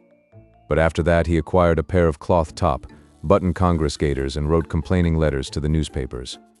And then he fought the attendant at the municipal lodging house who tried to give him a bath. When Murray first saw him, he was holding the hand of an Italian woman who sold apples and garlic on Essex Street, and quoting the words of a songbook ballad. Murray's fall had been more Luciferian, if less spectacular. All the pretty, tiny little kickshaws of Gotham had once been his. The megaphone man roars out at you to observe the house of his uncle on a grand and revered avenue. But there had been an awful row about something, and the prince had been escorted to the door by the butler, which, in said avenue, is equivalent to the impact of the avuncular shoe. A weak Prince Hal, without inheritance or sword, he drifted downward to meet his humorless Falstaff and to pick the crusts of the streets with him. One evening they sat on a bench in a little downtown park. The great bulk of the captain, which starvation seemed to increase, drawing irony instead of pity to his petitions for aid, was heaped against the arm of the bench in a shapeless mass. His red face, spotted by tufts of vermilion, weak old whiskers and topped by a sagging white straw hat, looked in the gloom like one of those structures that you may observe in a dark Third Avenue window, challenging your imagination to say whether it be something recent in the way of ladies' hats or a strawberry shortcake. A tight drawn belt, last relic of his official spruceness, made a deep furrow in his circumference. The captain's shoes were buttonless. In a smothered bass he cursed his star of ill luck. Murray, at his side, was shrunk into his dingy and ragged suit of blue serge. His hat was pulled low. He sat quiet and a little indistinct, like some ghost that had been dispossessed. "I'm hungry," growled the captain. "By the top sirloin of the bull of Bashan, I'm starving to death. Right now I could eat a Bowery restaurant clear through to the stovepipe in the alley. Can't you think of nothing, Murray? You sit there with your shoulders scrunched up, giving an imitation of Reginald Vanderbilt driving his coach. What good are them airs doing you now? Think of some place we can get something to chew." "You forget, my dear captain," said Murray without moving, "that our last attempt at dining was at my suggestion." "You bet it was," groaned the captain. "You bet your life it was. Have you got any more like that to make, hey?" "I admit we failed," sighed Murray.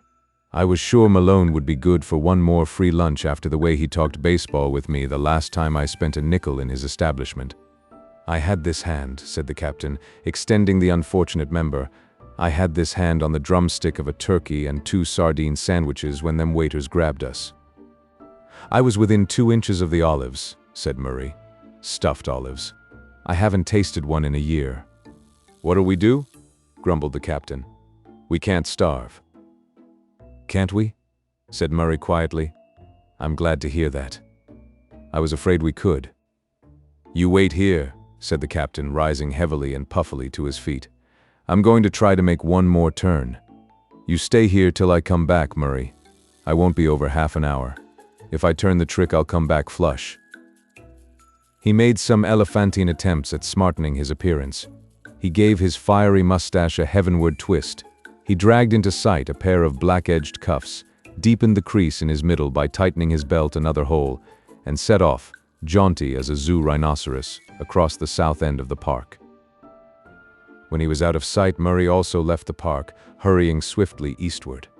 He stopped at a building whose steps were flanked by 2 green lights. A police captain named Maroney, he said to the desk sergeant, was dismissed from the force after being tried under charges 3 years ago. I believe sentence was suspended. Is this man wanted now by the police? Why are ye asking? Inquired the sergeant with a frown. I thought there might be a reward standing, explained Murray easily. I know the man well. He seems to be keeping himself pretty shady at present. I could lay my hands on him at any time. If there should be a reward. There's no reward, interrupted the sergeant shortly. The man's not wanted, and neither are ye. So, get out. Ye are friendly with and ye would be selling Out with ye quick, or I'll give ye a start. Murray gazed at the officer with serene and virtuous dignity. I would be simply doing my duty as a citizen and gentleman, he said severely, if I could assist the law in laying hold of one of its offenders. Murray hurried back to the bench in the park. He folded his arms and shrank within his clothes to his ghost-like presentment. 10 minutes afterward, the captain arrived at the rendezvous, windy and thunderous as a dog day in Kansas. His collar had been torn away. His straw hat had been twisted and battered. His shirt with oxblood stripes split to the waist, and from head to knee he was drenched with some vile and ignoble greasy fluid that loudly proclaimed to the nose its component leaven of garlic and kitchen stuff. For heaven's sake, Captain, sniffed Murray.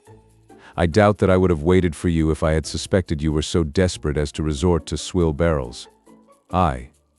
Cheese it, said the captain harshly. I'm not hogging it yet. It's all on the outside.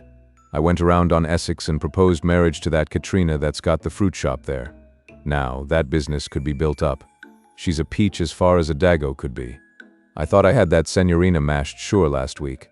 But look what she done to me. I guess I got too fresh. Well, there's another scheme queered.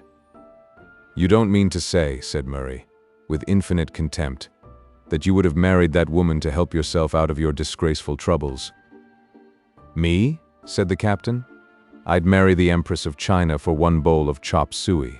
I'd commit murder for a plate of beef stew. I'd steal a wafer from a waif. I'd be a Mormon for a bowl of chowder.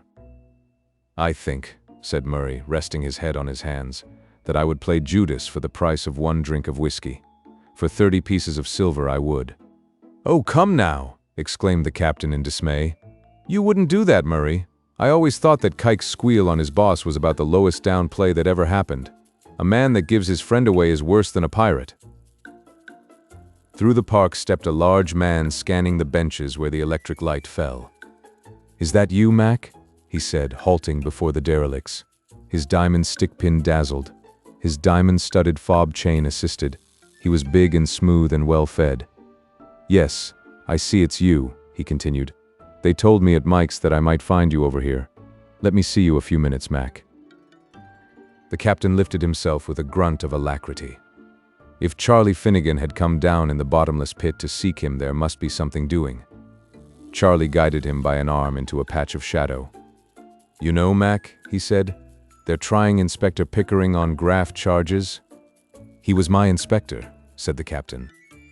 O'Shea wants the job, went on Finnegan. He must have it. It's for the good of the organization. Pickering must go under. Your testimony will do it. He was your man higher up when you were on the force. His share of the boodle passed through your hands. You must go on the stand and testify against him. Began the captain. Wait a minute, said Finnegan. A bundle of yellowish stuff came out of his inside pocket. $500 in it for you. $250 on the spot, and the rest. He was my friend, I say, finished the captain. I'll see you and the gang and the city and the party in the flames of Hades before I'll take the stand against Dan Pickering.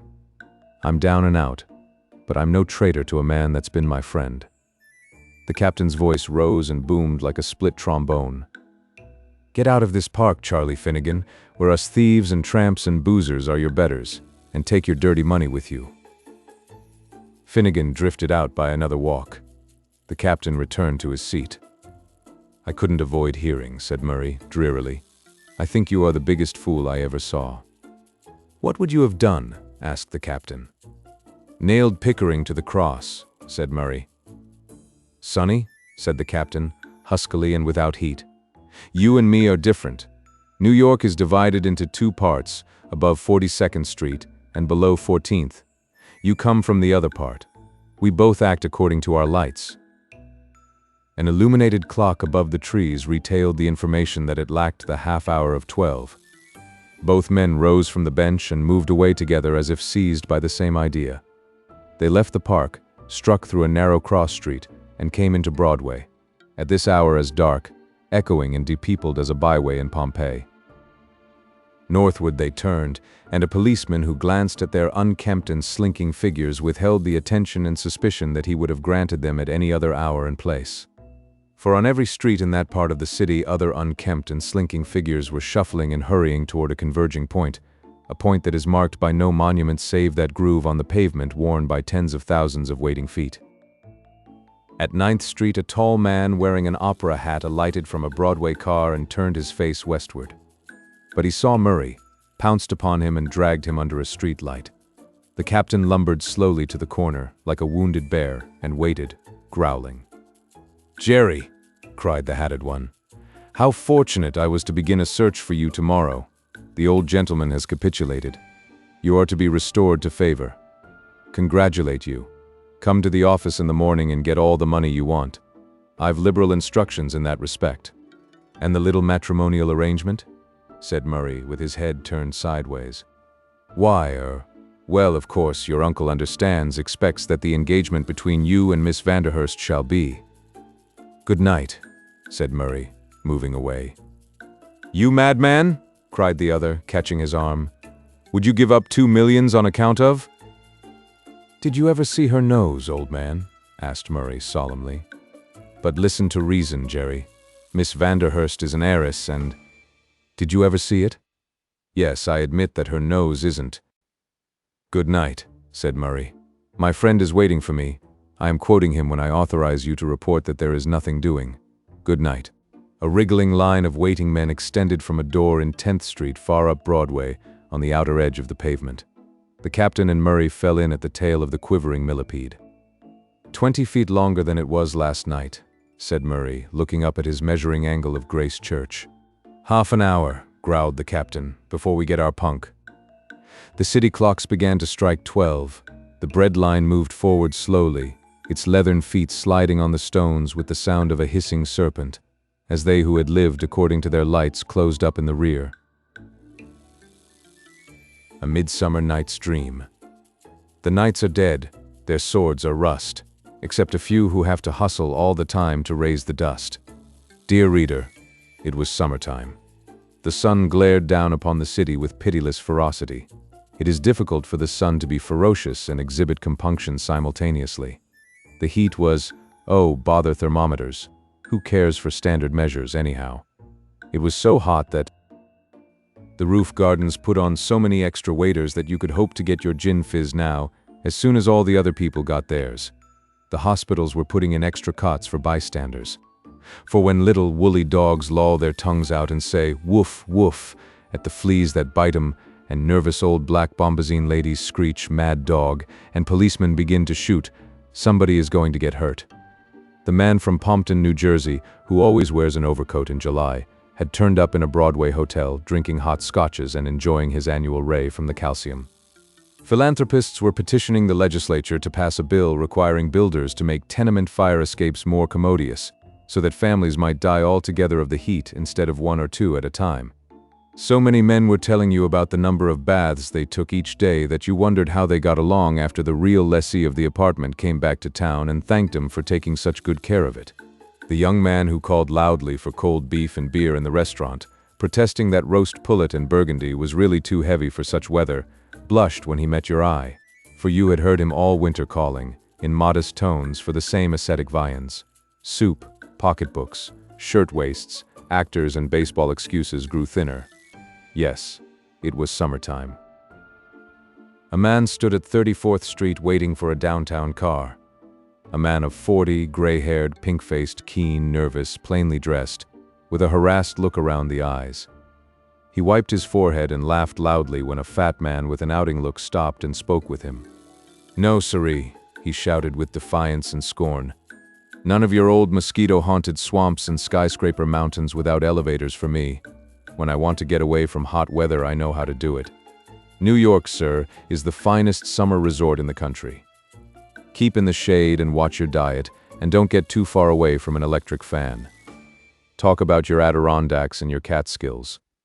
There's more solid comfort in the borough of Manhattan than in all the rest of the country together. No, siree. No tramping up perpendicular cliffs and being waked up at 4 in the morning by a million flies and eating canned goods straight from the city for me. Little old New York will take a few select summer boarders, comforts and conveniences of homes. That's the advertisement that I answer every time. You need a vacation, said the fat man, looking closely at the other. You haven't been away from town in years. Better come with me for 2 weeks, anyhow. The trout in the Beaverkill are jumping at anything now that looks like a fly. Harding writes me that he landed a 3-pound brown last week. Nonsense, cried the other man. Go ahead if you like, and boggle around in rubber boots wearing yourself out trying to catch fish.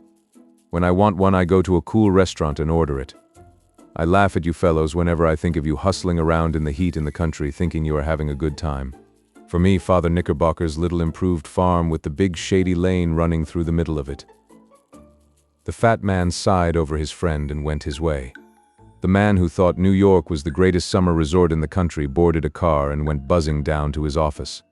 On the way, he threw away his newspaper and looked up at a ragged patch of sky above the housetops. 3 pounds, he muttered absently, and Harding isn't a liar. I believe, if I could, but it's impossible. They've got to have another month at least. In his office, the upholder of urban midsummer joys dived headforemost into the swimming pool of business. Adkins, his clerk, came and added a spray of letters, memoranda, and telegrams. At 5 o'clock in the afternoon, the busy man leaned back in his office chair, put his feet on the desk, and mused aloud. I wonder what kind of bait Harding used. She was all in white that day, and thereby Compton lost a bet to Gaines. Compton had wagered she would wear light blue, for she knew that was his favorite color, and Compton was a millionaire's son, and that almost laid him open to the charge of betting on a sure thing. But white was her choice, and Gaines held up his head with 25's lordly air. The little summer hotel in the mountains had a lively crowd that year. There were 2 or 3 young college men and a couple of artists and a young naval officer on one side. On the other, there were enough beauties among the young ladies for the correspondent of a society paper to refer to them as a bevy. But the moon among the stars was Mary Sewell. Each one of the young men greatly desired to arrange matters so that he could pay her millinery bills and fix the furnace and have her do away with the Sewell part of her name forever. Those who could stay only a week or 2 went away hinting at pistols and blighted hearts. But Compton stayed like the mountains themselves, for he could afford it. And Gaines stayed because he was a fighter and wasn't afraid of millionaires' sons and, well, he adored the country. What do you think, Miss Mary? He said once. I knew a duffer in New York who claimed to like it in the summertime, said you could keep cooler there than you could in the woods. Wasn't he an awful silly? I don't think I could breathe on Broadway after the 1st of June. Mama was thinking of going back week after next, said Miss Mary with a lovely frown. But when you think of it, said Gaines, there are lots of jolly places in town in the summer. The roof gardens, you know, and the roof gardens. Deepest blue was the lake that day, the day when they had the mock tournament, and the men rode clumsy farm horses around in a glade in the woods and caught curtain rings on the end of a lance. Such fun. Cool and dry as the finest wine came the breath of the shadowed forest. The valley below was a vision seen through an opal haze. A white mist from hidden falls blurred the green of a hand's breadth of treetops halfway down the gorge. Youth made merry hand in hand with young summer. Nothing on Broadway like that. The villagers gathered to see the city folks pursue their mad drollery. The woods rang with the laughter of pixies and naiads and sprites. Gaines caught most of the rings. His was the privilege to crown the queen of the tournament. He was the conquering knight as far as the rings went. On his arm he wore a white scarf. Compton wore light blue. She had declared her preference for blue, but she wore white that day. Gaines looked about for the queen to crown her. He heard her merry laugh as if from the clouds. She had slipped away and climbed Chimney Rock, a little granite bluff, and stood there, a white fairy among the laurels, 50 feet above their heads. Instantly, he and Compton accepted the implied challenge. The bluff was easily mounted at the rear, but the front offered small hold to hand or foot. Each man quickly selected his route and began to climb. A crevice, a bush, a slight projection, a vine or tree branch, all of these were aids that counted in the race. It was all foolery, there was no stake, but there was youth in it, cross-reader, and light hearts, and something else that Miss Clay writes so charmingly about. Gaines gave a great tug at the root of a laurel and pulled himself to Miss Mary's feet. On his arm he carried the wreath of roses, and while the villagers and summer boarders screamed and applauded below, he placed it on the Queen's brow. "You are a gallant knight," said Miss Mary. "If I could be your true knight always," began Gaines, but Miss Mary laughed him dumb, for Compton scrambled over the edge of the rock 1 minute behind time. What a twilight that was when they drove back to the hotel. The opal of the valley turned slowly to purple. The dark woods framed the lake as a mirror. The tonic air stirred the very soul in one. The first pale stars came out over the mountain tops where yet a faint glow of— "I beg your pardon, Mr. Gaines," said Adkins. The man who believed New York to be the finest summer resort in the world opened his eyes and kicked over the mucilage bottle on his desk. I believe I was asleep," he said. "It's the heat," said Adkins. "It's something awful in the city these—" "Nonsense," said the other. "The city beats the country 10 to 1 in summer. Fools go out tramping in muddy brooks and wear themselves out trying to catch little fish as long as your finger. Stay in town and keep comfortable, that's my idea." "Some letters just came," said Adkins. "I thought you might like to glance at them before you go." Let us look over his shoulder and read just a few lines of one of them. "My dear, dear husband, just received your letter ordering us to stay another month. Rita's cough is almost gone. Johnny has simply gone wild like a little Indian. Will be the making of both children, work so hard. And I know that your business can hardly afford to keep us here so long, best man that ever. You always pretend that you like the city in summer, trout fishing that you used to be so fond of, and all to keep us well and happy, come to you, if it were not doing the babies so much good. I stood last evening on Chimney Rock in exactly the same spot where I was when you put the wreath of roses on my head, through all the world, when you said you would be my true knight 15 years ago, dear.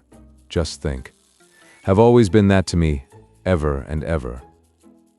Mary."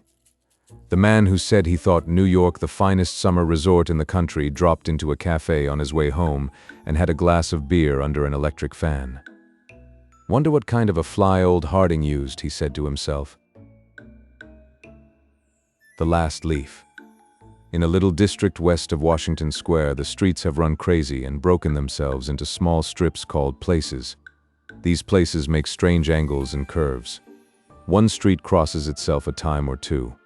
An artist once discovered a valuable possibility in this street.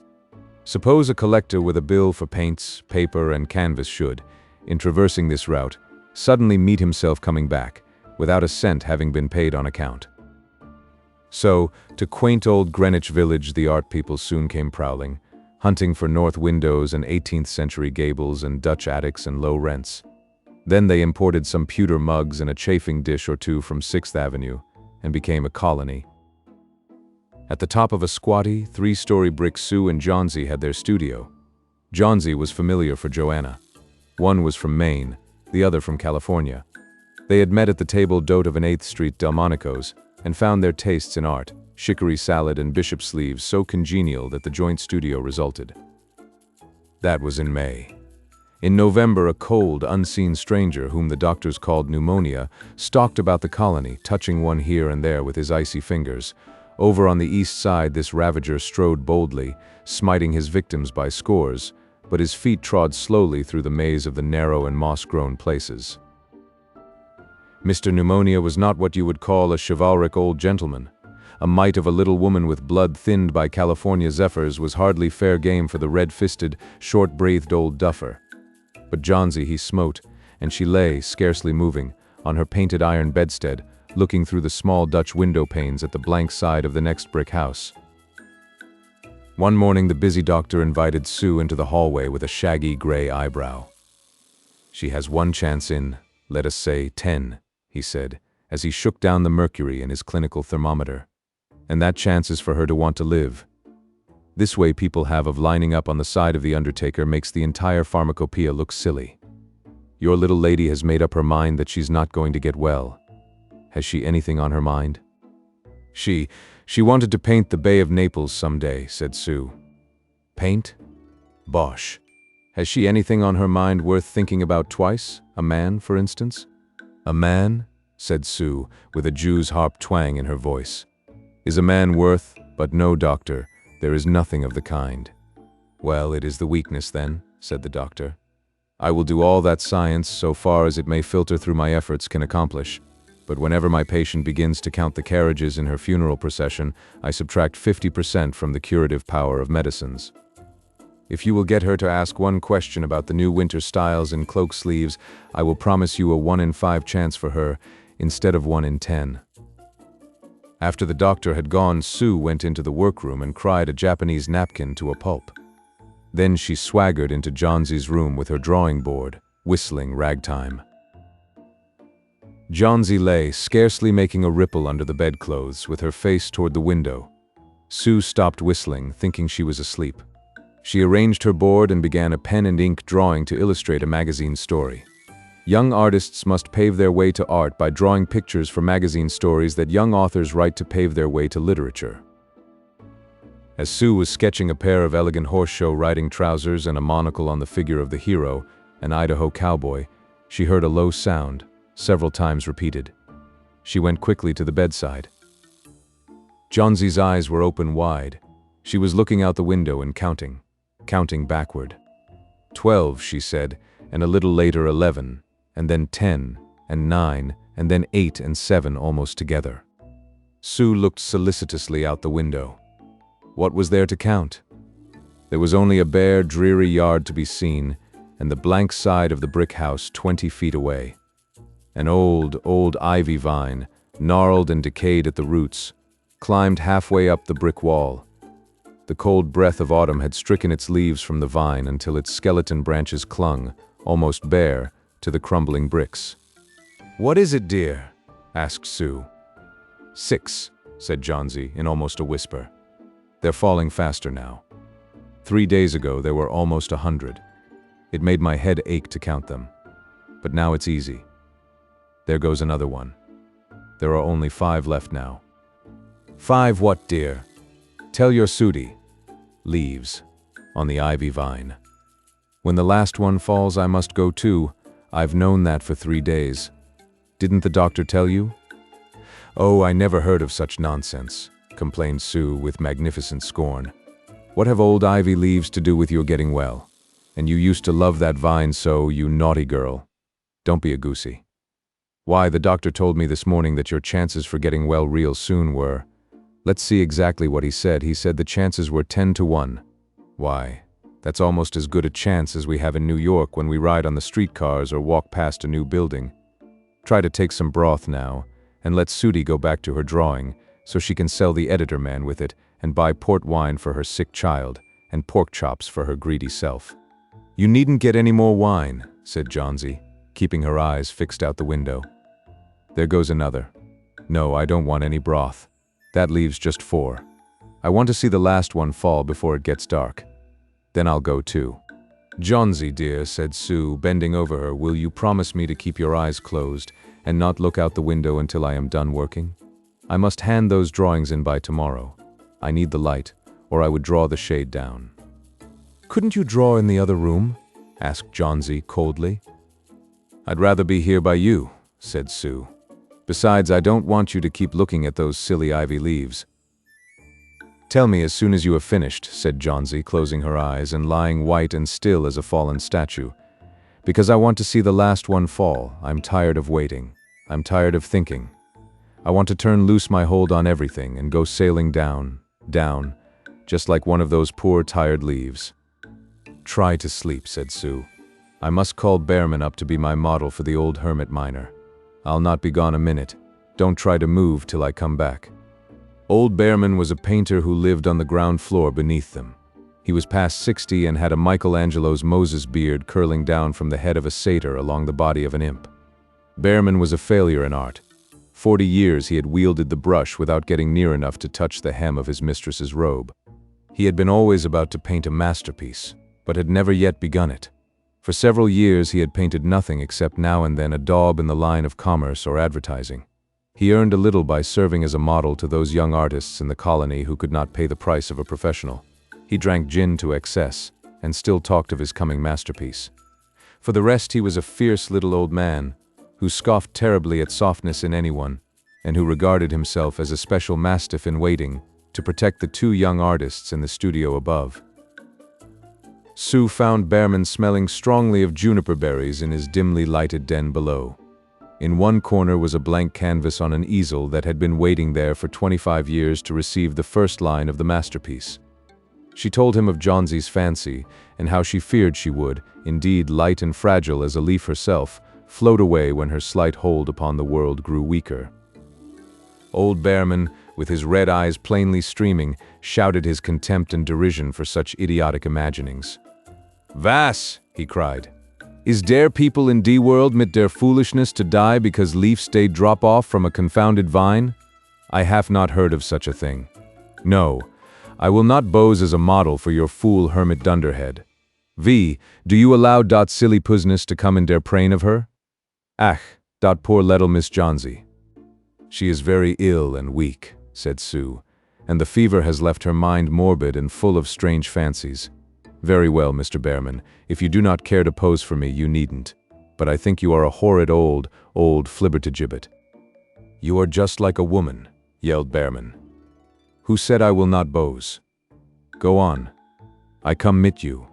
For half an hour I have been trying to say dot I am ready to pose. Gott, dis is not any place in which one so good as Miss Johnsie shall lie sick. Some day I will paint a masterpiece, and we shall all go away.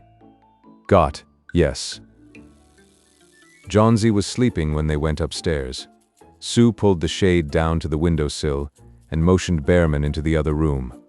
In there they peered out the window fearfully at the ivy vine. Then they looked at each other for a moment without speaking.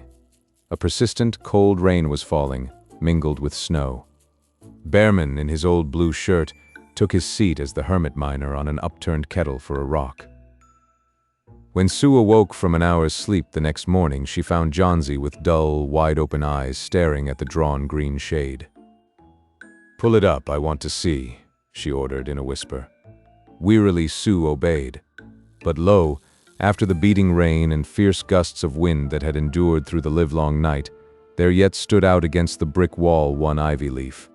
It was the last on the vine, still dark green near its stem, but with its serrated edges tinted with the yellow of dissolution and decay. It hung bravely from a branch some 20 feet above the ground. "It is the last one," said Johnsie. "I thought it would surely fall during the night. I heard the wind. It will fall today, and I shall die at the same time." "Dear, dear," said Sue, leaning her worn face down to the pillow. "Think of me, if you won't think of yourself. What would I do?" But Johnsie did not answer. The lonesomest thing in all the world is a soul when it is making ready to go on its mysterious far journey. The fancy seemed to possess her more strongly as one by one the ties that bound her to friendship and to earth were loosed. The day wore away, and even through the twilight they could see the lone ivy leaf clinging to its stem against the wall. And then, with the coming of the night, the north wind was again loosed, while the rain still beat against the windows and pattered down from the low Dutch eaves. When it was light enough, Johnsie, the merciless, commanded that the shade be raised. The ivy leaf was still there. Johnsie lay for a long time looking at it, and then she called to Sue, who was stirring her chicken broth over the gas stove. "I've been a bad girl, Sudie," said Johnsie. "Something has made that last leaf stay there to show me how wicked I was. It is a sin to want to die. You may bring me a little broth now and some milk with a little port in it, and no, bring me a hand mirror first, and then pack some pillows about me, and I will sit up and watch you cook." An hour later she said, "Sudie, some day I hope to paint the Bay of Naples." The doctor came in the afternoon, and Sue had an excuse to go into the hallway as he left. "Even chances," said the doctor, taking Sue's thin, shaking hand in his. "With good nursing you'll win. And now I must see another case I have downstairs." Behrman, his name is some kind of an artist, I believe. Pneumonia, too. He is an old, weak man, and the attack is acute. There is no hope for him, but he goes to the hospital today to be made more comfortable. The next day, the doctor said to Sue, "She's out of danger. You've won. Nutrition and care now, that's all." And that afternoon, Sue came to the bed where Johnsy lay, contentedly knitting a very blue and very useless woolen shoulder scarf, and put one arm around her, pillows and all. "I have something to tell you, White Mouse," she said. "Mr. Behrman died of pneumonia today in the hospital. He was ill only 2 days. The janitor found him on the morning of the first day in his room downstairs, helpless with pain. His shoes and clothing were wet through and icy cold. They couldn't imagine where he had been on such a dreadful night. And then they found a lantern, still lighted, and a ladder that had been dragged from its place, and some scattered brushes, and a palette with green and yellow colors mixed on it, and look out the window, dear, at the last ivy leaf on the wall.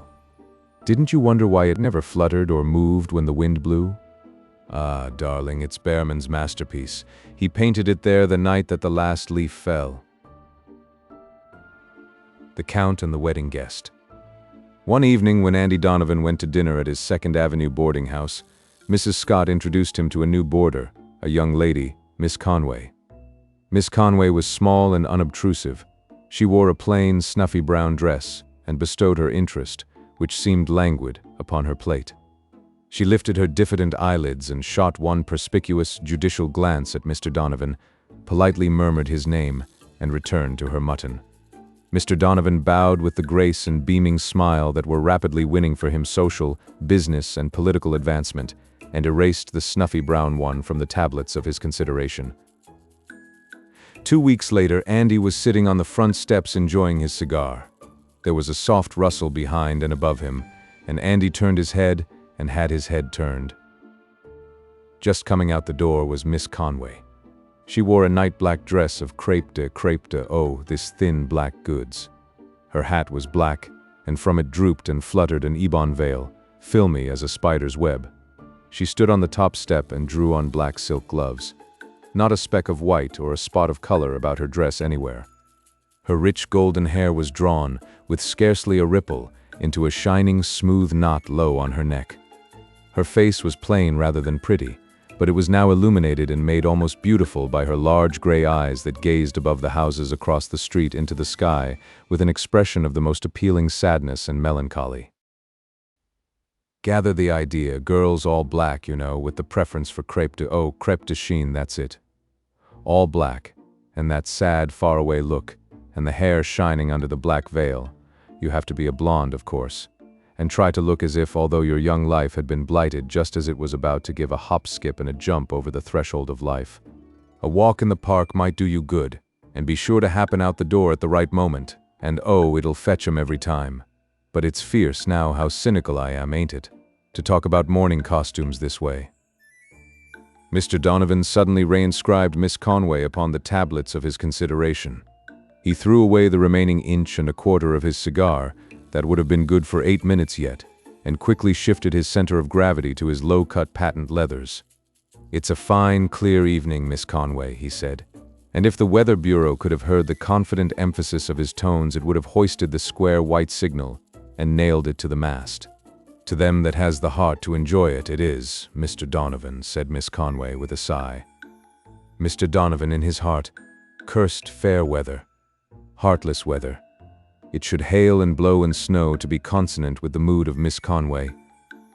"I hope none of your relatives, I hope you haven't sustained a loss," ventured Mr. Donovan. "Death has claimed," said Miss Conway, hesitating, "not a relative, but one who, but I will not intrude my grief upon you, Mr. Donovan." "Intrude?" protested Mr. Donovan. "Why, say, Miss Conway, I'd be delighted, that is, I'd be sorry, I mean I'm sure nobody could sympathize with you truer than I would." Miss Conway smiled a little smile, and oh, it was sadder than her expression in repose. "Laugh, and the world laughs with you. Weep, and they give you the laugh," she quoted. "I have learned that, Mr. Donovan. I have no friends or acquaintances in this city, but you have been kind to me. I appreciate it highly."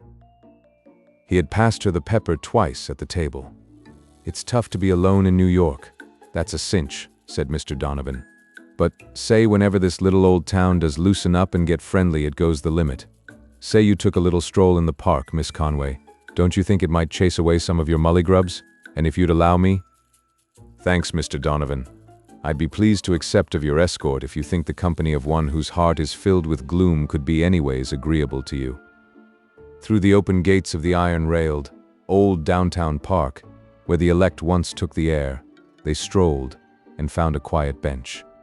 There is this difference between the grief of youth and that of old age. Youth's burden is lightened by as much of it as another shares. Old age may give and give, but the sorrow remains the same. "He was my fiancé," confided Miss Conway at the end of an hour. "We were going to be married next spring. I don't want you to think that I am stringing you, Mr. Donovan, but he was a real count. He had an estate and a castle in Italy. Count Fernando Mazzini was his name. I never saw the beat of him for elegance. Papa objected, of course, and once we eloped, but Papa overtook us and took us back. I thought sure Papa and Fernando would fight a duel. Papa has a livery business in Poughkeepsie, you know. Finally, Papa came round, all right, and said we might be married next spring. Fernando showed him proofs of his title and wealth, and then went over to Italy to get the castle fixed up for us.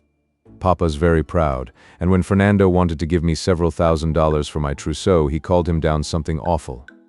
He wouldn't even let me take a ring or any presents from him. And when Fernando sailed, I came to the city and got a position as cashier in a candy store. 3 days ago, I got a letter from Italy, forwarded from Poughkeepsie, saying that Fernando had been killed in a gondola accident. That is why I am in mourning. My heart, Mr. Donovan, will remain forever in his grave. I guess I am poor company, Mr. Donovan, but I cannot take any interest in no one. I should not care to keep you from gaiety and your friends who can smile and entertain you. Perhaps you would prefer to walk back to the house? Now, girls, if you want to observe a young man hustle out after a pick and shovel, just tell him that your heart is in some other fellow's grave. Young men are grave robbers by nature. Ask any widow. Something must be done to restore that missing organ to weeping angels in crêpe de chine. Dead men certainly get the worst of it from all sides. "I'm awfully sorry," said Mr. Donovan gently. "No, we won't walk back to the house just yet. And don't say you haven't no friends in this city, Miss Conway. I'm awful sorry, and I want you to believe I'm your friend and that I'm awful sorry." "I've got his picture here in my locket," said Miss Conway, after wiping her eyes with her handkerchief. "I never showed it to anybody, but I will to you, Mr. Donovan, because I believe you to be a true friend."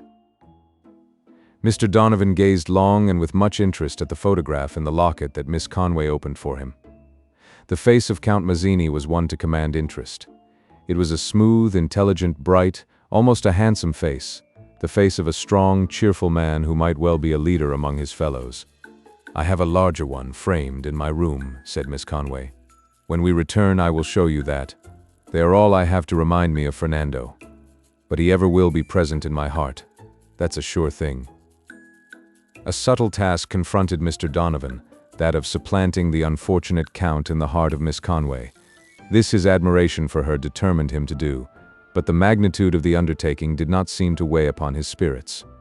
The sympathetic but cheerful friend was the role he essayed, and he played it so successfully that the next half hour found them conversing pensively across 2 plates of ice cream, though yet there was no diminution of the sadness in Miss Conway's large gray eyes.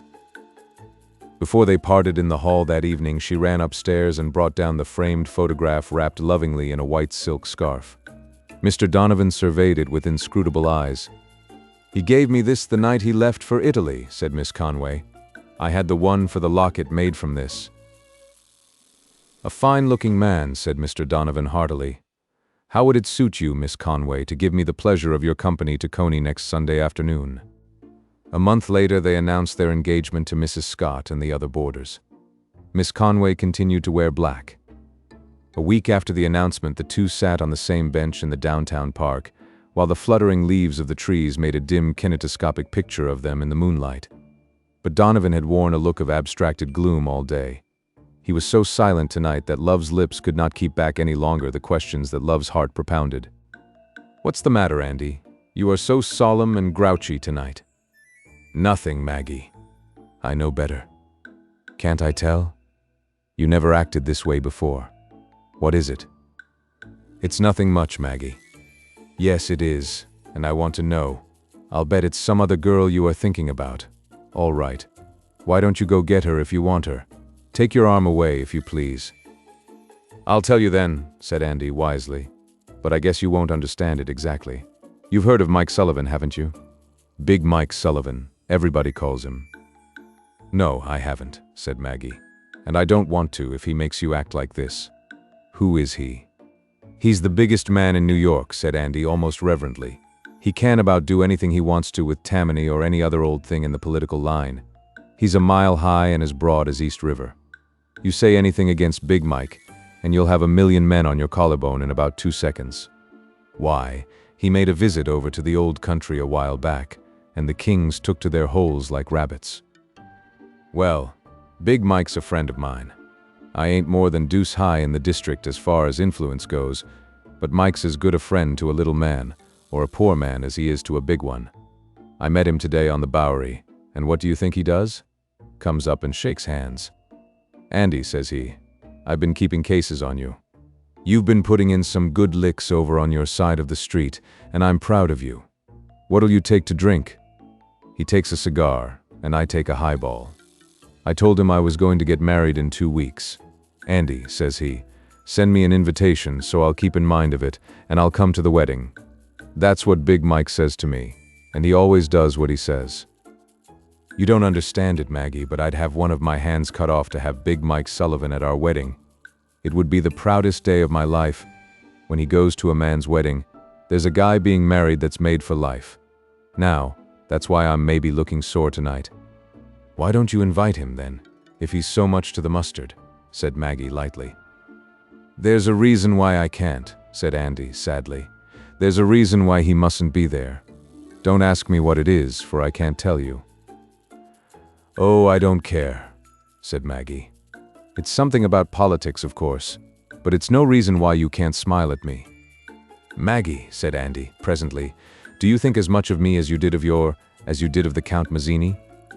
He waited a long time, but Maggie did not reply.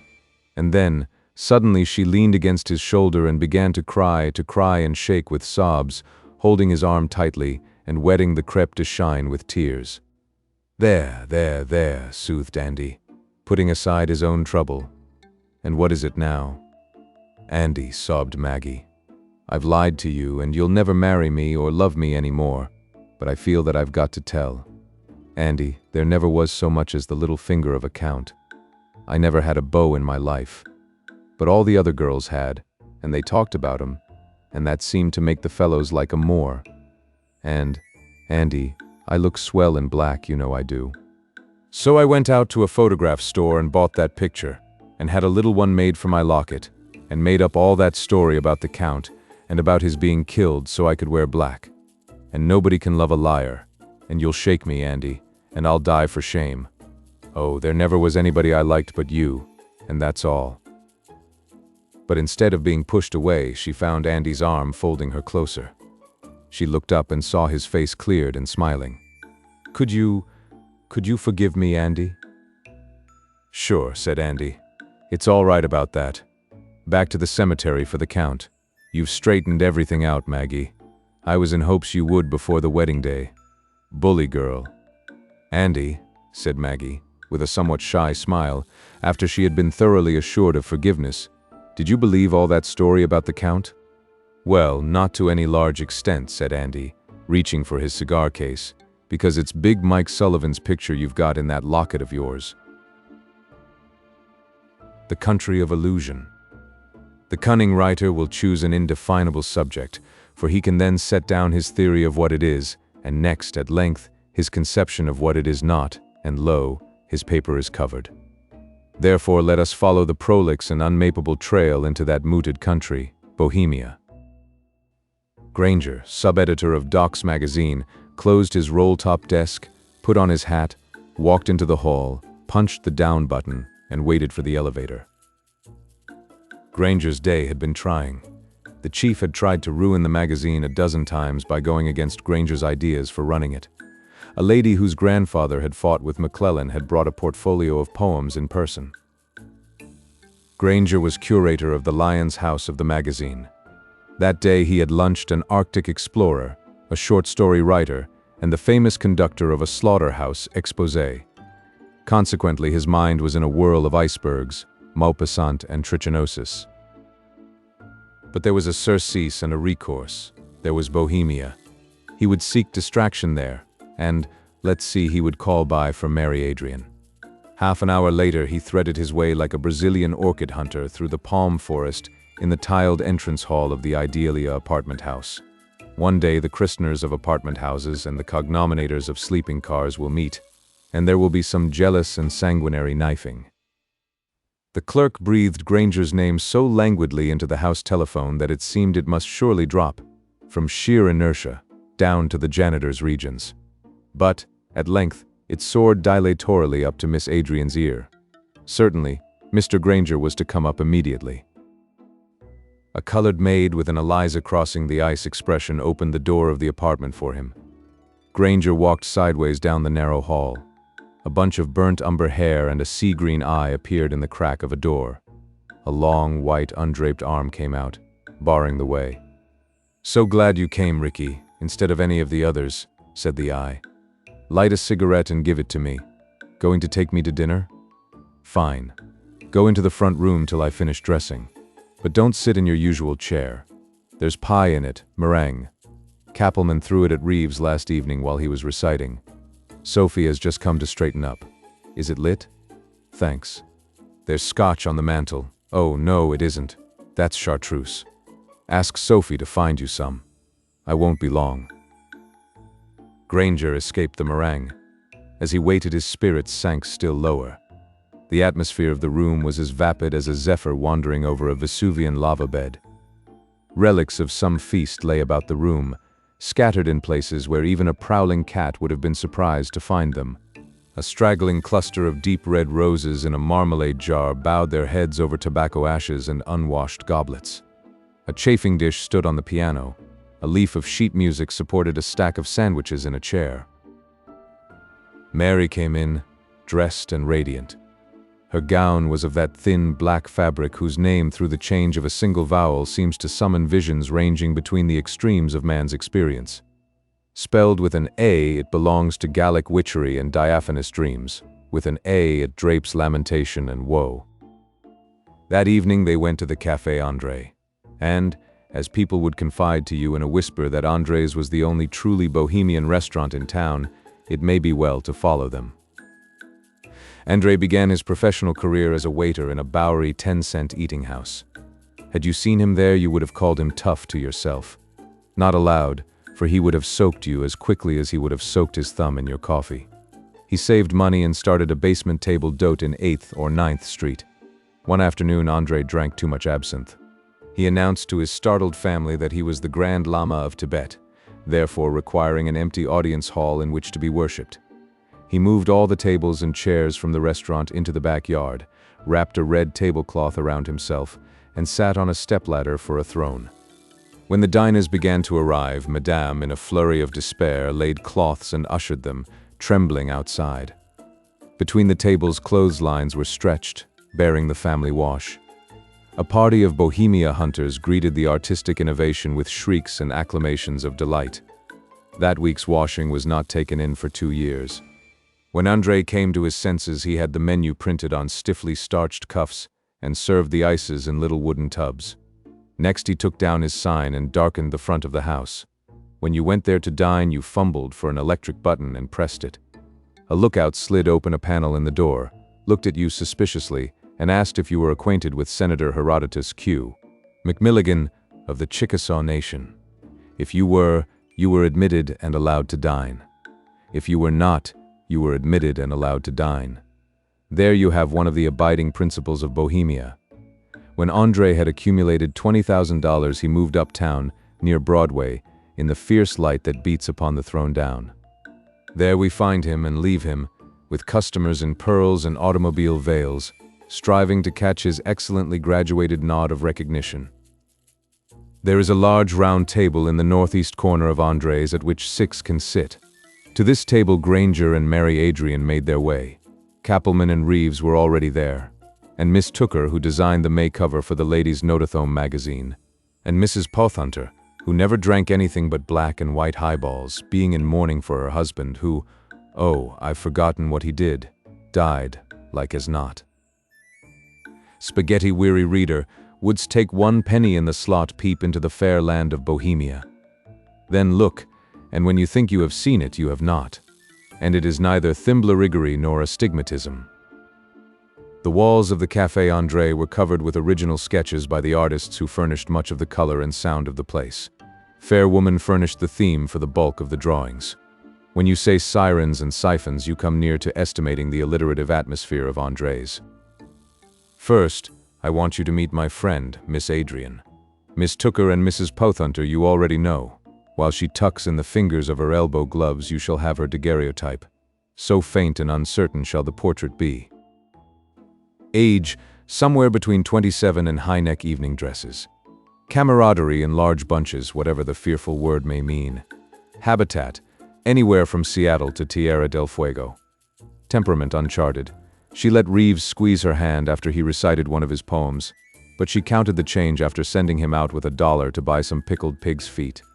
Deportment 75 out of a possible 100. Morals 100. Mary was one of the princesses of Bohemia. In the first place, it was a royal and a daring thing to have been named Mary. There are 20 Fifines and Heloises to 1 Mary in the country of illusion. Now her gloves are tucked in. Miss Tooker has assumed a June poster pose. Mrs. Pothunter has bitten her lips to make the red show. Reeves has several times felt his coat to make sure that his latest poem is in the pocket. It had been neatly typewritten, but he has copied it on the backs of letters with a pencil. Kappelman is underhandedly watching the clock. It is 10 minutes to 9. When the hour comes, it is to remind him of a story. Synopsis. A French girl says to her suitor, "Did you ask my father for my hand at 9 o'clock this morning as you said you would?" "I did not," he replies. "At 9 o'clock I was fighting a duel with swords in the Bois de Boulogne."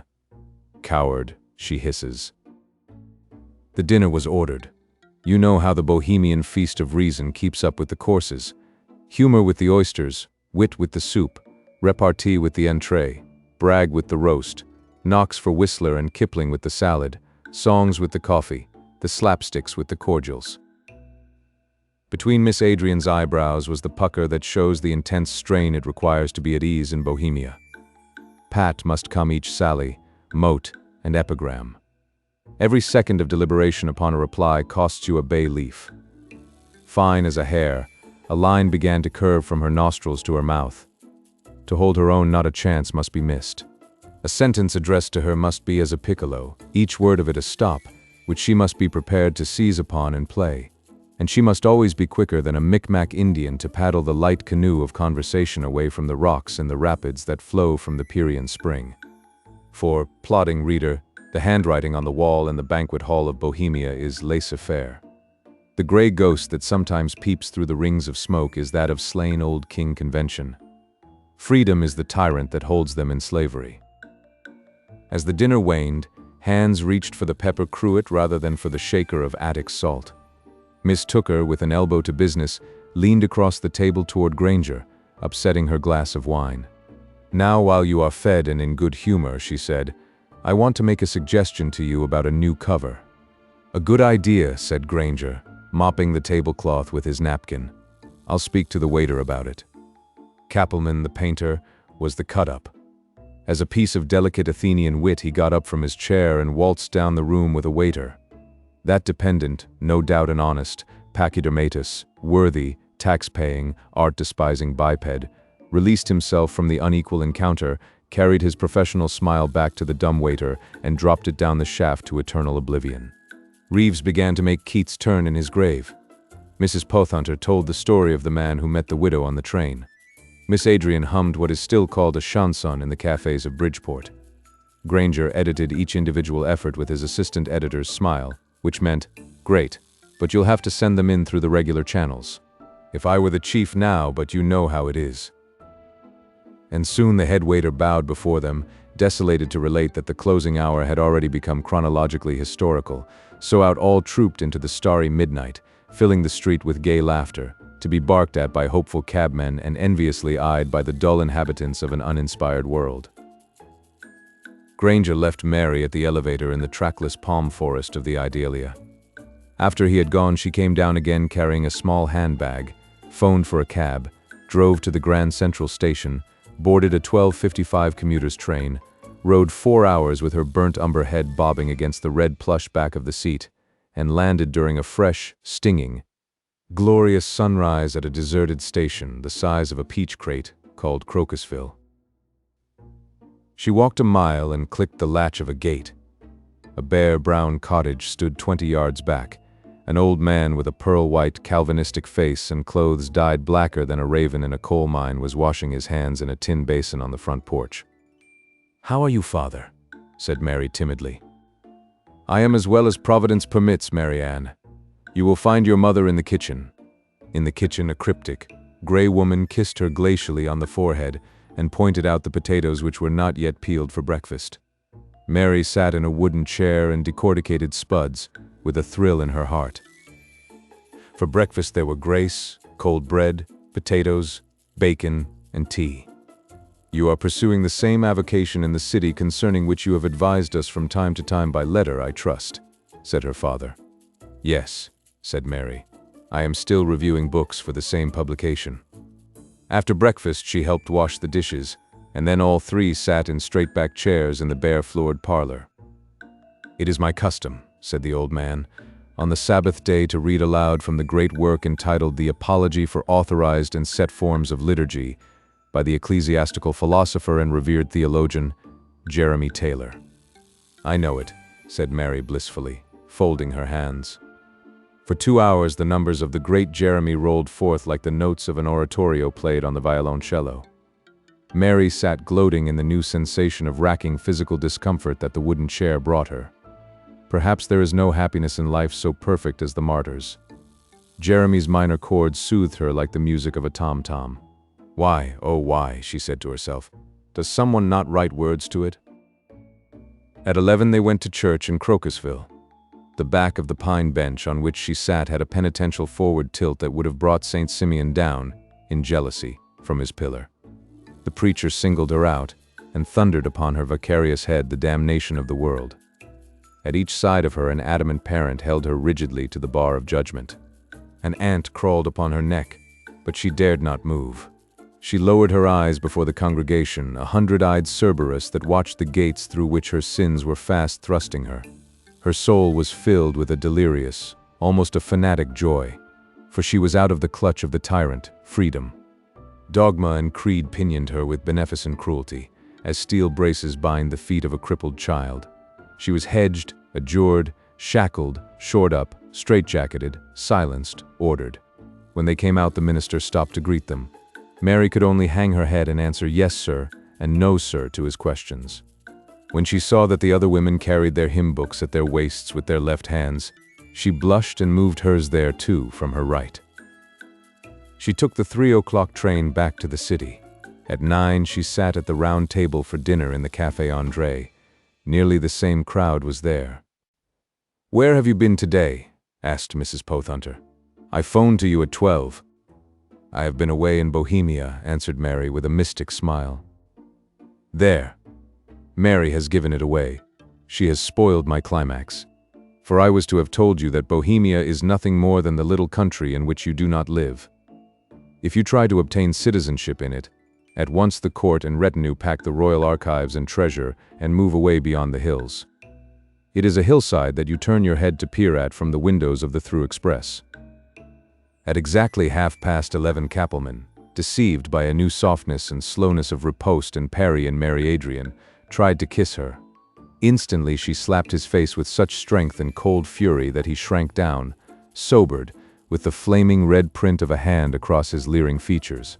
And all sounds ceased, as when the shadows of great wings come upon a flock of chattering sparrows. One had broken the paramount law of sham Bohemia, the law of laissez-faire. The shock came not from the blow delivered, but from the blow received. With the effect of a schoolmaster entering the playroom of his pupils was that blow administered. Women pulled down their sleeves and laid prim hands against their ruffled side locks. Men looked at their watches. There was nothing of the effect of a brawl about it. It was purely the still panic produced by the sound of the axe of the fly cop conscience hammering at the gambling house doors of the heart. With their punctilious putting on of cloaks, with their exaggerated pretense of not having seen or heard, with their stammering exchange of unaccustomed formalities, with their false show of a light-hearted exit, I must take leave of my bohemian party. Mary has robbed me of my climax, and she may go. But I am not defeated. Somewhere there exists a great vault miles broad and miles long, more capacious than the Champagne caves of France.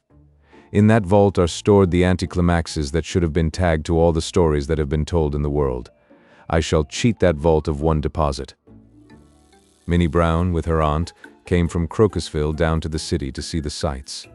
And because she had escorted me to fishless trout streams and exhibited to me open-plumbed waterfalls and broken my camera while I jollied in her village, I must escort her to the hives containing the synthetic clover honey of town. Especially did the custom-made bohemia charm her. The spaghetti wound its tendrils about her heart. The free red wine drowned her belief in the existence of commercialism in the world. She was dared and enchanted by the rugose wit that can be churned out of California claret. But one evening I got her away from the smell of halibut and linoleum long enough to read to her the manuscript of this story, which then ended before her entrance into it. I read it to her because I knew that all the printing presses in the world were running to try to please her and some others, and I asked her about it. "I didn't quite catch the trains," said she. "How long was Mary in Crocusville?" 10 hours and 5 minutes, I replied. "Well then, the story may do," said Minnie. "But if she had stayed there a week, Kappelman would have got his kiss." The ferry of unfulfillment. At the street corner, as solid as granite in the rush-hour tide of humanity, stood the man from Nome. The Arctic winds and sun had stained him berry-brown. His eyes still held the azure glint of the glaciers. He was as alert as a fox, as tough as a caribou cutlet, and as broad-gauged as the aurora borealis. He stood sprayed by a Niagara of sound, the crash of the elevated trains, clanging cars, pounding of rubberless tires, and the antiphony of the cab and truck drivers, indulging in scarifying repartee.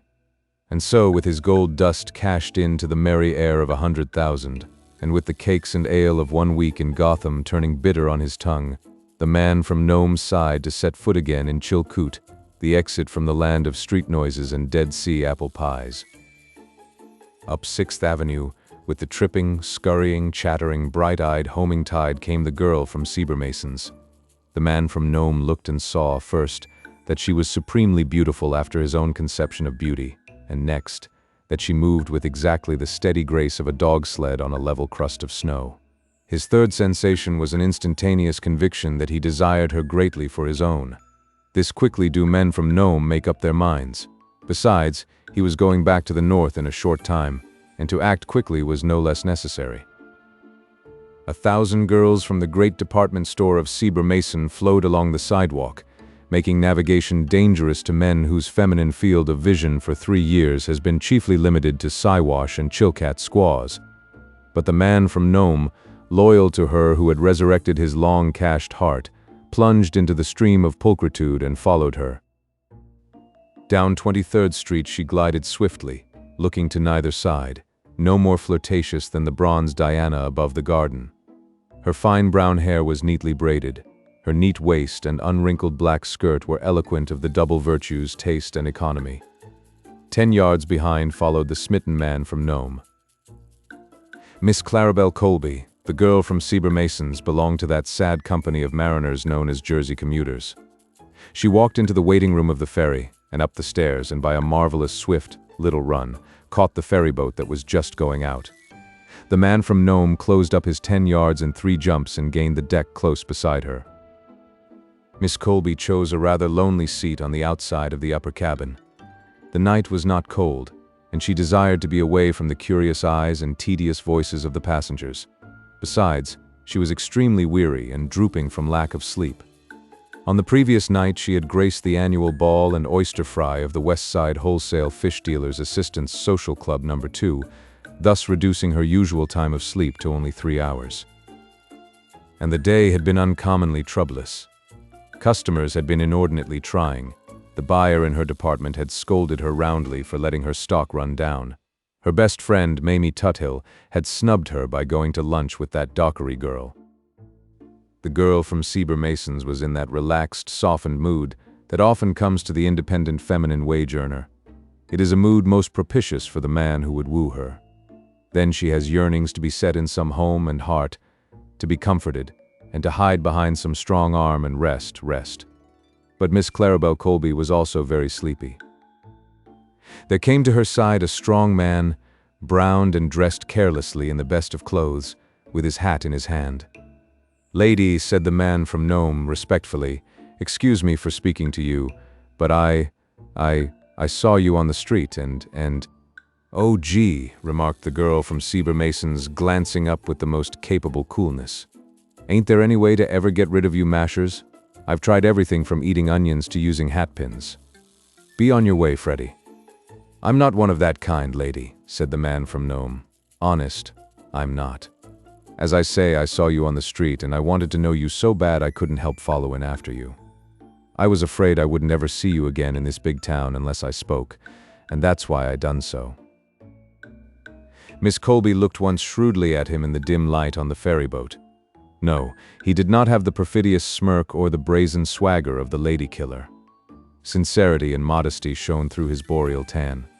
It seemed to her that it might be good to hear a little of what he had to say. "You may sit down," she said, laying her hand over a yawn with ostentatious politeness, "and mind, don't get fresh or I'll call the steward." The man from Nome sat by her side. He admired her greatly. He more than admired her. She had exactly the looks he had tried so long in vain to find in a woman. Could she ever come to like him? Well, that was to be seen. He must do all in his power to stake his claim anyhow. "My name's Bladen," said he, "Henry Bladen." "Are you real sure it ain't Jones?" asked the girl, leaning toward him, with delicious, knowing raillery. "I'm down from Nome," he went on with anxious seriousness. "I scraped together a pretty good lot of dust up there and brought it down with me." "Oh, say," she rippled, pursuing persiflage with engaging lightness, "then you must be on the White Wings force. I thought I'd seen you somewhere." "You didn't see me on the street today when I saw you." "I never look at fellows on the street." "Well, I looked at you, and I never looked at anything before that I thought was half as pretty. Shall I keep the change?" "Yes, I reckon so. I reckon you could keep anything I've got. I reckon I'm what you would call a rough man, but I could be awful good to anybody I liked. I've had a rough time of it up yonder, but I beat the game. Nearly 5,000 ounces of dust was what I cleaned up while I was there." "Goodness!" exclaimed Miss Colby, obligingly sympathetic. "It must be an awful dirty place, wherever it is." And then her eyes closed. The voice of the man from Nome had a monotony in its very earnestness. Besides, what dull talk was this of brooms and sweeping and dust? She leaned her head back against the wall. "Miss," said the man from Nome, with deeper earnestness and monotony, "I never saw anybody I liked as well as I do you. I know you can't think that way of me right yet, but can't you give me a chance? Won't you let me know you, and see if I can't make you like me?" The head of the girl from Sieber Masons slid over gently and rested upon his shoulder. Sweet sleep had won her, and she was dreaming rapturously of the wholesale fish dealer's assistant's ball. The gentleman from Nome kept his arms to himself. He did not suspect sleep, and yet he was too wise to attribute the movement to surrender. He was greatly and blissfully thrilled, but he ended by regarding the head upon his shoulder as an encouraging preliminary, merely advanced as a harbinger of his success, and not to be taken advantage of. One small speck of alloy discounted the gold of his satisfaction. Had he spoken too freely of his wealth? He wanted to be liked for himself. "I want to say, miss," he said, "that you can count on me. They know me in the Klondike from Juneau to Circle City and down the whole length of the Yukon. Many a night I've laid in the snow up there where I worked like a slave for 3 years, and wondered if I'd ever have anybody to like me. I didn't want all that dust just myself. I thought I'd meet just the right one sometime, and I done it today. Money's a mighty good thing to have, but to have the love of the one you like best is better still. If you was ever to marry a man, miss, which would you rather he'd have?" "Cash." The word came sharply and loudly from Miss Colby's lips, giving evidence that in her dreams she was now behind her counter in the great department store of Sieber Mason. Her head suddenly bobbed over sideways. She awoke, sat straight, and rubbed her eyes. The man from Nome was gone. "Gee, I believe I've been asleep," said Miss Colby. "Wonder what became of the White Wings." The tale of a tainted tenor. Money talks. But you may think that the conversation of a little old $10 bill in New York would be nothing more than a whisper. Oh, very well. Pass up this sotto voce autobiography of an ex if you like. If you are one of the kind that prefers to listen to John Dee's checkbook roar at you through a megaphone as it passes by, all right. But don't forget that small change can say a word to the point now and then. The next time you tip your grocer's clerk a silver quarter to give you extra weight of his boss's goods, read the 4 words above the lady's head. How are they for repartee? I am a $10 treasury note, series of 1901. You may have seen one in a friend's hand. On my face in the center is a picture of the bison americanus, miscalled a buffalo by 50 or 60 millions of Americans. The heads of Captain Lewis and Captain Clark adorn the ends. On my back is the graceful figure of Liberty or Ceres or Maxine Elliot standing in the center of the stage on a conservatory plant. My references is, or are, Section 3588, Revised Statutes. 10 cold, hard dollars. I don't say whether silver, gold, lead, or iron. Uncle Sam will hand you over his counter if you want to cash me in. I beg you will excuse any conversational breaks that I make, thanks. I knew you had got that sneaking little respect and agreeable feeling toward even an ex, haven't you? You see, a tainted bill doesn't have much chance to acquire a correct form of expression. I never knew a really cultured and educated person that could afford to hold a 10 spot any longer than it would take to do an Arthur Duffy to the nearest, that's all, sign or delicatessen store. For a 6-year-old, I've had a lively and gorgeous circulation. I guess I've paid as many debts as the man who dies. I've been owned by a good many kinds of people. But a little old ragged, damp, dingy $5 silver certificate gave me a jar one day. I was next to it in the fat and bad-smelling purse of a butcher. "Hey, you sitting bull," says I. "Don't scrouge so. Anyhow, don't you think it's about time you went in on a customs payment and got reissued? For a series of 1899, you're a sight." "Oh, don't get crackly just because you're a Buffalo Bill," says the fiver. "You'd be limp too if you'd been stuffed down in a thick cotton and lisle thread under an elastic all day, and the thermometer not a degree under 85 in the store." "I never heard of a pocketbook like that," says I. "Who carried you?" "A shop girl," says the 5-spot. "What's that?" I had to ask. "You'll never know till their millennium comes," says the fiver. Just then a $2 bill behind me with a George Washington head spoke up to the fiver. "Aw, cut out your kicks. Ain't lisle thread good enough for your? If you was under all cotton like I've been today, and choked up with factory dust till the lady with the cornucopia on me sneezed half a dozen times, you'd have some reason to complain." That was the next day after I arrived in New York. I came in a $500 package of 10s to a Brooklyn bank from one of its Pennsylvania correspondents, and I haven't made the acquaintance of any of the 5 and 2 spots friends' pocketbooks yet. Silk for mine, every time. I was lucky money. I kept on the move. Sometimes I changed hands 20 times a day. I saw the inside of every business. I fought for my owner's every pleasure. It seemed that on Saturday nights I never missed being slapped down on a bar. 10s were always slapped down, while 1s and 2s were slid over to the bartenders folded. I got in the habit of looking for mine, and I managed to soak in a little straight or some spilled martini or Manhattan whenever I could. Once I got tied up in a great greasy roll of bills in a pushcart peddler's jeans. I thought I never would get in circulation again, for the future department store owner lived on 8 cents worth of dog meat and onions a day. But this peddler got into trouble one day on account of having his cart too near a crossing, and I was rescued. I always will feel grateful to the cop that got me. He changed me at a cigar store near the Bowery that was running a crap game in the back room. So it was the captain of the precinct, after all, that did me the best turn when he got his. He blew me for wine the next evening in a Broadway restaurant, and I really felt as glad to get back again as an Astor does when he sees the lights of Charing Cross. A tainted 10 certainly does get action on Broadway. I was alimony once, and got folded in a little dogskin purse among a lot of dimes. They were bragging about the busy times there were in Ossining whenever 3 girls got hold of one of them during the ice cream season. But its slow-moving vehicles keep to the right for the little bok tips when you think of the way we bison plasters refuse to stick to anything during the rush lobster hour. The first I ever heard of tainted money was one night when a good thing with a van to his name threw me over with some other bills to buy a stack of blues. About midnight, a big, easygoing man with a fat face like a monk's and the eye of a janitor with his wages raised took me and a lot of other notes and rolled us into what is termed a wad among the money tainters.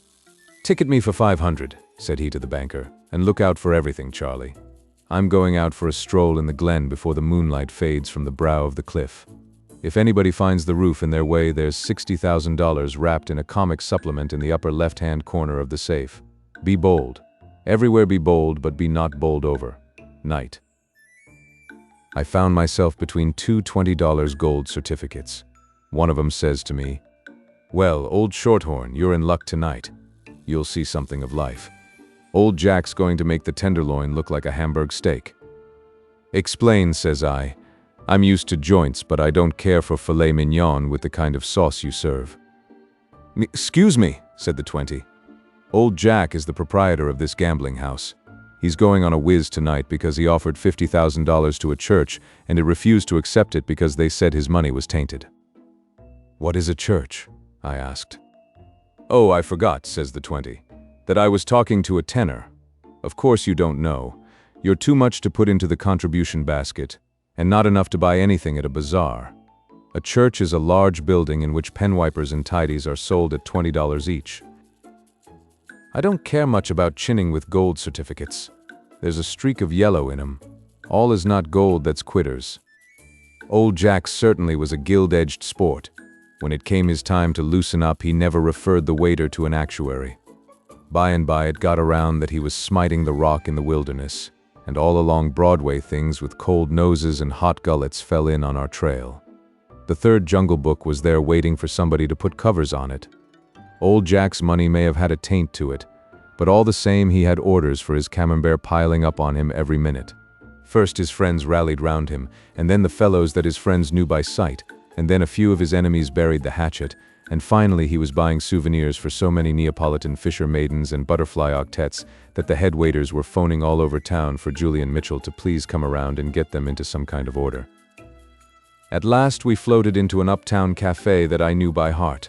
When the Hod Carriers Union in jackets and aprons saw us coming, the chief goal kicker called out 6-11-42-1912 to his men, and they put on nose guards till it was clear whether we meant Port Arthur or Portsmouth.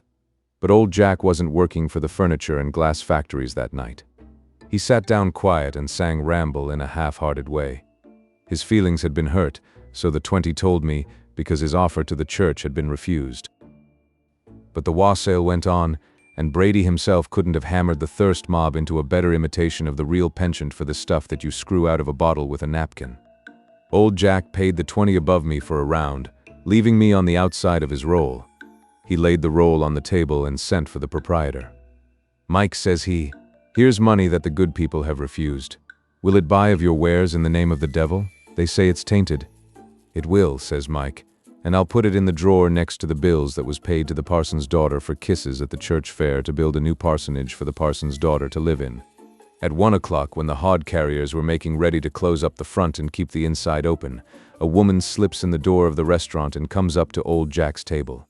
You've seen the kind: black shawl, creepy hair, ragged skirt, white face, eyes a cross between Gabriel's and a sick kitten's, the kind of woman that's always on the lookout for an automobile or the mendicancy squad, and she stands there without a word and looks at the money.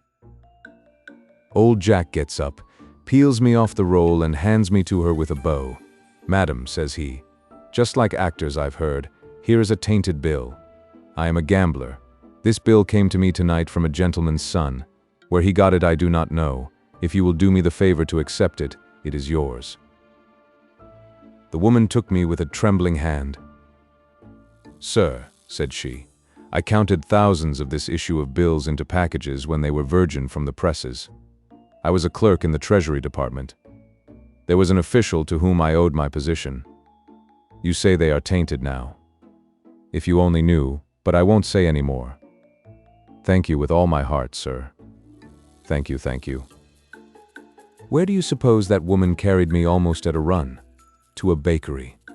Away from old Jack and a sizzling good time to a bakery, and I get changed, and she does a Sheridan 20 miles away with a dozen rolls and a section of jelly cake as big as a turbine water wheel. Of course I lost sight of her then, for I was snowed up in the bakery, wondering whether I'd get changed at the drugstore the next day in an alum deal, or paid over to the cement works. A week afterward I butted up against one of the $1 bills the baker had given the woman for change. "Hello, E3503-9669, says I. "Weren't you in the change for me in a bakery last Saturday night?" "Yep," says the solitaire in his free and easy style. "How did the deal turn out?" I asked. "She blew E1705-1431 for milk and round steak," says the one spot. "She kept me till the rent man came. It was a bum room with a sick kid in it. But you ought to have seen him go for the bread and tincture of formaldehyde. Half-starved, I guess. Then she prayed some. Don't get stuck up, tenor. We one spots hear 10 prayers where you hear one. She said something about who giveth to the poor. Oh, let's cut out the slum talk. I'm certainly tired of the company that keeps me. I wish I was big enough to move in society with you tainted bills." "Shut up," says I. "There's no such thing. I know the rest of it. There's a lendeth to the Lord somewhere in it. Now look on my back and read what you see there. This note is a legal tender at its face value for all debts public and private. This talk about tainted money makes me tired," says I. Elsie in New York. No, bumptious reader. This story is not a continuation of the Elsie series. But if your Elsie had lived over here in our big city, there might have been a chapter in her books not very different from this. Especially for the vagrant feet of youth are the roads of Manhattan beset with pitfall and with gin. But the civic guardians of the young have made themselves acquainted with the snares of the wicked, and most of the dangerous paths are patrolled by their agents, who seek to turn straying ones away from the peril that menaces them. And this will tell you how they guided my Elsie safely through all peril to the goal that she was seeking.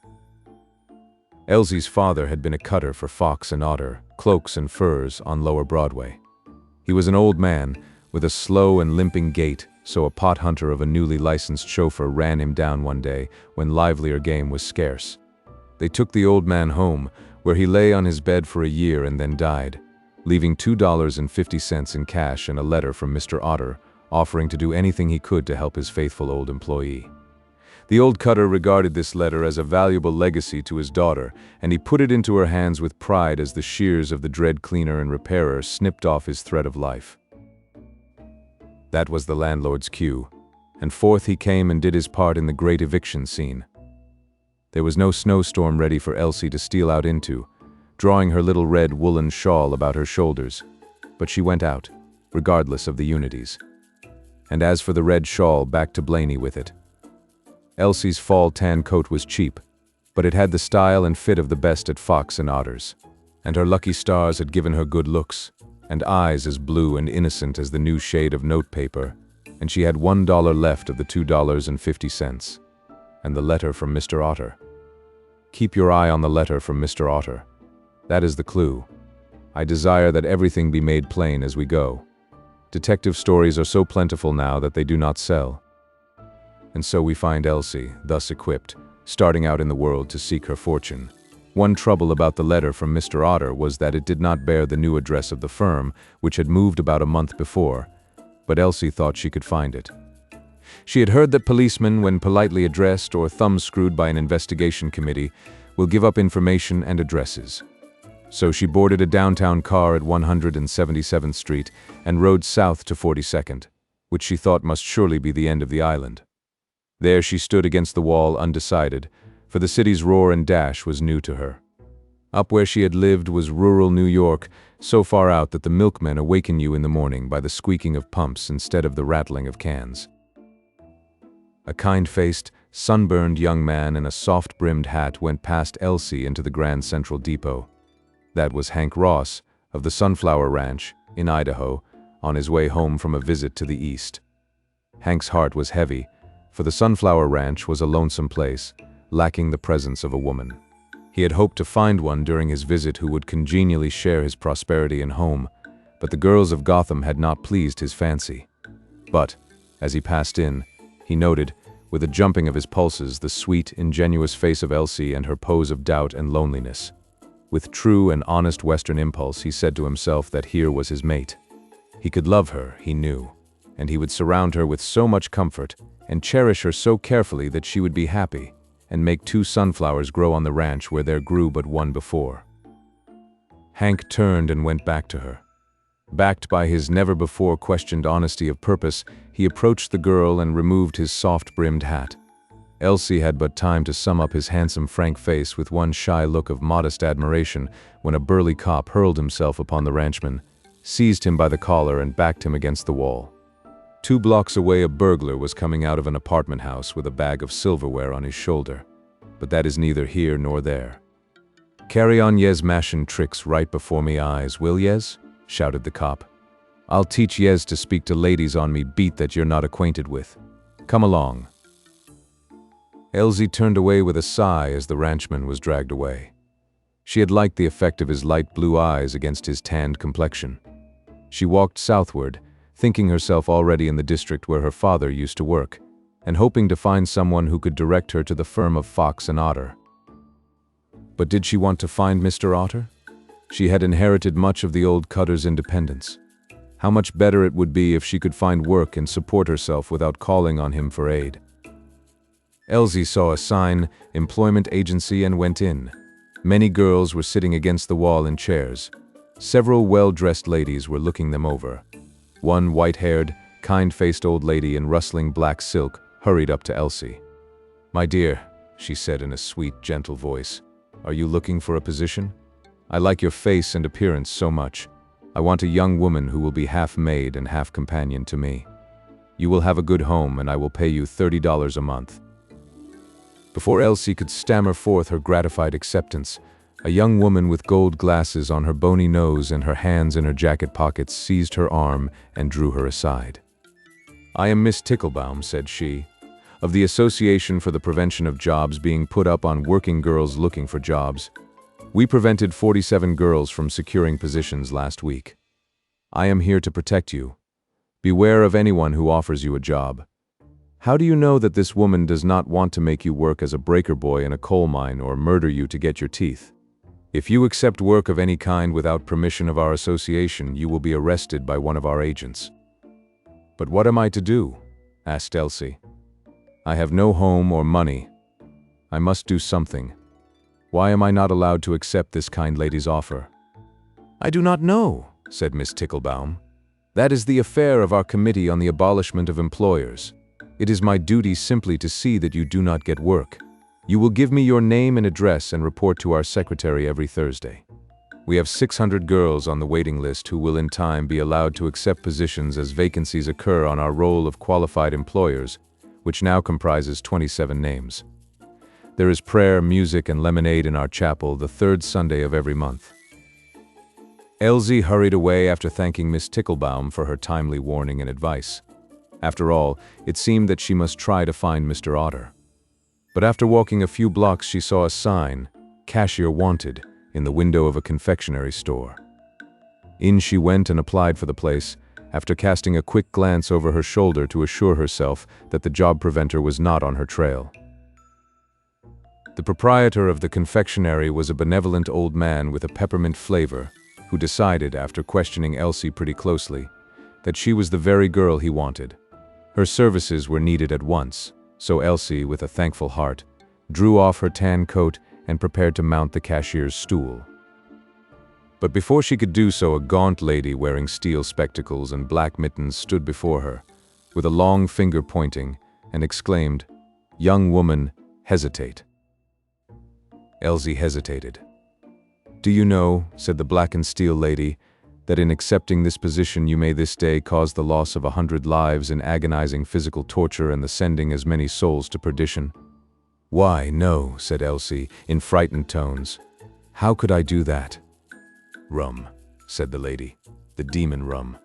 Do you know why so many lives are lost when a theater catches fire? Brandy balls. The demon rum lurking in brandy balls. Our society women while in theaters sit grossly intoxicated from eating these candies filled with brandy. When the fire fiend sweeps down upon them, they are unable to escape. The candy stores are the devil's distilleries. If you assist in the distribution of these insidious confections, you assist in the destruction of the bodies and souls of your fellow beings, and in the filling of our jails, asylums, and almshouses. Think, girl, ere you touch the money for which brandy balls are sold. Dear me, said Elsie, bewildered. I didn't know there was rum in brandy balls. But I must live by some means. What shall I do? Decline the position, said the lady, and come with me. I will tell you what to do. After Elsie had told the confectioner that she had changed her mind about the cashiership, she put on her coat and followed the lady to the sidewalk, where awaited an elegant Victoria. Seek some other work, said the black and steel lady, and assist in crushing the hydra-headed demon rum. And she got into the Victoria and drove away. I guess that puts it up to Mr. Otter again, said Elsie, ruefully, turning down the street. And I'm sorry too, for I'd much rather make my way without help. Near 14th Street, Elsie saw a placard tacked on the side of a doorway that read, 50 girls, neat sewers, wanted immediately on theatrical costumes. Good pay. She was about to enter, when a solemn man, dressed all in black, laid his hand on her arm. My dear girl, he said, I entreat you not to enter that dressing room of the devil. Goodness me, exclaimed Elsie with some impatience. The devil seems to have a cinch on all the business in New York. What's wrong about the place? It is here, said the solemn man, that the regalia of Satan, in other words, the costumes worn on the stage, are manufactured. The stage is the road to ruin and destruction. Would you imperil your soul by lending the work of your hands to its support? Do you know, my dear girl, what the theater leads to? Do you know where actors and actresses go after the curtain of the playhouse has fallen upon them for the last time? Sure, said Elsie, into vaudeville. But do you think it would be wicked for me to make a little money to live on by sewing? I must get something to do pretty soon. The flesh pots of Egypt, exclaimed the reverend gentleman, uplifting his hands. I beseech you, my child, to turn away from this place of sin and iniquity. But what will I do for a living? Asked Elsie. I don't care to sew for this musical comedy, if it's as rank as you say it is, but I've got to have a job. The Lord will provide, said the solemn man. There is a free Bible class every Sunday afternoon in the basement of the cigar store next to the church. Peace be with you. Amen. Farewell. Elsie went on her way. She was soon in the downtown district where factories abound. On a large brick building was a gilt sign, Posy and Trimmer, artificial flowers. Below it was hung a newly stretched canvas bearing the words, 500 girls wanted to learn trade. Good wages from the start. Apply one flight up. Elsie started toward the door, near which were gathered in groups some 20 or 30 girls. One big girl with a black straw hat tipped down over her eyes stepped in front of her. Say, yous, said the girl, are you so-goin' in there after a job?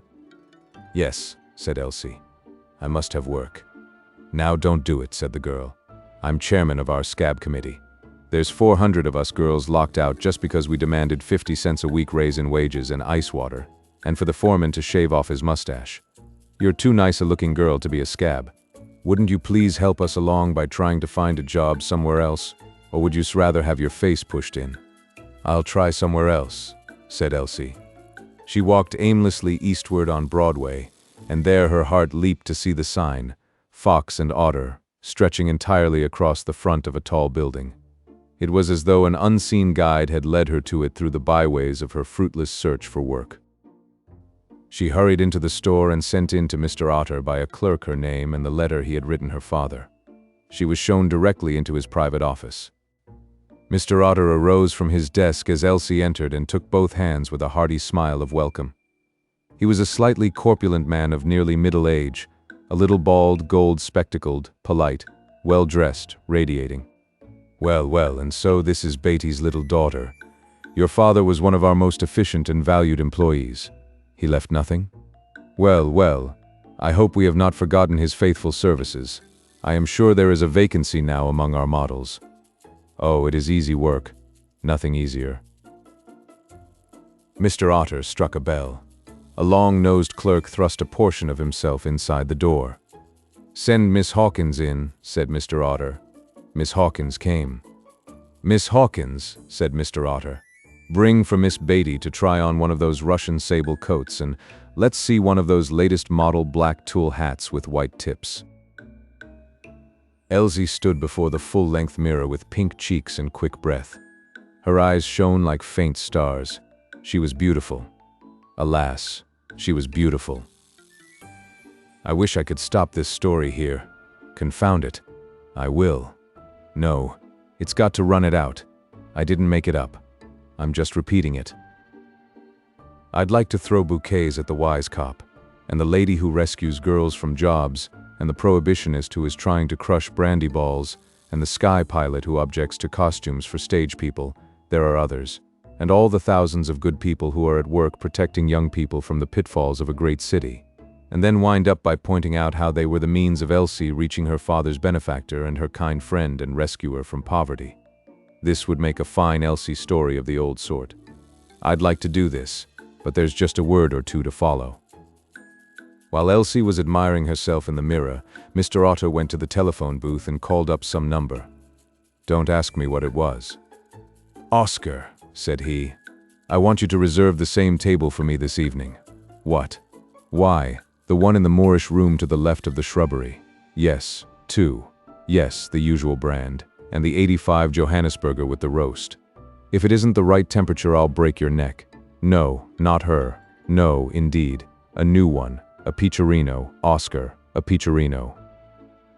Tired and tiresome reader, I will conclude, if you please, with a paraphrase of a few words that you will remember were written by him of Gad's Hill, before whom, if you doff not your hat, you shall stand with a covered pumpkin, sir, a pumpkin. Lost, Your Excellency. Lost, associations and societies. Lost, right reverends and wrong reverends of every order. Lost, reformers and lawmakers, born with heavenly compassion in your hearts, but with the reverence of money in your souls, and lost thus around us every day.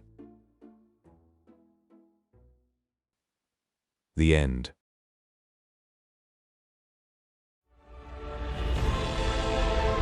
A whole galaxy to go.